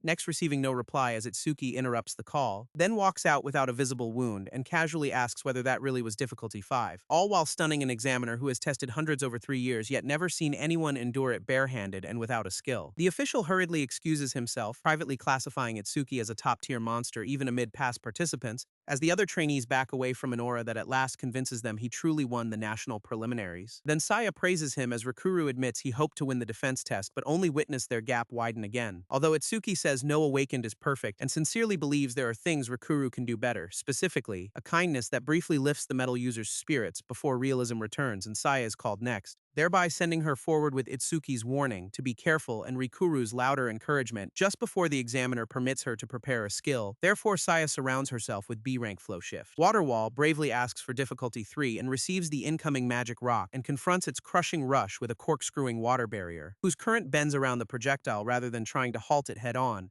as Seiya struggles to control the constantly shifting current, then at last redirects the rock past her in a savage arc, thereby leaving the drained fighter upright as the projectile buries itself harmlessly nearby. And this earns a simple but meaningful verdict from the examiner. Smart, since she used the water's movement to divert the impact rather than overpowering it, all while demonstrating the adaptable battle sense he calls a savior's most important quality before she thanks him, as Itsuki calls her performance amazing, and the examiner summons East Continent trainee Mana Magurai, thereby leaving Saya delighted that praise from Itsuki has become its own bonus score, while the trio shifts on to the neighboring attack power venue. A dense second group has already assembled within the new hall, where a silver-haired examiner relaxes with sunglasses, tea, and the energy of a man grading disasters on his lunch break, until he orders the assembled brats to listen cautiously, all while explaining that every trainee will be scored according to the power of their attacks, as Rikuru wonders aloud whether they are expected to hit the instructor and Saya tells him he talks too much, before the examiner explains that their target will be his Shikigami, summoning B-rank Nendoroid Tonma, a gigantic stitched beast with a tooth-packed grin, whose discount nightmare manifestation creeps out Saya and Rikuru, however somehow strikes Itsuki as cute, while the rules allow bare hands or weapons and require each contestant to attack Tonma with full strength, all while drawing jokes that the Shikigami resembles a punching bag and questions about what happens if it is destroyed, which the examiner dismisses since even a level 50 awakened might fail to break it, as Tonma itself measures every received blow, demonstrated by the trainer landing an effortless punch, that Tonma instantly rates at 50 points, with the scoring scale intentionally calibrated so that his casual hit equals 50 and a perfect score equals 100. Although the theoretical ceiling is 99 and matching the level 40 range examiner closely enough for perfection ought to be impossible, soon after which he takes his seat and officially begins the test, all while calling East Continent's Yuichiro Hanma, who assumes an all-out effort will easily double that careless 50-point punch,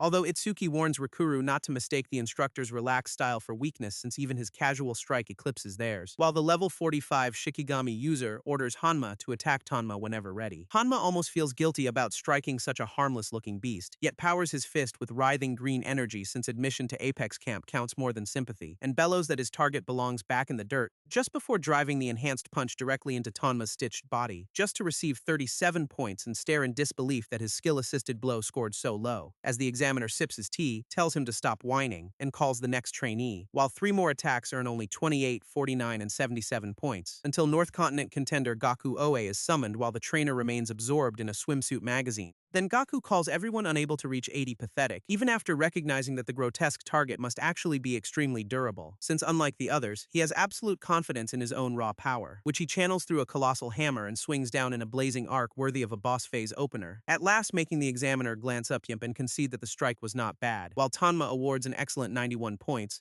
Although Gaku clicks his tongue at missing 100 and decides nobody present can beat him in power anyway, settling for 91 points before resting the hammer on his shoulder, next searching the crowd for Itsuki and questioning how many points his rivals will score, right as the examiner calls Itsuki Tenma next, thereby causing Gaku to halt mid-step and turn back, his competitive glare sharpening now that he has at last found the man he came to surpass. Gaku relishes at last seeing Itsuki's strength with his own eyes, as the North Continent champion coolly walks toward Tanma. Then the crowd recalls his 100,000-point preliminary score as Gaku privately insists that even Itsuki cannot exceed the power of his 100 hammer, a unique rank weapon granting 100 extra attack while keeping its special effect private, which convinces Gaku that the preliminary winner's raw attack should be approximately equal to his own at best. Whereas Itsuki feels slightly guilty about using a critical hit on such a cute beast, but knows the test demands it, while the board examiner assumes another sub-50 result is coming and returns to his swimsuit magazine, without realizing Itsuki is condensing stored critical force around a clenched fist. Up to the moment red light burns through his eyes, and the pressure makes the next punch look anything but casual, before driving that crimson-loaded fist directly into Tanma, detonating a circular shockwave across the Shikigami's immense body, then launching the supposedly unbreakable target clear across the hall, as its own master remains engrossed in the magazine's far less perilous curves, up to the moment Tanma crashes down behind his chair, thereby sending the examiner sprawling as he at last notices the impact. Next stares at the Shikigami's separated body and wonders how a trainee tore it apart barehanded, as Itsuki realizes the guaranteed critical he spared the scammer had remained stored and has now been engulfed. Soon after which he approaches the battered target and asks whether it is still alive, all while finding Tanma reduced to a detached, leaking head yet somehow conscious enough to answer, then request its score, which the trembling Shikigami declares to be a perfect 100.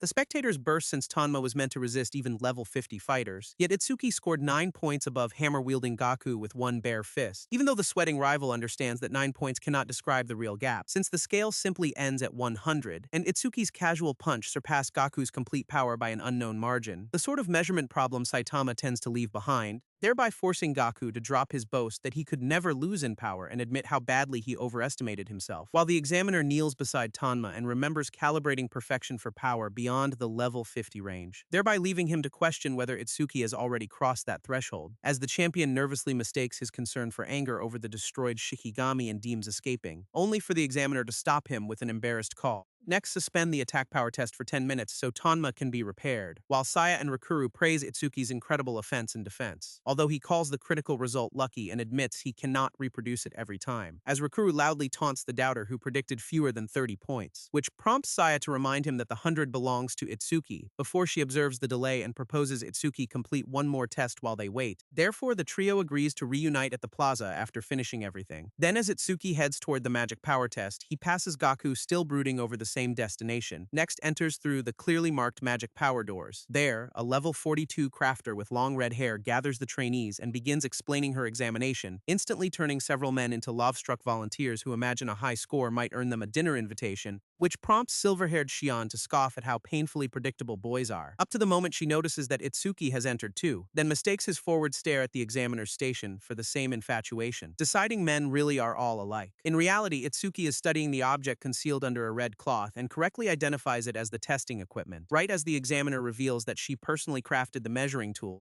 unveiling an uncommon piece of gear called a magic storage crystal, whose protocol is simple. Place one hand on the sphere and pour magic into it, since larger magic reserves fill more of the crystal and yield a higher score. Even though one trainee asks how anyone can finish the remaining exams after spending all their mana here, therefore the crafter explains that her crystal can absorb the whole reserve and return it afterward, thereby leaving the blushing questioner barely able to stammer his understanding, before she unseals the test without a fixed order and invites any willing challenger forward, thereby prompting that same young man to volunteer first since he believes initiative will impress her. Then she leans close to tell him he may begin whenever ready, thereby making him swear not to embarrass himself before such a beautiful woman and expect a good score even if it costs every drop of mana. And this he releases into the sphere in one explosive green surge, just to recoil when the result falls far below his expectations, since exhausting his whole reserve has not even filled half the crystal, although the examiner coolly retrieves the stored energy and admits she forgot one important detail, namely that the device reaches complete capacity only after taking in the complete magic reserve of an awakened around level 40, all while stunning the level 10 range trainees, who realize most of them cannot approach halfway. Then she reassures the first volunteer by returning every trace of mana, next confides that she can read a person's character by detecting the energy entering her crystal, then teases his unexpected innocence, reducing the hopeful challenger to a red-faced wreck, just before calling for the next raised hand, only for the crowd to retreat from the idea. Some would rather face another rock, as others have not recovered from the agility test, a reversal so sudden that Itsuki can only marvel at how swiftly their enthusiasm evaporated, then decide to step forward himself, whereupon the examiner greets what she believes is her second challenger, yet Itsuki freezes with his hand still halfway raised since she is looking past him, toward Hanyu Kana, runner-up in the Northern Continent qualifiers, whom the spectators recognize by name and beauty, while Itsuki at last understands why the recognizable face caught his attention. Then Cheon observes with interest now that both Northern first and second place stand in the same room, while the examiner confirms Hanyu knows the rules and permits him to begin, thereby prompting the quiet swordsman to place one gloved hand on the crystal, next channel a steady current of green mana into its core, which emerges through the sphere but initially halts only a little above the first trainee's result, all while inviting immediate mockery from onlookers who expect far more from second place, while South Continent trainees tell him to step aside and boast that they would have won the North with ease, until Hanyu disregards every jeer and reaches over his shoulder for the ornate sword, before quietly unlatching its sheath, next drawing the blade just enough to release the energy sealed within, then flooding the test platform with a savage storm of emerald mana. Hanyu's eyes flare under that spiraling pressure, as the crowd flinches as his output multiplies several times over without warning. Then Itsuki identifies the sword itself as Hanyu's mana source, realizing that drawing it releases the immense reserve stored within, and this then flows from the weapon through Hanyu's body, driving the magic storage crystal close to complete capacity, while the swordsman maintains the transfer with one hand on the sphere and the other gripping the partially drawn blade, until the examiner estimates almost 80% and finds that performance worthy of first place amid the last 5 years of candidates, after which the drained Hanyu seals the sword and removes his hand, only for the delighted crafter to praise the strong, cute girl who filled 80%, which forces Hanyu to correct her with 3 quiet words. He is a guy, specifically a revelation that leaves the room's admirers demanding their feelings back, while even Itsuki admits the face and name fooled him. Then the embarrassed examiner can only watch that the boys must be disappointed, before swiftly changing subjects, asking whether Hanyu is ready to receive his mana back, and getting a firm yes, although returning such a colossal reserve all at once visibly tires even the level 42 crafter, who now catches her breath and calls for the next volunteer, allowing Itsuki to at last complete the raised hand he started earlier and declare that he will go, as the examiner perks up at the handsome challenger and asks him to introduce himself first. Therefore, he gives his name as Itsuki Tenma from the Northern Continent, alerting everyone that their regional champion is stepping up. Then Hanyu passes him with a cool challenge to show what he can do, while skeptical trainees note that Itsuki has neither a magic-focused job nor a weapon, and wager his mana capacity cannot exceed 300. Yet once the examiner permits him to start, Itsuki privately acknowledges that his base mana is only 380 and would not even fill half the crystal by itself. His hand settles on the sphere anyway, since he possesses the passive effect of Mana Sense, whose active form consumes mana to detect its flow within 1200 meters, as its passive restores 10% of his own reserve for every enemy unit sensed, meaning even one nearby person with mana can instantly replace 10% of what he spends. Then the crowded hall contains far more than one, including Hanyu, Cheon, and the examiner, thereby making every awakened around him another source for the recovery effect. Therefore, Itsuki activates the skill and spreads a vast violet field through the venue, all while recovering 38 mana again and again until the presence of so many targets makes his supply effectively infinite, while repeated notifications confirm one sensed unit and another 10% restoration with every cycle, thereby leaving the crowd baffled that an empty-handed trainee trainee without Hanyu's artifact still has mana to spare, as even the crafter observes her crystal approach full capacity with growing concern, with its interior now churning with a dense galaxy of violet energy. Although Itsuki sees that the seemingly full sphere can still accept more, then continues pouring since his replenishing reserve refuses to run dry, thereby forcing the alarmed examiner to order him to stop before the equipment reaches its limit. Yet her warning comes a moment too late as Itsuki feels the device shift under his palm, as hairline cracks crawl across the overloaded crystal, until the uncommon gear bursts in a savage eruption of violet light, all while blasting the examiner backward and making the spectators shout about an explosion, while Hanyu catches the unmistakable crack of something breaking. Then Itsuki remains embedded over the shattered pedestal as the released mana rolls around him. Here, he awkwardly explains that he only kept pouring until the crystal broke by itself, then asks whether he will be charged for it, as the crowd wonders whether his magic was too great for the sphere, and starts calling him a monster. Yet, the stunned examiner is recalling how many years have passed since anyone last achieved this, since the previous person to burst her crystal was Taewajin exactly 10 years ago. Then now another anomaly of the same scale has appeared before her, although she reassures Itsuki that a spare exists and worries instead that he spent all his mana before the remaining tests. Yet he simply thanks her and casually reveals that he still has magic power left, thereby leaving the crafter stunned that even such an immense output failed to empty him, until curiosity draws her to the faint trace of his mana, hoping to judge the person who left it. Then one touch floods her senses with the emotional imprint carried within, overwhelming her so brutally that she doubles over and asks what she has felt, since the residue contains boiling anger, bone-deep regret, and a cold intent to kill, a whole graveyard of emotions hiding behind Itsuki's calm face. Although he has already started leaving through the oblivious crowd, reflecting that a regular person could not endure mana sense in a place packed with so many minds and calling the advantage somewhat unfair. However, skills are unrestricted, and only the agility test remains, when Saya's recognizable voice abruptly halts him, while she runs over with the utterly dejected Rakuru dragging behind, then learns Itsuki has already finished the magic power test, and says they are heading to agility too, as both friends whisper that Rakuru's pride fell after he scored below Sai in attack power, provoking the livid metal user to lunge forward and remind them that he can hear every word. Under the outburst, Rakuru fears an excellent evaluation is already impossible and can only hope his final score stays above 60. Therefore, Itsuki places a reassuring hand on him and vows that both friends will pass. Yet Rakuru argues the champion can relax after surviving difficulty 5 and one-shotting Tanma, practically securing an excellent score. Next begs him not to compare their situations since constant training only made Itsuki stronger while they face extra work if placed under observation, until Saya tells Rakuru to focus on the last test and vows that neither friend will hold back. Next advises Itsuki to rest since his supposed mana expenditure must have drained him. Then he quietly agrees while she looks up at him with concern, then jogs toward the final venue with Saya cheering him onward, then waving that he will see them later. Although Saya's smile vanishes the moment his back is turned, since she kicks Rikuru for saying something that could make Itsuki feel guilty about his advantage, worried that their longtime friend might intentionally hold back and enter the observation group with them. As Rakuru argues that Itsuki's earlier scores are surely high enough to remain above 80 even if he eases off now, since nobody sensible would abandon excellent student privileges for an observation tier demanding extra training, still unaware that this is precisely Itsuki's plan. He wants a final score below 80 and has no interest in the bonus points from an excellent evaluation, since the observation group would let him keep training beside Saya and Rakuru while his bracelet still demonstrates 104,600 camp points. Then the additional instruction is more valuable to him than status. Therefore, after assuming his previous performances were perfect, he decides the agility test must be scored as low as possible, ideally 0, until someone calls out to the Northern Continent fighter before he can enter, exposing Kagen and Mamichi in the South Continent group, whose battered blonde companion accuses Itsuki of avoiding them. Itsuki glances back and asks whether they want one more round, yet Kagen reminds him of their promised duel and coolly notes that he seemingly has not forgotten. Therefore, Itsuki lets a small spark crackle between them and vows all the time Kagen wants once the exam ends, soon after which the South champion turns away with his entourage,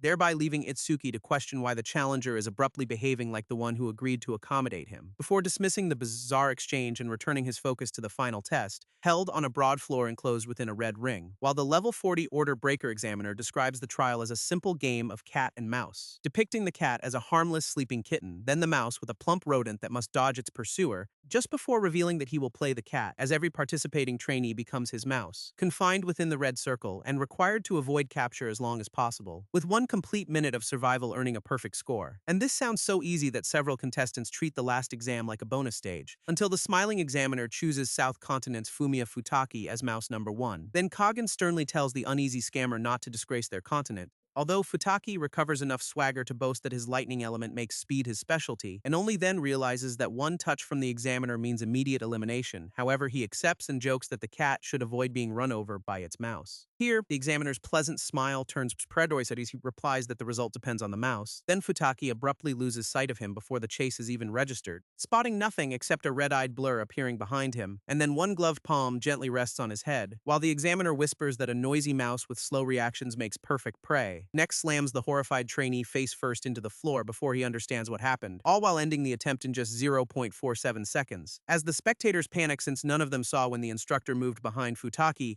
although Itsuki finds that the man is naturally fast rather than simply relying on a skill, then Kagen agrees the speed is remarkable but not impossible to follow, right as the examiner names the South Continent champion as his second mouse, thereby prompting Kagen's allies to cheer while he enters the circle without concern, then vows Itsuki a perfect score if he observes closely, whereas the examiner identifies South's number 1 as a member of the prestigious Imamichi family. But Kagen rejects the implied advantage and insists his family had nothing to do with his ranking, since the reason is brutally simple. He is strong, and this amuses the examiner, who hopes that confidence is more than talk, just before vanishing behind Kagen with the same opening move, and drawing a frantic warning from Futaki. However, Kagen pivots in time to catch the incoming hand, his focused gaze proving that, unlike the first mouse, he actually saw the cat approach. Kagen instantly rolls through the intercepted attack and slips away before the examiner can convert the blocked touch into a capture, earning cheers for dodging motion too fast to see as Futaki loudly claims his warning deserves the credit. Even though Itsuki knows Kagen's body had already reacted before that warning arrived, then notices the South champion is not tracking the examiner with his eyes, raising the real question of how he senses the man's position,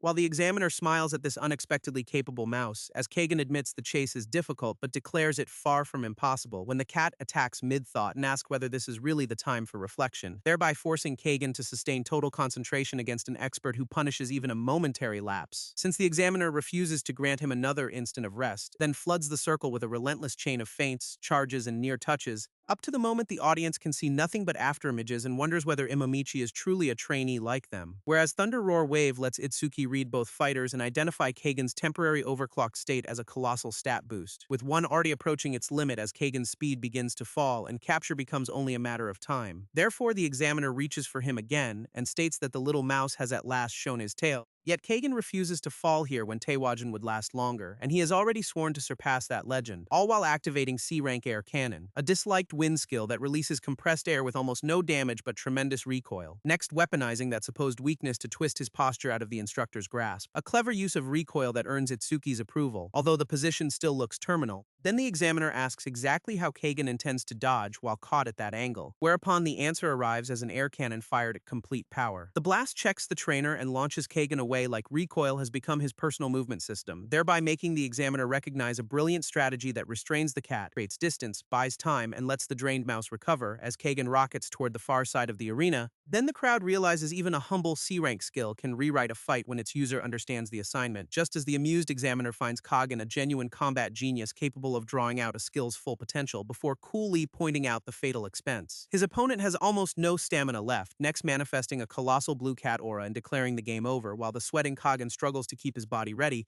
as Itsuki agrees that a few seconds of rest might help but sees the South champion cornered with nowhere left to turn, except that Imamichi still has one escape route the floor plan forgot to close. Then Kagen finds it by looking straight into the air, all while springing upward the instant the examiner closes from below, next activating C-Rank Skywalk to dodge through open space on solidified footholds, which the spectators call flight, technically legal since he remains within the circle, and remarkable even for the uncommon wind element job, while Itsuki explains that Kagen solidifies air under his feet and rebounds from those platforms to escape pursuit, praising the application and concluding from the cat's earlier actions that the examiner cannot fly or remain airborne this far up, only for that assumption to collapse when the trainer appears face-to-face with Kagen in midair, catches the startled trainee and states his victory, before driving them back to the battlefield floor in an explosive landing. There, the examiner checks his stopwatch while Kagen coughs amid the settling dust. Here, smiling, the cat admits it was close and that his best mouse almost made it, next states Kagen's survival time as 1 minute and 2 seconds, enough for a perfect result, thereby leaving the drained South champion with a satisfied smile, as the whole venue bursts since the preliminary number 1 has proven his title was not decorative. Then Itsuki finds himself anticipating their duel after seeing Kagen's clever pacing ability to extract every advantage from modest skills, while Futaki and Ikatora celebrate the pride of the South with enough force to turn one battered scammer into a victory trophy. Just before the examiner offers Kagen a hand and helps him rise, praising him as the most outstanding trainee faced in 9 years and a future special class savior if he keeps working. And this leaves Kagan flushed as he offers a formal thank you. Then the examiner shifts on to South Continent's Ikatora Sano, while Kagan encourages him and the giant confidently claims his leader's performance exposed the cat's movement patterns.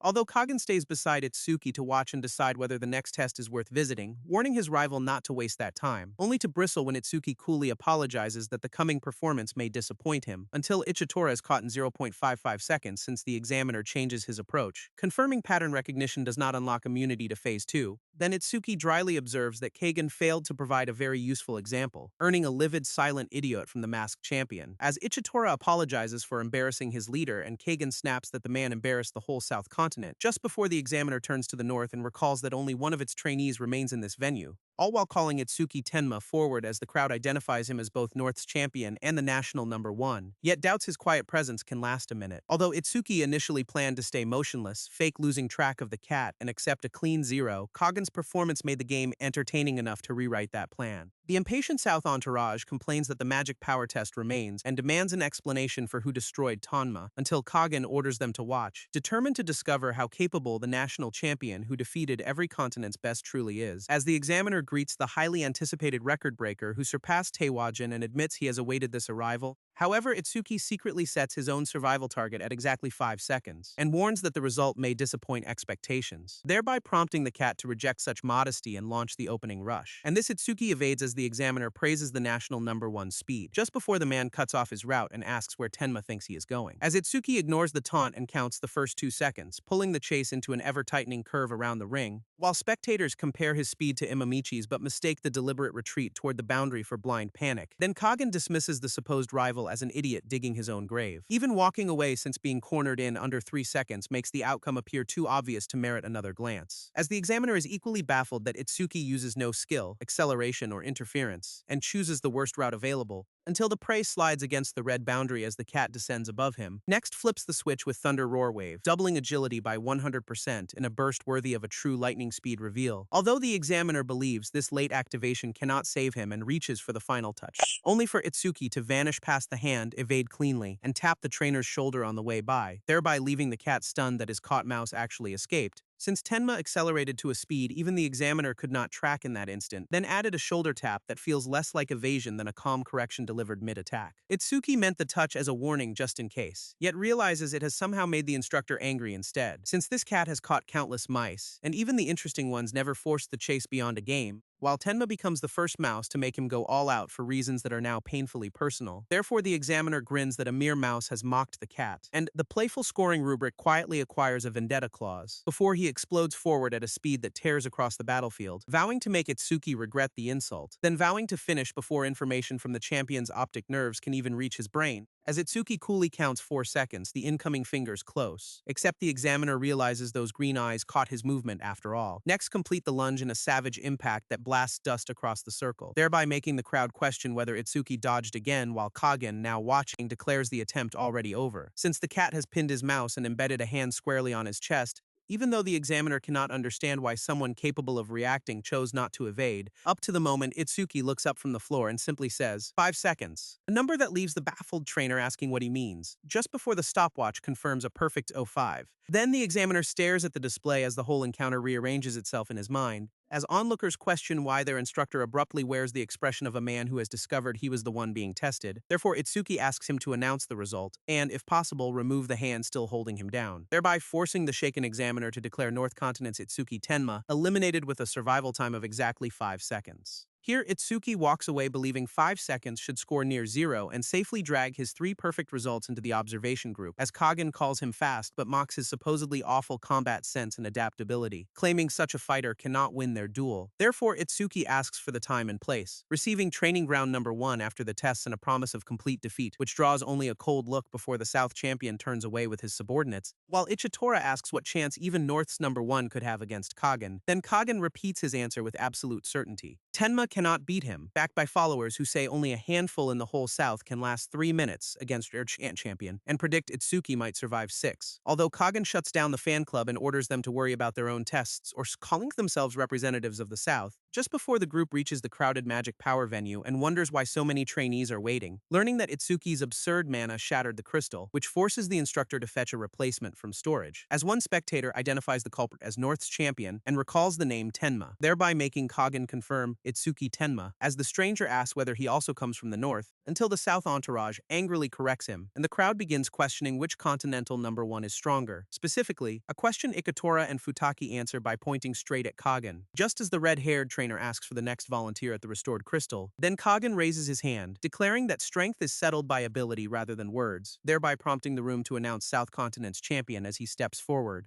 As the instructor briefly loses professional focus to his silver hair and matching eyes, next starts explaining the simple test until Kagen cuts in that he already knows to pour mana into the crystal. While spectators debate whether Kagen or Itsuki has more magic, and the South champion remembers Tenma's supposedly limitless supply. Now, Kagen begins filling the replacement sphere with a dense violet current, planning at first to stop at the exact amount needed for a perfect score while the smitten examiner invites him to dinner. Yet pride intervenes, since if Tenma made a crystal explode, Kagen decides he will do the same, then pushes the already full sphere beyond its intended capacity. Even as the instructor praises the complete fill and vows to return all the stored mana afterward, as Kagen quietly keeps the pressure climbing, up to the moment her flirtation becomes panic and she warns him to stop, realizing Apex Camp may be losing a second crystal, an accurate fear. Since Kagen releases another overwhelming surge and bursts the replacement apart, thereby sending the crowd into celebration while the stunned examiner observes her equipment budget take a consecutive critical hit. Then Kagen refuses the mana return since he still has plenty left, which leaves her to mourn my crystal ball, while his followers boast that destroying a sphere able to absorb a level 40 reserve guarantees first place. Although Kagen deems victory in a low-level test meaningless and saves his interest for the coming duel, right when Rikuru discovers that Itsuki survived only 5 seconds in the agility test, then Itsuki blames the examiner's absurd speed plus his own lack of specialization, despite Saya's stare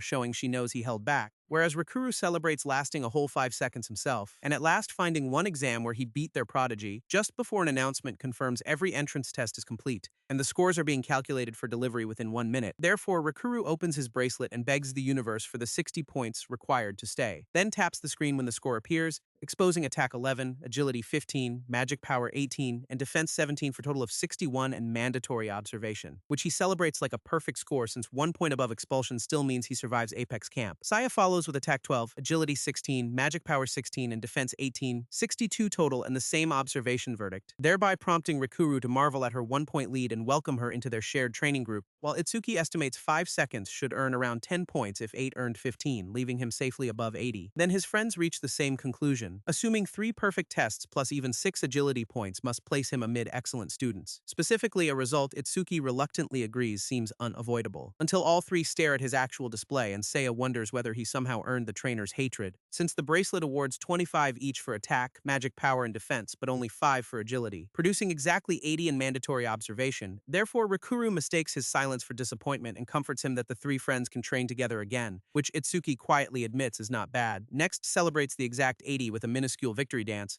only for Kagen to arrive and mock the North's lack of ambition if simply reaching the observation group causes this much excitement. As Rikuru demands an explanation for what score gives him the right to act superior, then Futaki proudly states 4 perfect results for a total of 100 before Kagen orders him to stop bragging. Next reminds Itsuki of the promised lesson, receiving assurance that the challenger is not forgotten, while applause calls their flying sparks exactly how young fighters should behave, thereby making both groups turn toward the source. There, the agility examiner stands with several other instructors, then states that he heard the 2 champions are planning a duel, reassuring Kagen that such a match is not simply allowed, but enthusiastically welcomed, with one condition, since a duel this vowing would be boring without spectators. Therefore, the meddling cat invites every trainee in the venue. Here, he advertises Itsuki Tenma versus Kagen Imamichi for 8 that evening at training ground number 1, hands over the 2 continental champions like a promoter who found his main event before lunch, then instantly turns their private grudge match into a camp-wide spectacle with wagers already forming, presented as nothing less than a duel between the strongest. As Kagen tells Itsuki he never wanted this much attention and to blame the interfering instructor for the circus, even though Itsuki's sharp smile says the larger stage only makes him look forward to it more. While excited trainees scatter toward food, naps, and good seats before the 8 o'clock show, up to the moment the examiner calls Tenma aside for a private second. Then Kagen takes his followers to eat while Itsuki tells Saya and Rikuru to go ahead so he can catch his breath. Whereupon the examiner drops the act and says he alone understands how remarkable Tenma's agility performance truly was,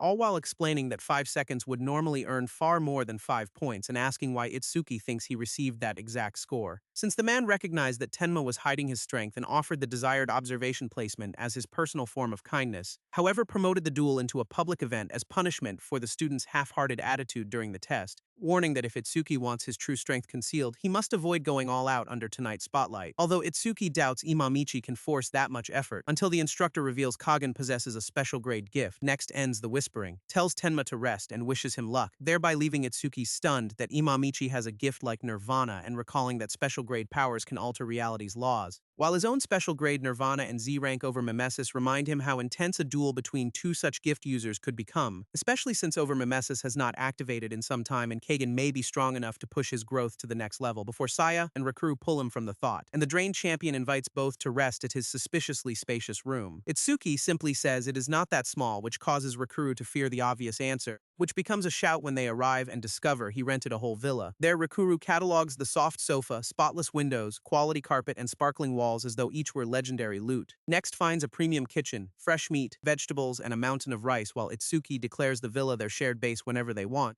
Although both friends soon return to the duel and urge him to avoid the perilous silver-haired challenger, since an injury could ruin future training, yet Itsuki explains that his gift and skills improve only through sufficiently strong opponents and believes Imamichi may at last qualify. Next hands Rakuru the practical part of the battle plan. Cook something good and victory is guaranteed on a full stomach, a mission the thrilled cook accepts with more confidence than some trainees brought to the exam. As Saya remains worried since Itsuki made the same promise of certain victory when skeleton soldier number 10369 attacked their school. Then he argues that he did win, only for her to note she was not present when that fight ended, since he broke his promise to keep himself safe, all while taking the skeleton's attack head-on when he clearly could have dodged. Then when Itsuki starts blaming his skill, Saya halts him since even she is forbidden from learning what an Order Breaker's ability does. However, she already deduced that after he summoned the giant blue lotus, his wounds healed and he defeated the skeleton, meaning she knows he endured the blow since he trusted that recovery, yet insists he could have won far more safely, and admits his habit of deliberately entering danger infuriates her despite his apology. Next says a truly angry girl rarely states it plainly, which leaves Itsuki to ask whether that means she is no longer mad and proving her point in real time. Therefore, Saya calls him unchanged since childhood, reminds him he is not alone, and points to herself and Rakuru as the people standing beside him, demanding Itsuki to begin valuing his own life a little more, as Rakuru serves dinner and calls it Saya's lecture time again, instantly earning her denial that this was a lecture. At this point, with 5 minutes left before the duel, Itsuki tells everyone to finish putting dinner away and head out. Then by 7:55 p.m., training ground number 1 is already packed, with trainees betting camp points on Tenma or Imamichi until the battlefield sounds suspiciously like a fantasy sports exchange, as both special grade gift holders step into view under the crowd. Then the agility examiner notes that trainee duels happen often, yet never before as a spectacle gathering practically the whole camp, admitting even he is curious, despite questioning whether two kids' quarrel really deserved this much production. Next deciding all key players are present and calling for silence so he can announce the rules. And this instantly cuts through the shouting, just before he orders both duelists into the ring, where Kagen and Itsuki's supporters roar equally loudly and with far less dignity, while Rule 1 declares loss of consciousness, incapacitation, or being knocked outside the ring an immediate defeat, as Rule 2 permits every kind of motto tool. Then Rule 3 places all injuries or even death under mutual liability, a waiver carrying unmistakable dark tournament energy. Although the examiner says the duel will begin at once if neither side objects, thereby prompting Kagen to ask whether the word death frightened Itsuki, who finds the taunt more annoying than intimidating. Therefore, both men raise no objection and the duel officially begins, with Kagen vowing to end it swiftly as he gathers wind between his hands, all while activating the C-rank skill Vacuum, whose savage updraft sucks in the air and every object within its radius toward the caster,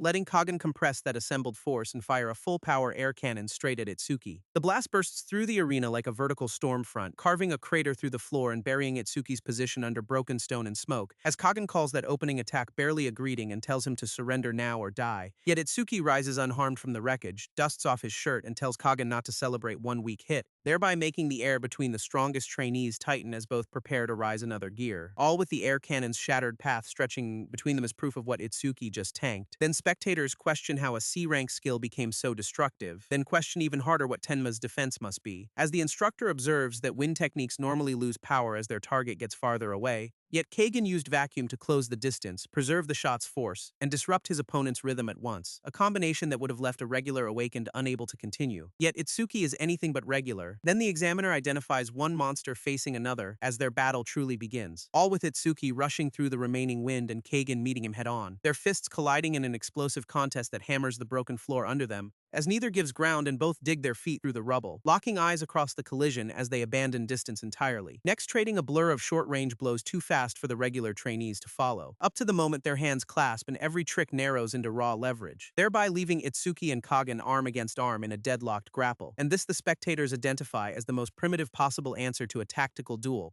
a pure contest of strength with enough force behind it to keep cracking the battlefield wall. Saya initially calls the struggle even, yet the fighter beside her sees Kagan being pushed backward and warns that he will lose at this rate. While sweat beads across Kagan's face and his arms begin to tremble, since moving Itsuki now feels like trying to shove an immovable mountain, up to the moment Itsuki coolly asks whether Kagan forgot to eat. Then the insult drives Kagan to break the lock with another close-range air cannon, all while landing the blast directly against Itsuki's head at point-blank range, with enough concentrated wind to throw rubble across the ring. However, Itsuki simply emerges from the glare and turns his neck, thereby leaving Kagan to question whether he is facing a tank-type specialist, built for both attack and defense, as Itsuki rubs the spot and asks if that was supposed to be serious. Therefore, Kagan decides brute force will not work and resolves to beat him with speed, compressing wind around his knuckles before rushing forward, next driving the wind-wrapped strike into Itsuki at close range, before winding up one more heavy follow-through. While both fighters stare through the pressure with neither willing to blink, then Kagan begins calling another C-rank air skill, before Itsuki interrupts the cast with one perfectly timed body blow, smashing Kagan into the floor hard enough to burst another crater, as his supporters shout in disbelief, since Tenma's single punch carried the destructive power of Kagan's full air cannon, which makes the arena's math a certified one-punch problem. At this point, standing over the staggered Kagan, Itsuki asks whether he is still holding back just to avoid killing him, although inwardly he realizes this is the first opponent ever to give him a handicap and fears the fight will end before Overmimesis awakens, unless he draws out genuine killing intent. Therefore he decides to play the villain for a while, leaning over Kagan to sneer that all his arrogance seemingly amounted to this, next asking whether the South champion feels embarrassed, just before grabbing him by the throat and lifting him clear off the ground, then flings him back into the rubble with effortless contempt and tells him to look at his pathetic face, since a one-sided beating can no longer be called a match, at last branding him a coward as Itsuki's manufactured cruelty turns the pressure red hot. As Kagan's livid supporters demand that Tenma stop insulting their champion, then the crowd argues that winning does not justify going that far against a warrior worthy of respect, thereby leaving Rikuru disturbed since Itsuki never talks this way, although Saya trusts that he has a reason and chooses to watch. Exactly as Kagan's rage detonates into a savage pillar of wind, and he asks what happens when someone truly makes him angry, blood streaking his face as he vows to show Itsuki. Then a storm of razor-edged currents bursts outward around him, which makes Itsuki's eyes redden since the reaction he wanted has at last arrived, as Kagan releases the C-rank windblade, sweeping an enormous compressed edge across the arena toward his waiting opponent, as Itsuki identifies the technique as the same windblade Iberia once used. Then the memory of that earlier battle flashes through him with painful clarity. Here, Itsuki recalls the cutting wind tearing across his body and remembers what that skill once cost him, as Kagan's own past surfaces, beginning with a childhood in which he was the strongest amid everyone his age in the clan, followed by years spent defeating awakened opponents, celebrated as geniuses, all of whom he dropped almost instinctively before he even understood that each fight had started. Up to the moment, constant victory gradually changed the way battle felt, until the thrill accompanying his first ever victory completely faded. While triumph became something natural rather than earned, then fighting eventually became boring,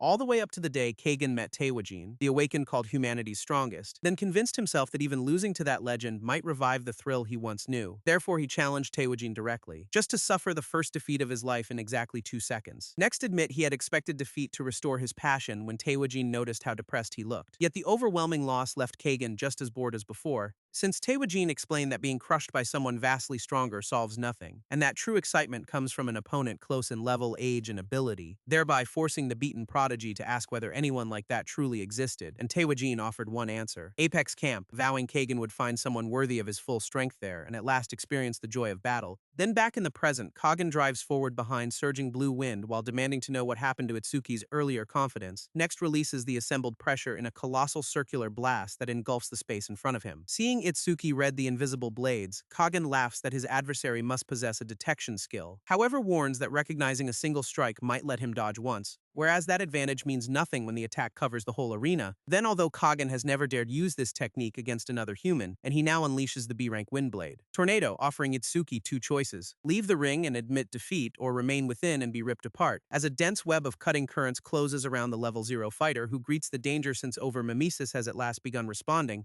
all while confirming that the killing intent he provoked has achieved exactly what he wanted. While the system detects Windblade Tornado, activates analysis and starts at 1%, although Saya and Rakuru see only an execution in progress and scream that Itsuki will die, with terrified spectators urging him to surrender since no duel is worth his life, as even South Continent trainees admit Kagen has never been this ruthless and has gone too far, up to the moment demands to stop the match spread across the stands. Yet the presiding examiner refuses, arguing that both fighters' spirits are peaking and an interruption would spoil the contest. Therefore, Itsuki activates Black Ice Wall as his analysis emerges from 38 to 39%, stunning the crowd with black ice armor despite his earlier displayed lightning power while progress reaches 40%. However, the onlookers doubt even that unknown defense can withstand another direct hit. Then their fear proves justified when the wind blades carve through the armor as analysis reaches 50%. Since Kagen knows Black Ice Wall was built to resist fire, which makes it a disastrous matchup against wind. Itsuki knows that weakness too, yet decides the armor only needs to keep him alive until the analysis completes. All while the B-rank Tornado tears open bloody wounds across his body, thereby leaving him barely upright while progress climbs to 75%. Then Kagen warns that trying to exhaust his mana will never work, since Silver Eye, his special class gift, reduces every skill's cost by 90%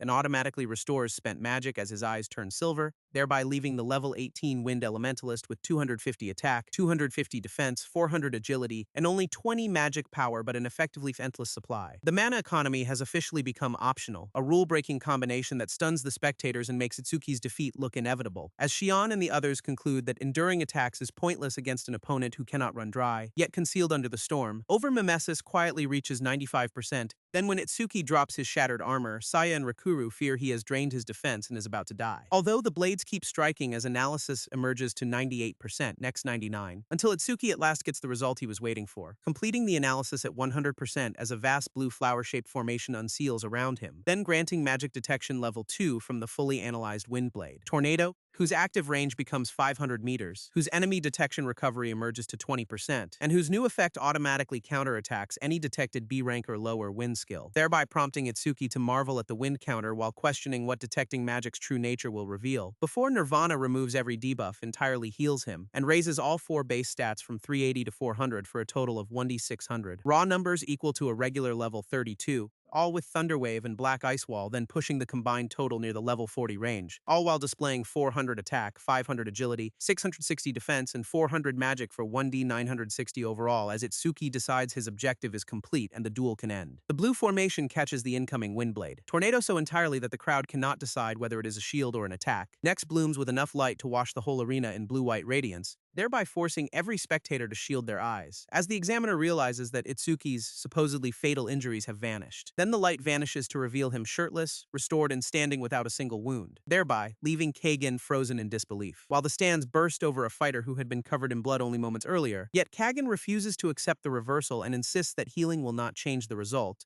pouring maximum power into one more Windblade Tornado, except Tsuki responds by triggering the upgraded magic detection, all while gathering a visible current of countering mana around his hand and body, until the crowd observes his magic halt the tornado head-on and wonders why he'd not use it sooner, before the automatic counter flares outward and erases Kagen's attack, confirming the additional effect even stronger than Itsuki imagined. As Kagen can only demand an explanation for how his Windblade was stopped, then Itsuki answers that he withheld irrelevant skills, yet now identifies Kagen as an opponent worthy of respect as orange power gathers around him. Therefore, he will honor that strength by ending the duel with everything he has, while Kagen roars that victory will still belong to him, thereby prompting Itsuki to activate Lotus Burst at full force, then detonate a colossal orange pillar that swallows the arena in fire, debris, and thunderous pressure. When the blast at last crumples into burning smoke, stunned witnesses find Kagen down and can only ask how the match turned so entirely, as the battered prodigy bitterly says Itsuki could have won long ago by using that power since the beginning, ruining his hope that he had at last found an equal Yet Itsuki points out that Kagen remains conscious and is amid the strongest awakened opponents he has ever faced, insisting he barely won after going all out and almost died himself, although Kagen calls him a liar for standing there without a scratch, until the examiner confirms the match is over and gets ready the official decision, all while announcing the winner before the pact stands. While North Continent champion Itsuki Tenma, then Kagen quietly remembers Teiwajin, realizing Apex Camp truly did contain an incredible rival he could not defeat even without seeing that rival's complete strength, next thanking the strongest awakened for sending him here since simply imagining another fight with Itsuki makes his blood race again. As the audience bursts, Itsuki's supporters celebrate, and those who bet against him mourn their points,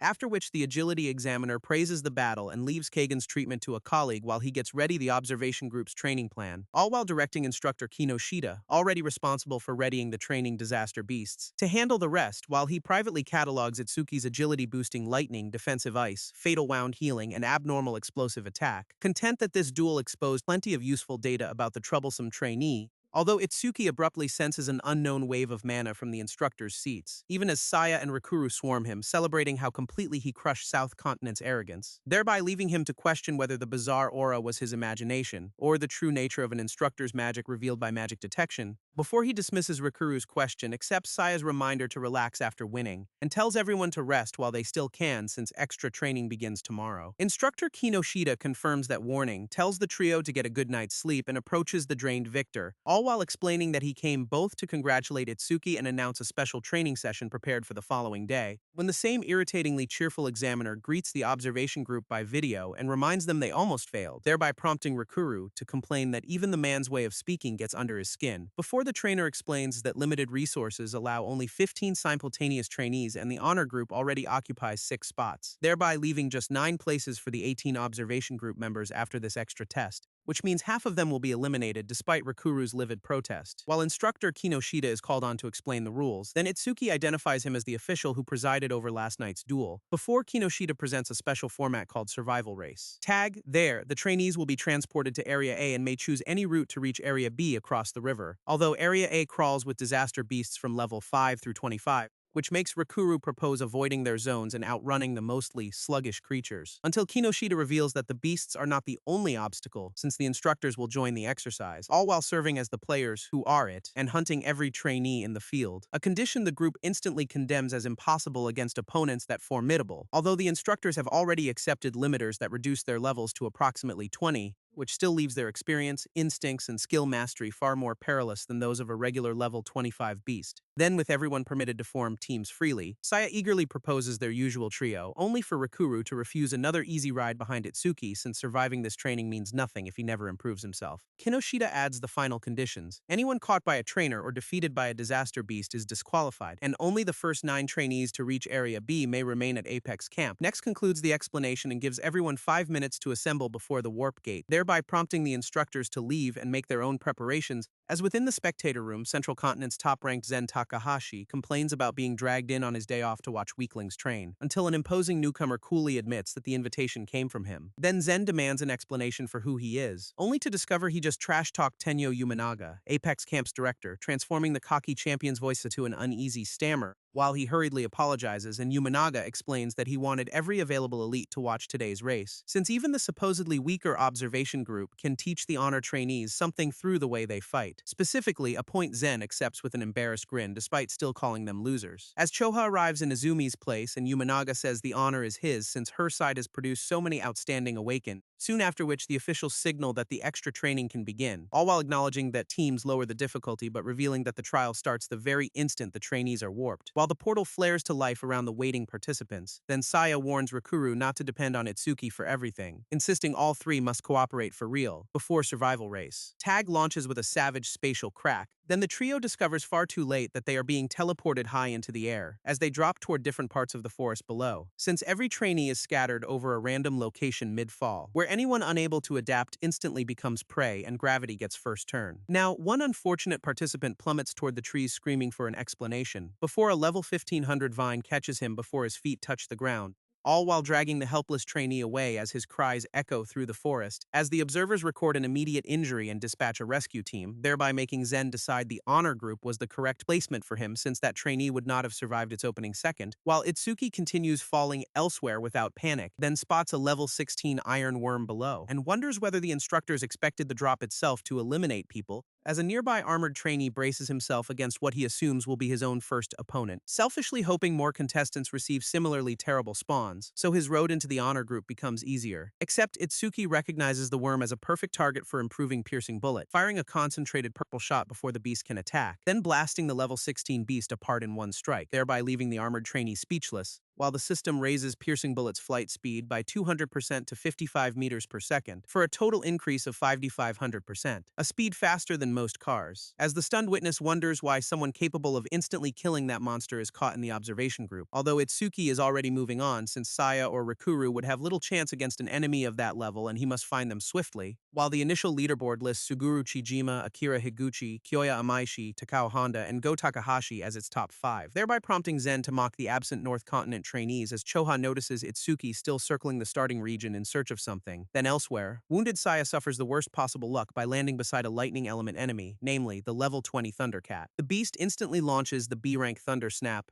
thereby making drained Saya apologize to Itsuki, since she fears she will never fight beside him again. Up to the moment Itsuki arrives in time and tells her everything is alright now, taking in the attack through Thunder Wave, gaining one more 10% agility increase with 3 of 5 charges remaining, and raising his displayed agility to 540 with a 35% bonus, as Rikuru explains that Itsuki found him instantly after landing and the pair have been sprinting around to locate Saya, who now reaches toward her rescuers and eagerly declares that the three of them can work together after all. Just before both friends recoil from a sudden attack behind Itsuki, only to watch the Thundercat's head burst under his instantaneous counter, while Itsuki coolly checks whether Saya is alright, then accepts her shaken yes, and turns from the dead beast, demanding both teammates to stay close behind him while he leads them straight toward the goal. Therefore, the reunited trio tears through one disaster beast encounter after another, racing across the digital course map at an abnormal pace, until 30 minutes have passed, and the leading contenders have crossed over half of the route, setting off an unknown speed limit alert in the observation room, where the officials explain that constant battles should limit the average sub-level 20 trainee to roughly 50 meters per second, and the system marks anyone faster, meaning someone on the course has shattered the expected ceiling, while a bright marker races across the map, even though sustaining such speed ought to be impossible without a perfectly straight, enemy-free path. However, the live data demonstrates that disaster beasts are failing to slow the unknown runner whatsoever. Yamanaga instantly orders the surveillance team to identify whoever triggered the alarm, then the feed reveals Itsuki, Saya, and Rikuru still racing together from the starting region, thereby prompting Zen to dismiss Itsuki as an average trainee who must have been fortunate enough to dodge every enemy, until the map forecasts an imminent level 19 encounter, and Yamanaga decides it will reveal whether the pace comes from luck or real ability, while a magma bear bursts across the trio's route, only for Black Ice Wall to block its B-rank magma attack, gain one more 15% defense bonus, and raise Itsuki's displayed defense to 7 and 20 at plus 80%, as he reflects that Piercing Bullet, Thunder Wave, and Black Ice Wall have all grown stronger in less than an hour, confirming that choosing the observation group was the correct call. Then Yamanaga observes the level 19 bear drop within a single second, as Saya and Rikuru beg him to slow down. Itsuki tells them to keep up, since this brutal pace has been their routine since the beginning. Then without waiting for his friends, Itsuki would already be at the finish, driving the stunned director to request a summary of his file. And this identifies Tenma Itsuki as the North Preliminary Champion, an order breaker, and a registered level 0 trainee, thereby making Yamanaga ask for the level again. Before the answer 0 lands in the room like corrupted save data, then the file adds that Itsuki scored 116,000 preliminary points and broke Teiwajin's record, baffling observers who remember that the finale required fighting level 15 Inferno Giants and struggle to imagine how many kills a score like that required, until the displayed total of 21 shakes Zen since he won the central preliminary, yet pushed himself to exhaustion after only 2. As Yamanaga admits he once managed 6 and even humanity's strongest, Teiwajin, defeated only 10. Next jumps up to check whether Itsuki's impossible record includes an error. Choha halts him, keying the result since she personally witnessed the North Continent preliminary, which leaves Yamanaga unable to reconcile a level 0 registration with such absurd stats and so many formidable skills, before he asks what other high-level enemy waits ahead and learns Itsuki will soon encounter the level 25 fabled rampaging wolf, while the racing trio senses a crimson presence barring its route. Then Itsuki warns his friends that this opponent is entirely unlike the beasts they have faced so far, as a seemingly human figure emerges within the overwhelming red aura, thereby causing Rikuru to take it for an old man until Itsuki checks the mana and identifies one of the forest's most perilous disaster beasts, which drops the disguise, reveals its monstrous wolf form, and greets the challengers for locating it, thereby leaving both Saya and Rikuru terrified by the creature before them, since they are already burning everything just to sustain pace, so Itsuki orders them to keep running while he deals with the wolf himself, although Saya plants a hand against the ground and desperately shouts for him to wait, while stunned viewers question placing a level 25 monster in training for level 10 participants, and Yumanaga answers that no one should beat it alone. The point is teamwork. Next explains that this fabled rampaging wolf has been used as an Apex camp trial since the facility was established more than 10 years ago. Recalling how his own rookie team once faced it during a group test, where its speed, razor fangs, cunning, and insane brutality made the battle a nightmare. Then even as that year's top trainee with 2 allies, Yuminaga won only after losing 1 teammate, since this is a true man-killing beast rather than a controlled target. However, precisely for that reason, he deems it perfect for measuring Itsuki's real strength, as Zen calls the solo charge a suicide run, and Choha argues that Itsuki still stands a chance, especially if his teammates support him, thereby leaving everyone to brace for a fierce battle between the level 0 anomaly and Apex Camp's legendary predator. The wolf charges forward, vowing to devour him, yet Itsuki activates Thunder Wave and tells the predator to move. Next reinforces the charge with Black Ice Wall as blue armor and lightning merge around his fist, driving one overwhelming blow clean through the giant beast, then killing the level 25 fabled rampaging wolf instantly, which leaves even Zen to question how much Itsuki held back before, as the officials reject his registered level and assume he must be hiding a level 30 rating or higher. Although Itsuki only feels disappointed since he had hoped to meet a stronger disaster beast, then finds the legendary camp killer far too weak to compare with the monsters he has already fought, while the progress board shifts Itsuki into first place, Saya into second, Rikuru into third, Suguru Chijima into fourth, and Akira Higuchi into fifth, thereby prompting Yuminaga to reveal the course's failsafe. Once any speed alarm runner reaches 70% progress, another obstacle triggers automatically, right as magic detection finds 4 enemy units ahead and restores 80% of Itsuki's mana, thereby making Saya and Rikuru raise their eyes in alarm, where 4 level limited instructors are already waiting together, transforming the trio's sprint into a 4-boss encounter at the course's next lethal checkpoint.